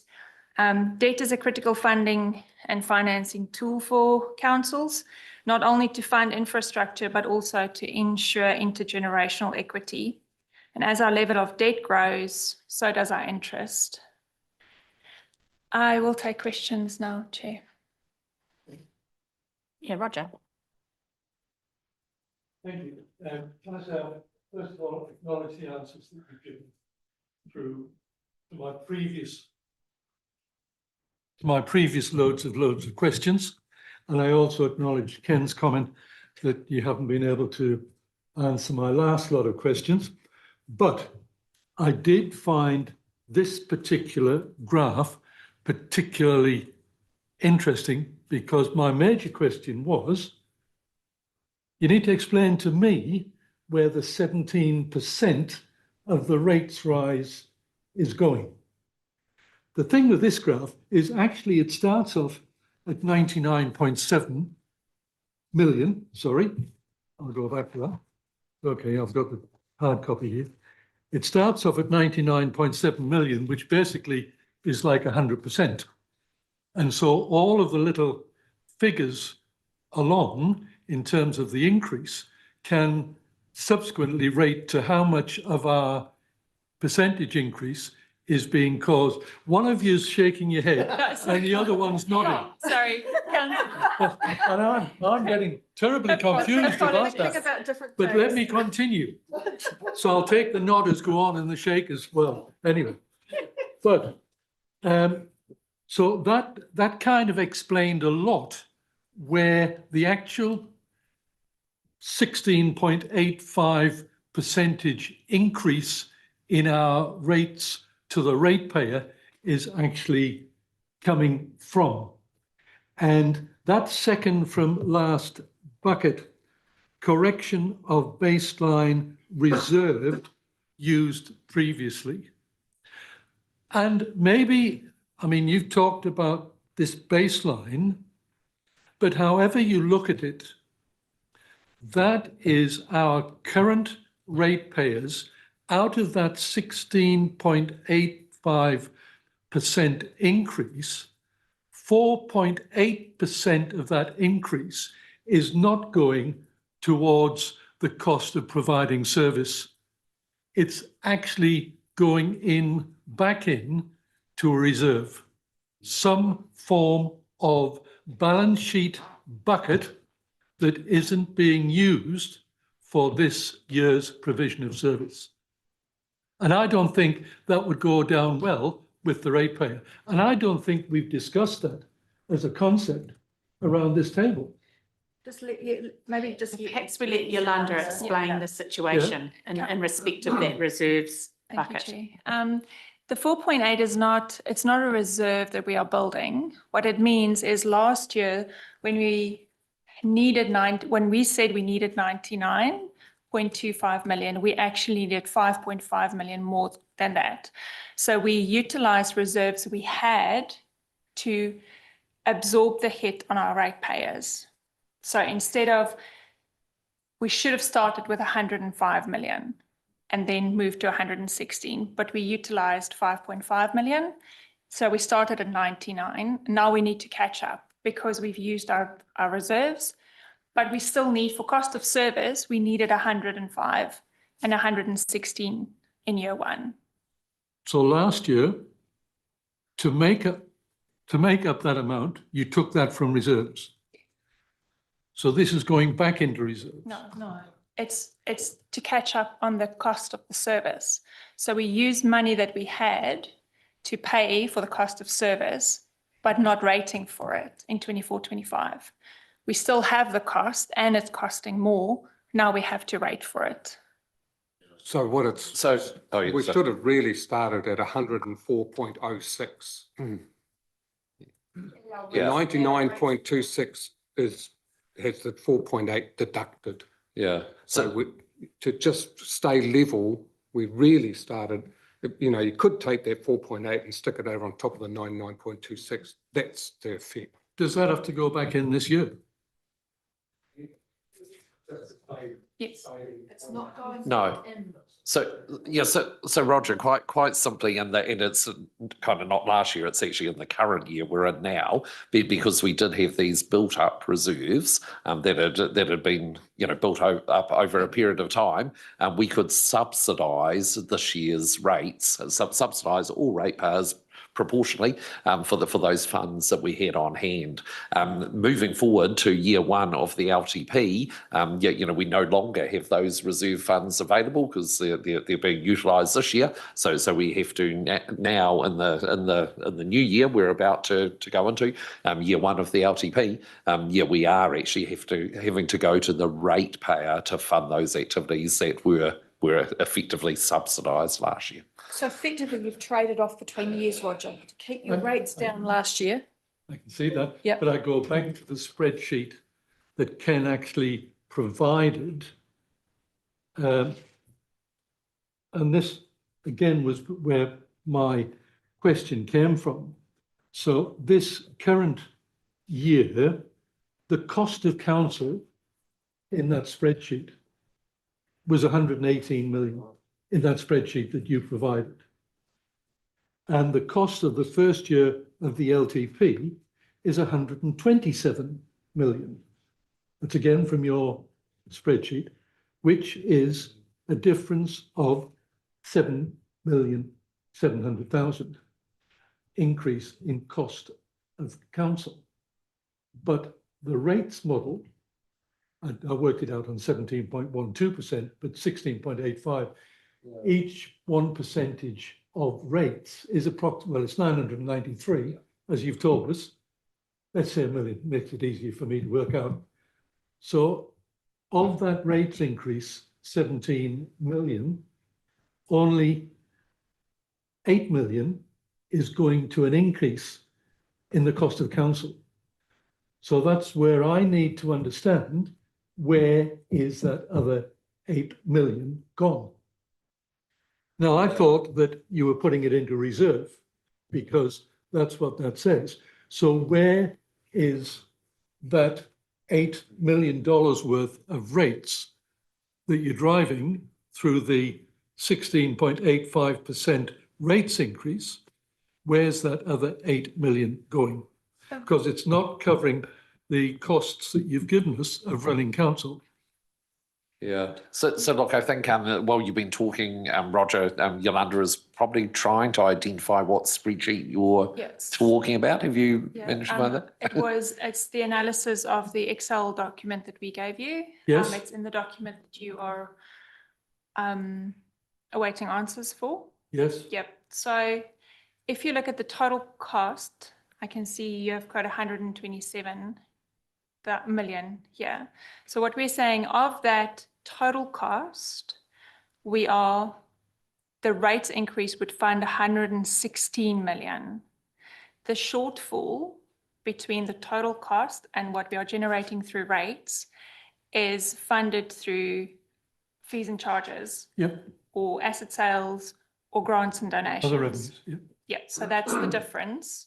Of the total cost, the rates we are requiring is 116. Is it worthwhile, Roger, because we haven't had the opportunity yet to respond to your great questions. Is it an opportunity for Yolanda and Ken to sit down and actually go through those calculations that you've put in those questions, and then we can come back? Well, I think it's actually got to be shared with all members because, to be honest, I've actually asked 3 other members, Liz and Claire, and they don't understand it either. So you've got a problem that quite a few of us around the table aren't understanding what you're talking about and where these large rate increases are coming from. So yeah. So I do think it's an opportunity for us to go away with those questions that you've asked and give a really succinct, clear response that can be shared with all of council. I guess in relation to this particular question, we've been asked, where is the 16.73 coming from? And so that's the question that we're trying to answer here. And they're the buckets of where it's coming from. In terms of the sums and the further analysis, that absolutely respect that, but I just think that we need to go away and make sure that we can communicate that back to you clearly. Yeah, I mean, the rest of the buckets I can see in that model, in that spreadsheet. They come out from that spreadsheet quite readily. Increase in interest and increase in staff costs. They actually are shown in that spreadsheet. So you can relate those buckets to that spreadsheet, but not that reserve or whatever you're going to call it, or baseline. That doesn't seem to appear anywhere.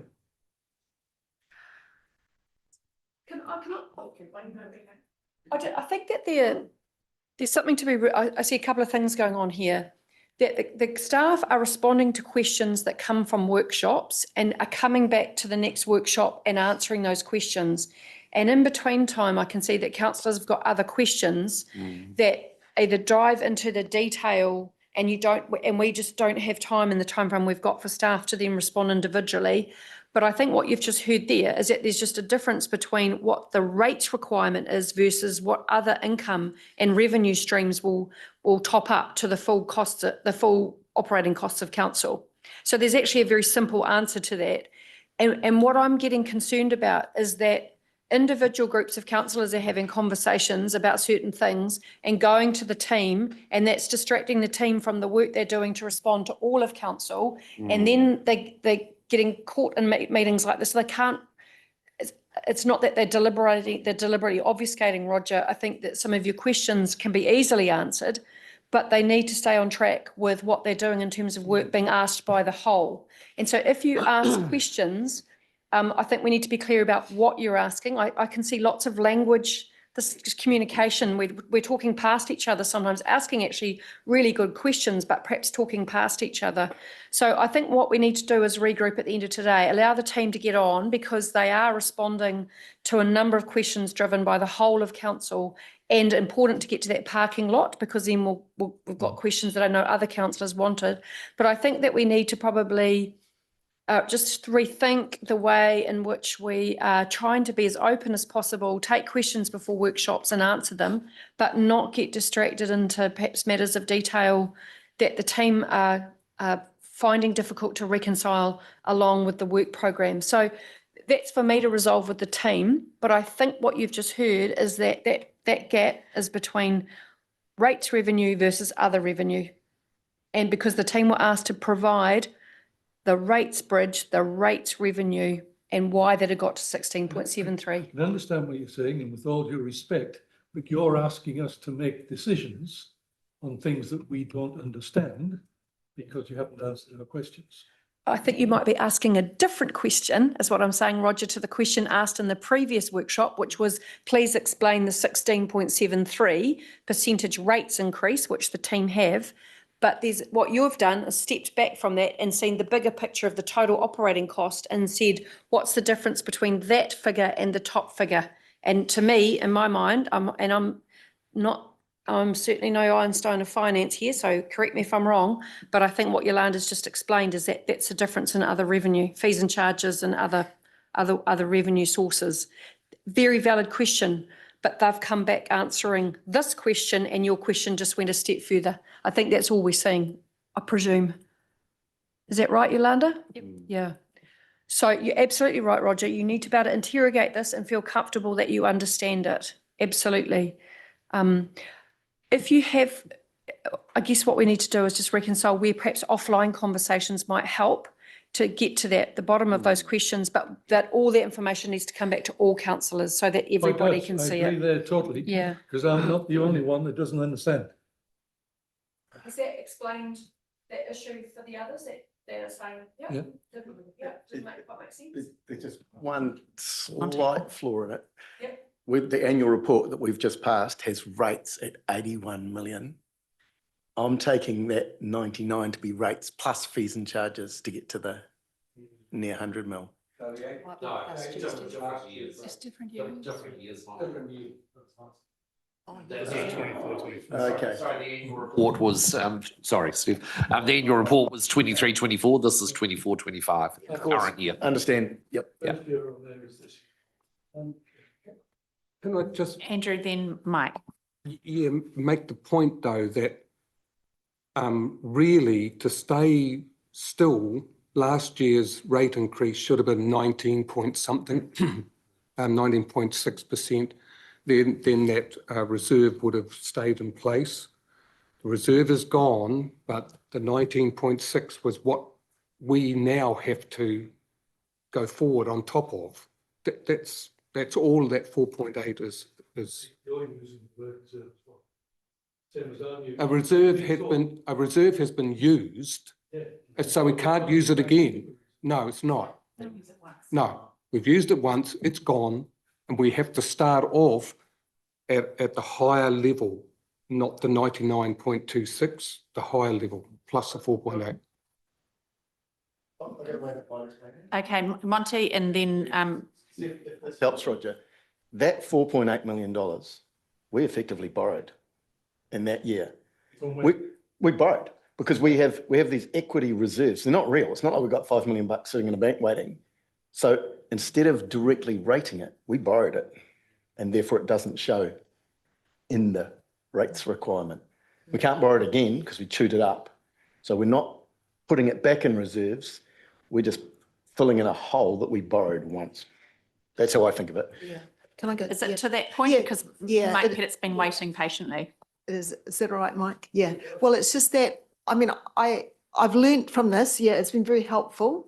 And I accept that, you know, it's that baseline that you're correcting, but I would have still expected that 4.8 million to actually be reflected in increase in operating projects, employee-related operating costs, you know, like it actually should be spread across all those other things, because what our question was is what is driving the increase in rates requirement?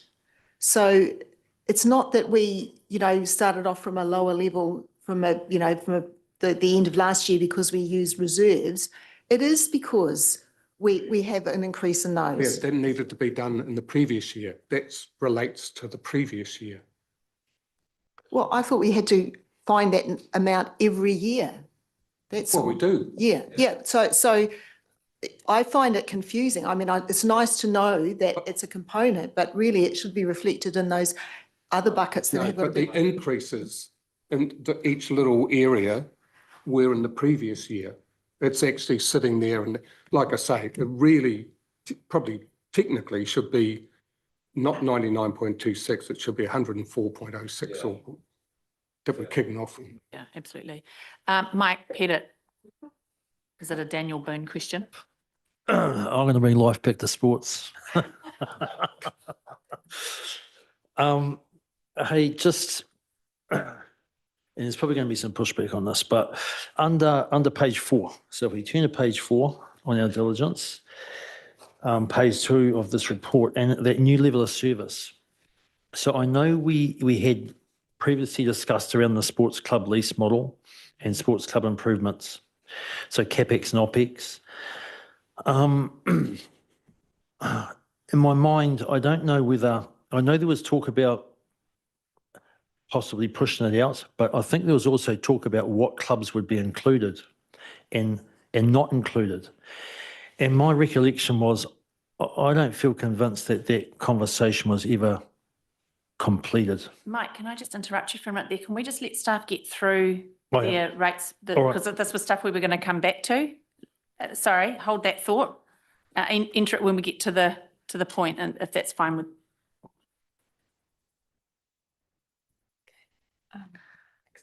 Any more questions on, just before we move on, any more questions on the rates bridge? I'd love it, okay? Because I asked for it. I said, explain the 17%, and you have, and I would stand up in front of a group of people with that behind me and go, there's your 17%, bang, bang, bang, bang, bang. So thank you. I know it's a lot of work putting these things together, but it's how my brain works. It's cool. Agreed. There'll be very few in the community that will understand. That's right.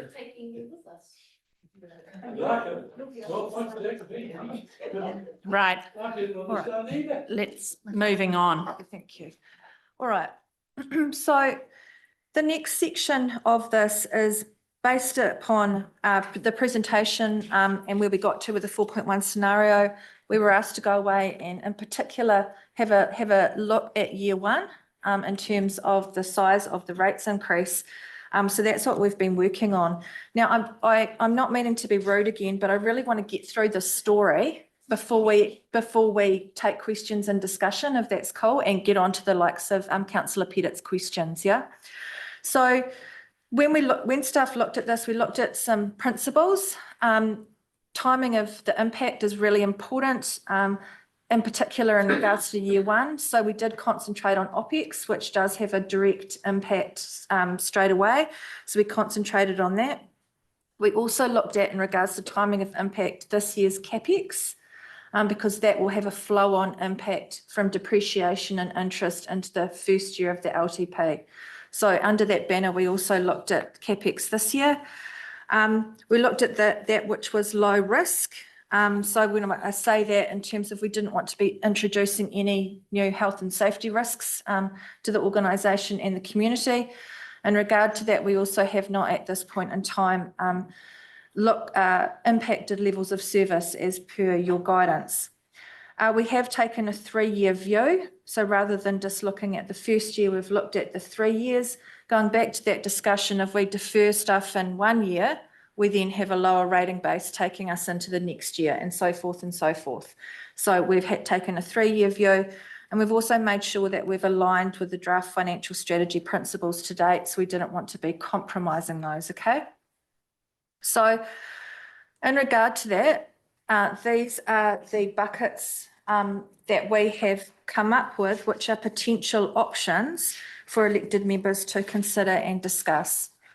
So we looked at our fleet replacement program. So we have a comprehensive program which looks to replace most vehicles every 3 to 5 years, depending on what they are.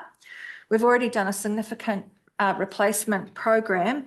We've had another, we've scrutinised that further, and we've said that we've put a small group of vehicles aside for health and safety reasons that we will continue to replace, but the remainder we think we can safely defer for another 2 years. So that's that first bucket. Operating projects, as you're aware, we've already gone through multiple rounds in regards to operating projects, and we've already saved 26.9 million off their operating project portfolio. So we've gone through line by line and had another look, and there is one project that you'll see in the memo where we're seeking to reduce that, and we believe that that's relatively low risk as well. We've had a look at FTE changes, and this is under the context of we need to ensure that we've got adequate capacity and capability to deliver against priorities.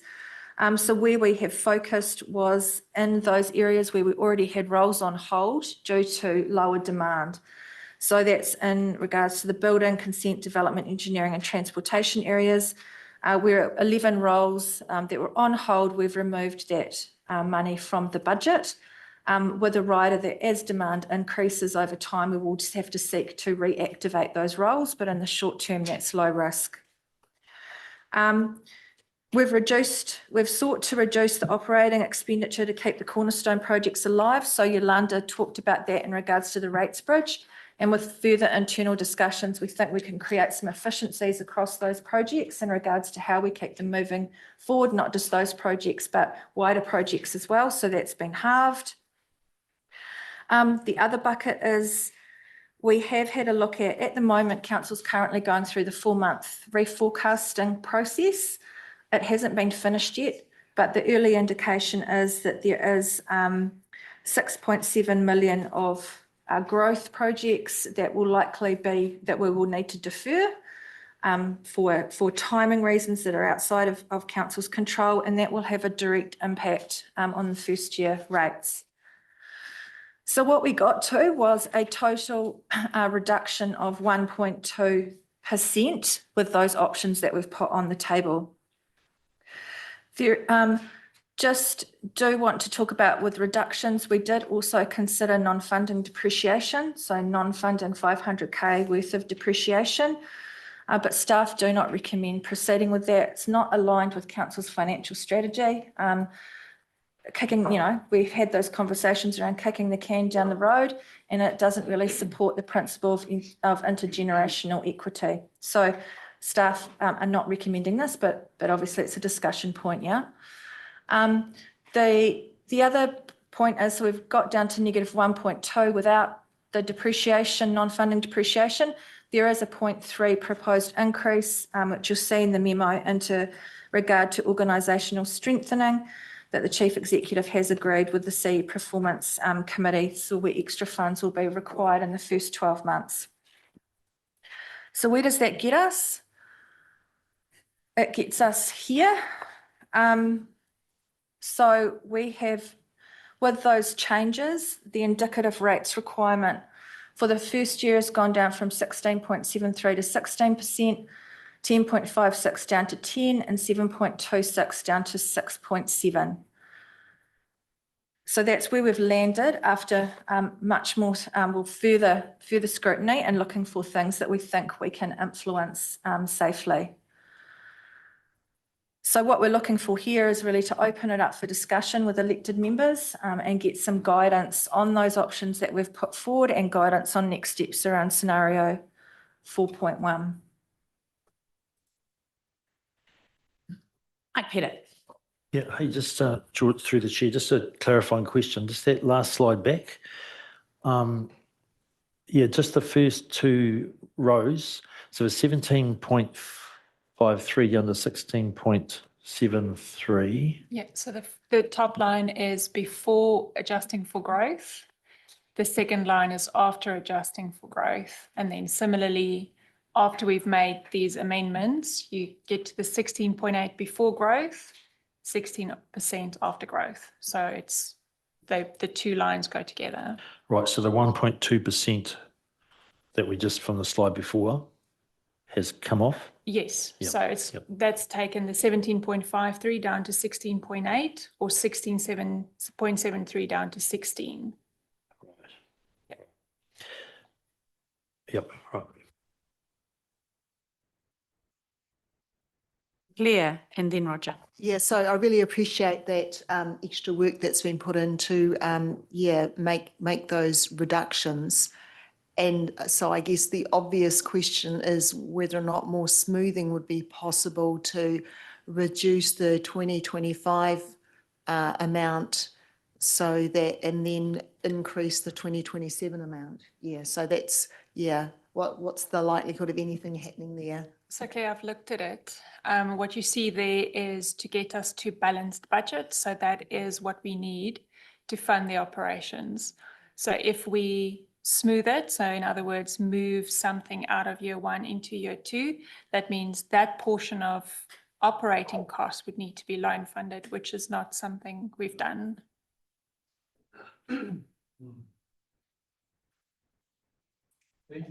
Roger. Bear with me on this one. Yeah, figures again. Sorry about that. Can I just ask you, and Steph said that his team would look at those unfilled roles. Thank you very much for doing that and for taking those 11 roles out of the budget. Am I right in saying that those 11 roles that you've taken out of the budget were full-time roles within the engineering and development and transportation areas? I wouldn't be able to say if they were a full FT or not at this point, Roger. But they're likely to be full-time? They're likely to be. Likely to be. And you say? I could comment on, well, 9 of them are in my area, so I can comment on that. And of those 9, 6 are in the consents area. So we're looking in the district plan consents area and policy. 1 the policy, rest are in the consents. And then there's 3 in the building area. They're full-time roles, so they're vacancies. So we've been quite prudent to date in terms of not filling those roles, given the numbers of consents are down. And at this point in time, it's low risk to just taking them off the budget. So, we accepted that. If the consents do pick up, we will need to look at filling those roles or getting other assistance, external assistance. And so, but confirming, yes, they're full-time roles. They're full-time. That's lovely. So just getting into these figures again, you've got a 0.6% serving. And if we take 1% equal to 993,000, that 0.6 is 595,000 over 11 roles, which is an average salary of 55,000. I'd suggest that those engineers would be more likely to be between 80 and 100. So possibly the saving might be a little bit greater than 0.6. So, Councillor Gordon, there's a sentence in that block that says, note updated market movement adjustments offset these impacts. So we've processed the saving and then we've adjusted across the board in line with the information we got from strategic pay for market movement in our total salary base. Oh. Okay, I just thought 11. Yeah. Okay. Can I also just say that I want to acknowledge Wayne and his group, because that's quite a big reduction in terms of potential resource available, and it's certainly not a position I'm sure that the team wants to be in. So I just want to acknowledge that that's the degree to which staff, and in particular Wayne's team in this instance, have subjected their work to scrutiny and their budgets. So I just wanted to acknowledge that.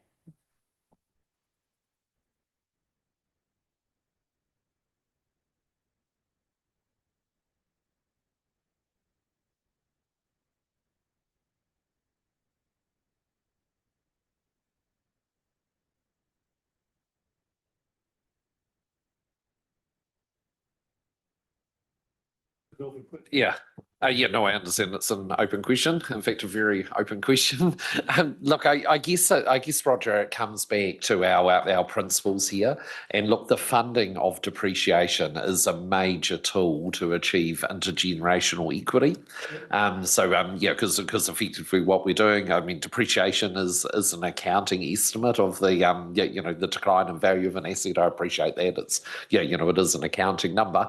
But look, importantly, if you want each cohort, each annual cohort of ratepayers to pay their fair share of that, pick up their fair share of having use of that asset, you kind of need something to base that on. And in our case, it's depreciation that does it very well in terms of that whole intergenerational funding.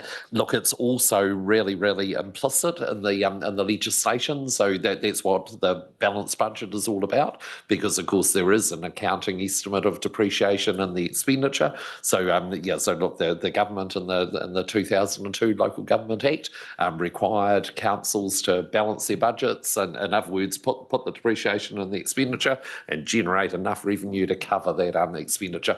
So look, we would be walking away from that legislative intent. We'd be walking away from an intergenerational equity principle. This is something that that audit would have a very strong focus on as well.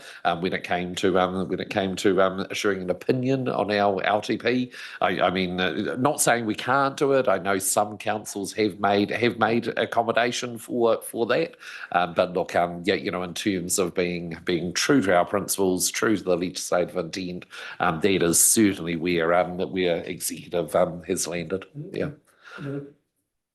Excuse me, but I'm just trying to think of every way. Yes, I appreciate that. Reduce that 16% burden Mm-hmm. on a lot of ratepayers that can't afford it. Mm-hmm. And there's a lot of people hurting out there in our community, and I think we're losing sight of that. And I think still a 16% increase is too much to go out with. I really do. But I mean, you said here, not funding a portion of depreciation through rates will mean that additional loans will need to be taken out to fund the shortfall.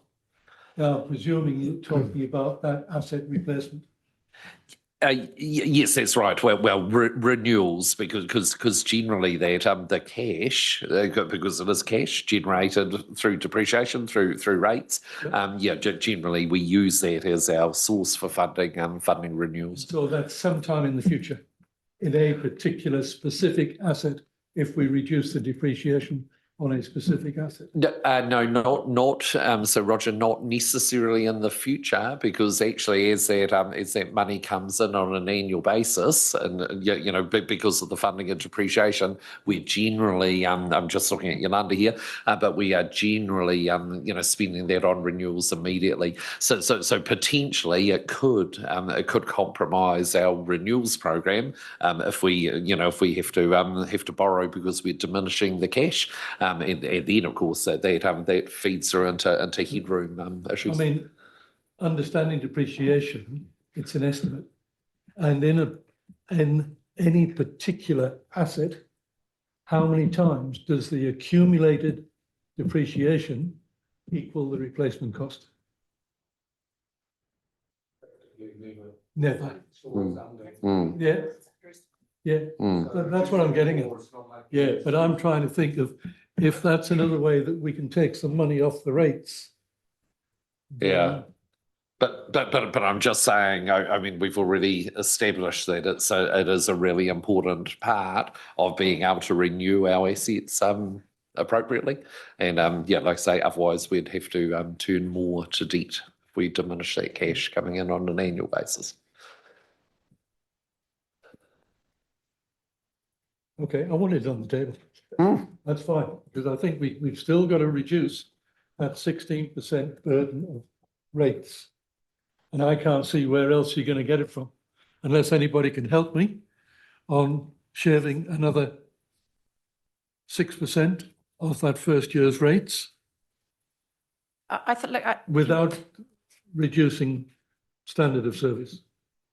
Yeah, look, I appreciate. Look, I applaud your your desire here, Roger, to etch out every last bit of saving. There's no criticism of that, but it's hand on heart my belief that staff have done that. They've gone as hard and as fast as they can in terms of those reductions. This is what, the 4th iteration now. I mean, Wayne's group, that's an illustration of the hit that they're taking alone. I'm looking forward to when we actually start seeing what it looks like in terms of indicator properties, because I appreciate that 17.5, 16.3, 16.7, they all sound scary. But once we get to a point where we're able to actually have a look at what it actually means on the ground, I think that's probably a lot more palatable and understandable.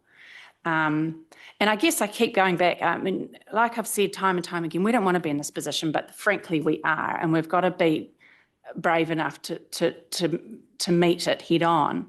And I guess I keep seeing that graph that Brad Olsen provided at a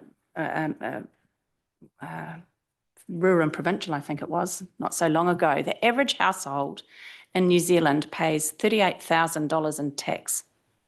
The average household in New Zealand pays about $3,800 in rates. The thing is, the tax don't get billed quarterly, do they? We don't see it. It's gone before we even get it, and it's a challenge for us to then have to go and invoice directly, which an amount which, by comparison, is pretty modest when you consider the services that we provide that impact on people's lives daily. So I applaud the work done by staff and the sentiment around this table to get it as low as we possibly can. But there's a point at which you can't get more blood out of a stone, and it's just sadly the cost of the business we're in today.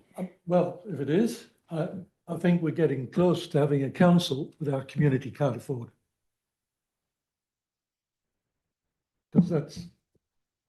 So I say that, Roger, I think what we've also proven is, and hear your point, is that the affordability index at the moment is 5%, and we're well within that in these years. And that's the benchmark that we're given nationally. We all wish that there was more sensitivity and more applicability than that. It is still a bit of a blunt instrument, and I recognise that.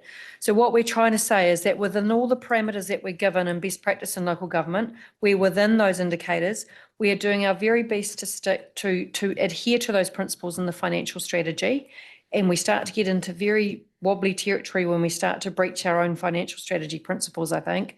But we are needing to, and I would agree with Susan, I think if we could get to a point where we can give the team enough that they can go away and start running some numbers on indicator properties, that will really help us understand what this looks like on a daily and a weekly and a monthly basis for households, and then have the conversation. But I think we're getting to the point where we're needing some indication from you today about how to move forward. The team have added a couple of extra workshops in, and I mean, they'll be clear about it at the end of this, but we do need some indication to be able to keep moving. We are also balancing the other broader context and legislative requirements of the timing of getting this through. So we are struggling if we are staying within those affordability limits. We're meeting our financial prudency limits. I think what Yolanda points out too is that year 2 now will be lower than what it was in the, so it's year 2 of the LTP will be lower than what was initially predicted in the 21-31 or the, I now get the years wrong. So we've actually, the draft 24-34 budget. So it comes down, it's actually lower in that second year than it previously was. So I think what we're doing is saying, on balance, appreciating your concerns, absolutely, and know that there are families and individuals out there on fixed incomes that are really struggling. But at some point, on behalf of the team, we're going to need you as a table to give us some indication to move forward. Sorry, Steve, can I just reiterate that? Reiterate that from just a project management point of view. So the timing, we were planning to give you some indicator properties in a week's time. on the 5th of November. So we wanted to have this conversation with you first around the further reductions and the further understanding of the rates increase in the first year.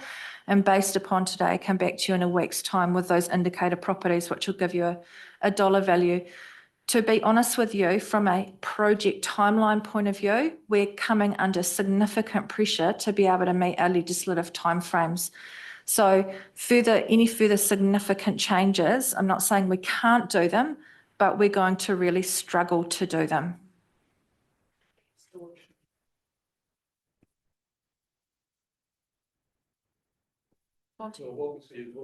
Can I Monty? just Monty? Roger, when you last workshop brought up this not funding depreciation idea, and I spoke against it, I've been considering it since then, and I'm sticking to my guns on this one because we're already in this 9-year plan operating on a constrained renewals budget. That's bad enough, but then to start, if you went the next step and stopped collecting depreciation, that's a whole lot worse.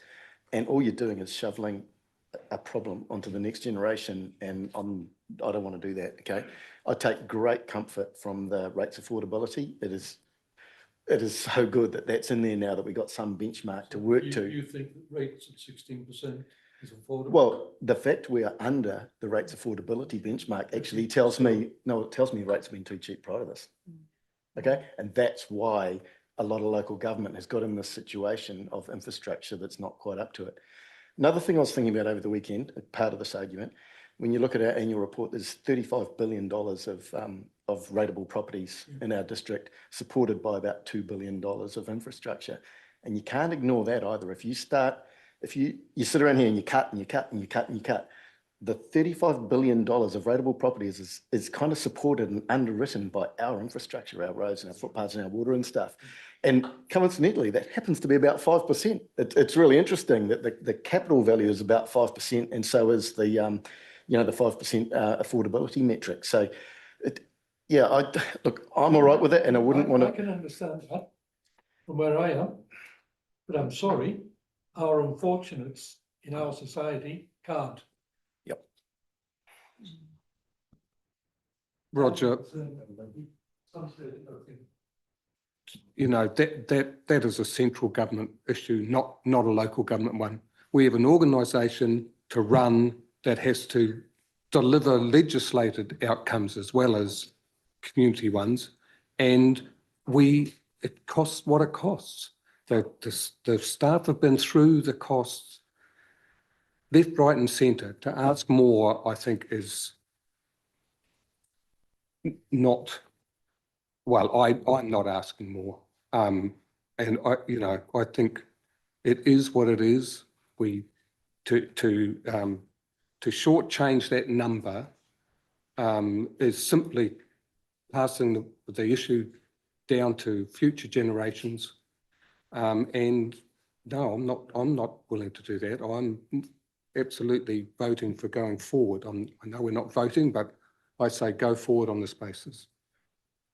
I think too, maybe we could do a bit more work around making clearer the rates remission and rates rebate availability. Perhaps it's an option that many people who might be challenged to meet those increases could potentially take up. Can I just make a comment on that? Because there is something that's not particularly well known, and it's really, I think, only designed for people pretty much on their last legs who in their own homes, but who literally can't afford to pay the rates. And so that there is a kind of deferral system that's available. That the requirements are quite strict, but if you literally cannot afford to pay your rates, then they can be deferred and recovered when you're parked up and your house is sold. Yeah, so Councillor Andrew is referring there to our rates postponement policy. So yeah, we do have a long-standing rates postponement policy. See you, Marcus. So, sorry, you're just about to go. I'm just in terms of guidance, we will need a strong steer to move forward with this or not move forward with this. I want to move forward. Okay.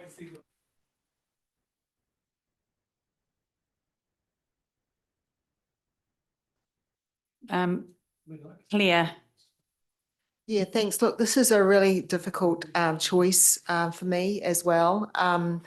I've got friends who have recently retired and are really struggling to live on the pension, I guess. So the last thing I want to do is to see a 16% rates increase and then, of course, 10% and nearly 7% as well.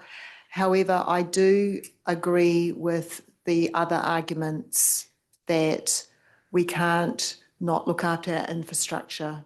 We do have to make sure that those tools that are going to help people that don't have those financial resources to get extra help or subsidies or that. I mean, I was really pleased about the affordability benchmark that was used. That is really helpful for me. And it is calibrated on household income, not personal income. And it's an indicator that if you're, I suppose, the money that's coming in to you personally isn't going to be enough, how can your household be changed to actually increase that pool, I guess? Yeah, so I do find it really difficult to say I support a 16% increase, but on the other hand, I appreciate all the work that's been put in to try and get it down that much. And yeah, I do feel we do have a responsibility, as Andrew said, that we've got to be good stewards of what we've got. Yeah, that's me. Thanks, Claire. Liz.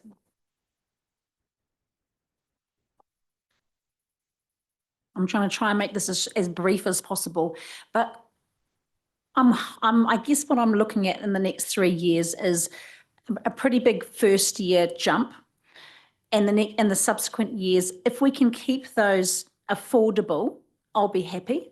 But I really need those who are going to be around this table in future years to kind of commit to that, because I think that our ratepayers will be holding us to it. I think that because, we have essentially, had all these increases, but perhaps underrated in previous years, you can get away with, or, you could live with a large increase for 1 year. As it is, it's going to be 2 years. But I'm just going to go back to our strategy, because we've been strategy led for a while. We have been working towards a great Waipā living, working, all of those sorts of things, and that comes at a cost. And you can't all of a sudden say, actually, we want to go back to our bones, because that's not the district that we live in. We've always been aspirational, and when I look at our projects, our skate parks and all those sorts of things, that is the community that we live in. So I can live with the 16% rates increase for 1 year, but I don't want to see us all of a sudden coming up with any changes that are going to bump up year 2 or 3 or 4 or 5 or whatever it is. I mean, I'm not saying I'm happy with the 16%, but I think I can live with it as long as there's a commitment around this table to kind of looking at, our word, which is, hey, we're going to provide some relief a little bit later on. But the only way that we can reduce that 16% now is essentially going to the bone. It's cutting big things out. And I'd question, is that the district that we want to be?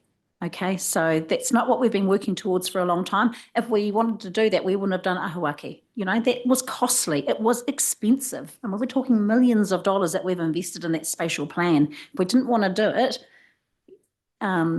if we didn't want, I think we've been investing in our future. So that's the other part of this is of course, a lot of the planning that's going forward. So I'm happy to proceed, not excited by the 16%. Can't say that enough, but it is what it is. So yeah, I don't know. What else do you do? If our community comes out strongly and says, actually, that's not okay, then we need to look at what we are doing, because it needs to be fundamentally very different to what we're doing now. I mean, we've had some pretty big expenses lately, some that we signed off even today that we didn't have to do, but we are, because we know that that's what we want to, look at in terms of the best thing for our district going forward.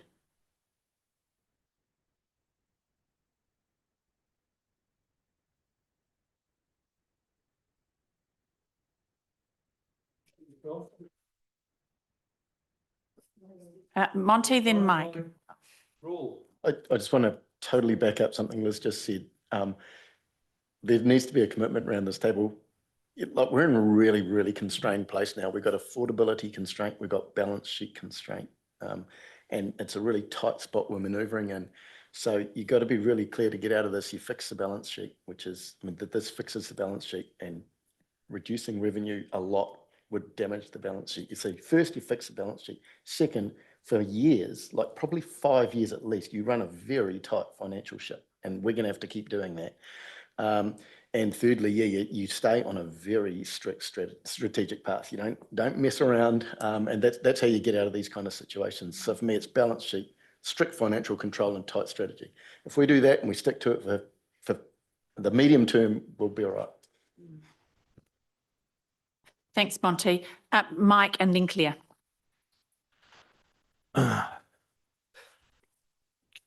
Can I go back to page 4 yet or not?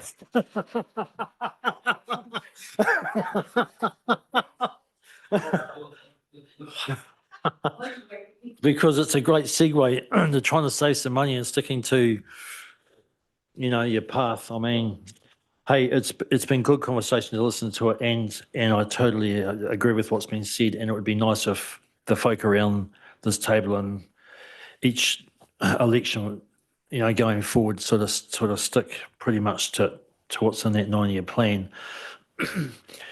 The rider around that is, of course, we've sort of agreed that we can go to 85%, and people are going to see that in the future. So I guess the people that are still around this table just need to keep coming back to this conversation. But so my serious question is, can I go back to page 4? The sports, right. So, hey, just with this new level of service, and it's not in the first 1 or 2 or 3 years, it's from years 6 to 9, admittedly. But it is some significant amounts of CapEx and OpEx that are in the LTP that we're looking at going out with. And I'm just not convinced that, though I think I zoomed into the last conversation we had on this, I might have been up north maybe, so maybe I missed the odd thing, but I didn't think there was a conclusion that we were definitely moving ahead with this. And also there wasn't a conclusion of whether it would be every club or whether the big clubs would be excluded if we went down this track, etc.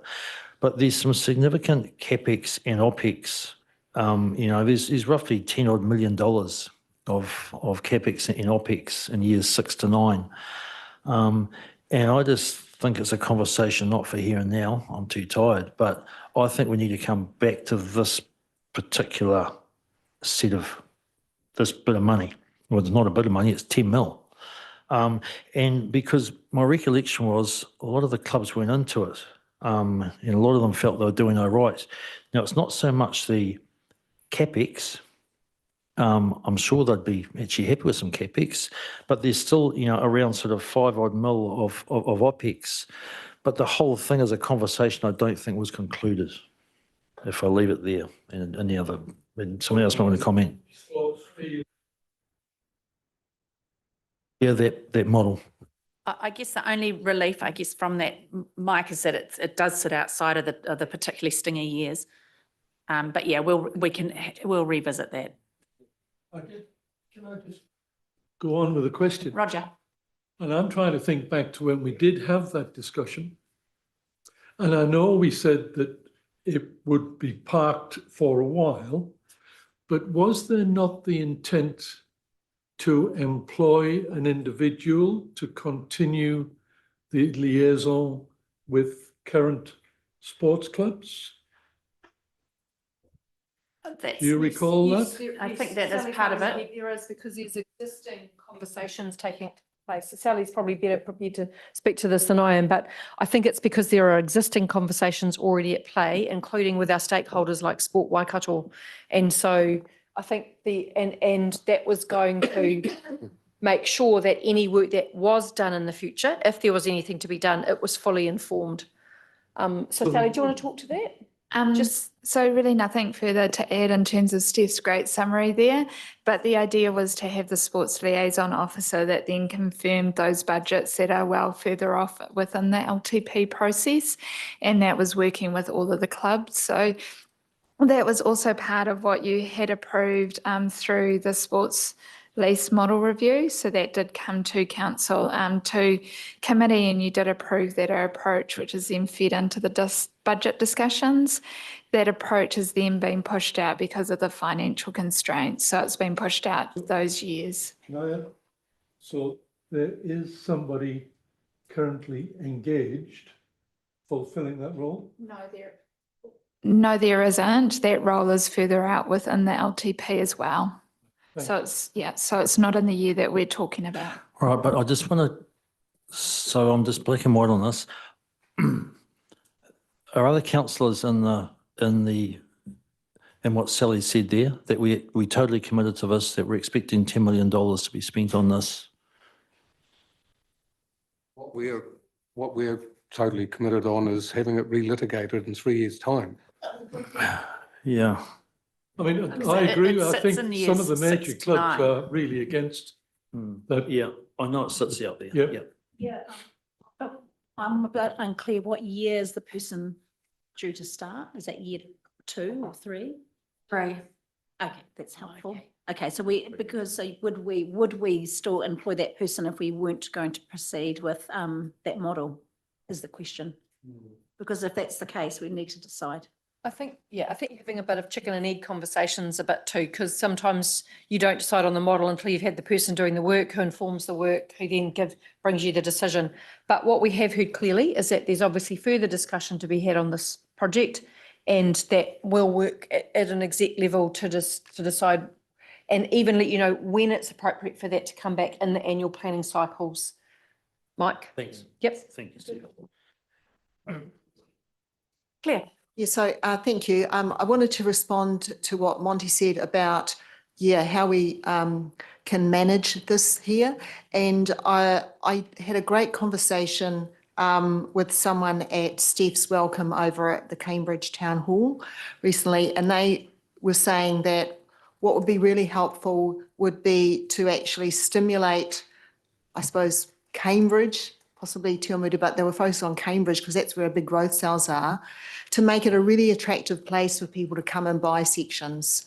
Okay, so it would be like a short-term campaign, maybe 6 months or something, where we build up the vision of what's going to be happening in Cambridge, in that area, that would address some of the hesitation that people might be having about buying sections at the moment. Yeah. It's great because part of that equation is the requirement after growth. So the idea is, rather than focusing on managing the dollars really closely, we actually looked at shifting that growth percentage. Yeah. I also know that in a negative way, it's happening here in Te Awamutu because of the uncertainty that the community faces.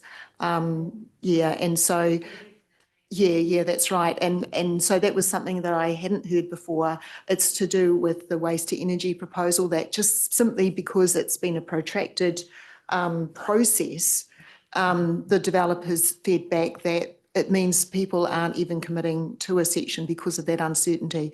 So what would be needed is to look at what the handbrakes on, what are the things that are working against getting faster uptake in our growth cells, particularly those ones where we've got the big investment that we want the DCs to be repaid faster, and to see. It's not necessary. I have had this conversation in a different form with Ken in the past, and so I'm not suggesting that we actually try and assist developers and specific developers, but rather take a more holistic view of the community and what would it take to actually lift the attractiveness of people moving to those areas.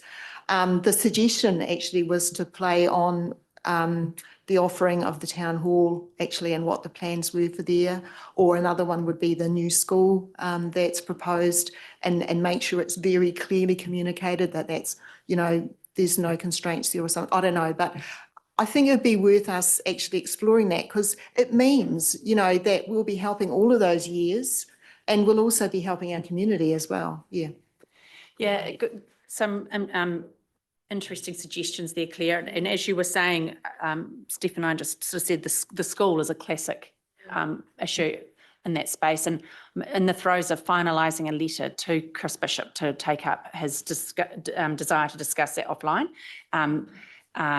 He was pretty clear that it wasn't cancelled, it was just paused, but the problem was that that the funding for schools and medical institutions, as this government sees it, should be dealt with quite differently to the past government. So I'm still in the throes of trying to get some certainty out of Wellington around that space, because that is undoubtedly something, if we could deliver that certainty to the communities, definitely inject a whole lot more enthusiasm for those,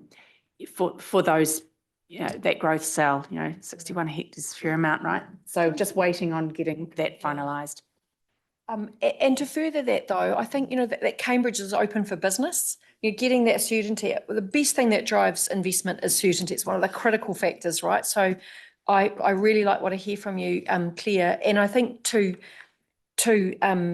Roger's point about concerns about affordability, I think making sure that we're open for business, because we want to drive a really healthy economy, and that's going to help us all in the long term. And so driving investment and certainty is actually really important from that perspective as well.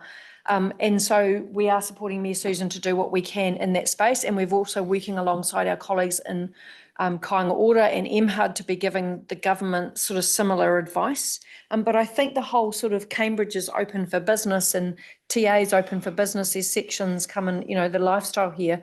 I don't think that's a bad idea. And it's something that we could talk about with some of our partner organisations as well, like the Chamber, like the people that were at the Chamber events and the developers, to think about some sort of campaign which might just activate and say we're going ahead. I also think with the OCR coming down, I think this government's policy settings are starting to play out, that just the investment community generally are starting to see green shoots, and hopefully that more national picture will start to play through for us as well. But I think that's all good. It's very easy to get focused on cost cutting when actually we need to look at perhaps some other aspects of the whole pie as well. Yes, There are hints that they're talking about another 75 points. Yeah, I just want to jump in and say it'd be great if you could come back with, maybe an outline of a plan, or if you've been able to do some more discussions and inform us what you might do. Because I know that's what she's saying to me. It's like, we've just cut all my budget, so now you want me to do another campaign. I just wanted to also note that our decisions in terms of the Hautapu industrial block and development there is proving to be a really clever decision. When you look at the circumstance we're in now, there is so much, there's so much interest in that. I mean, almost weekly, fortnightly, probably get approached from either, I better not say specifically where these people are coming from, but there is interest in moving to Waipa because of the fact that, and I'm going to say it, we are seen as being easier to deal with than a lot of other jurisdictions. We've got really close connectivity, obviously, in terms of our transport links and where we're situated, great lifestyle, all the things that we know we love about Waipa.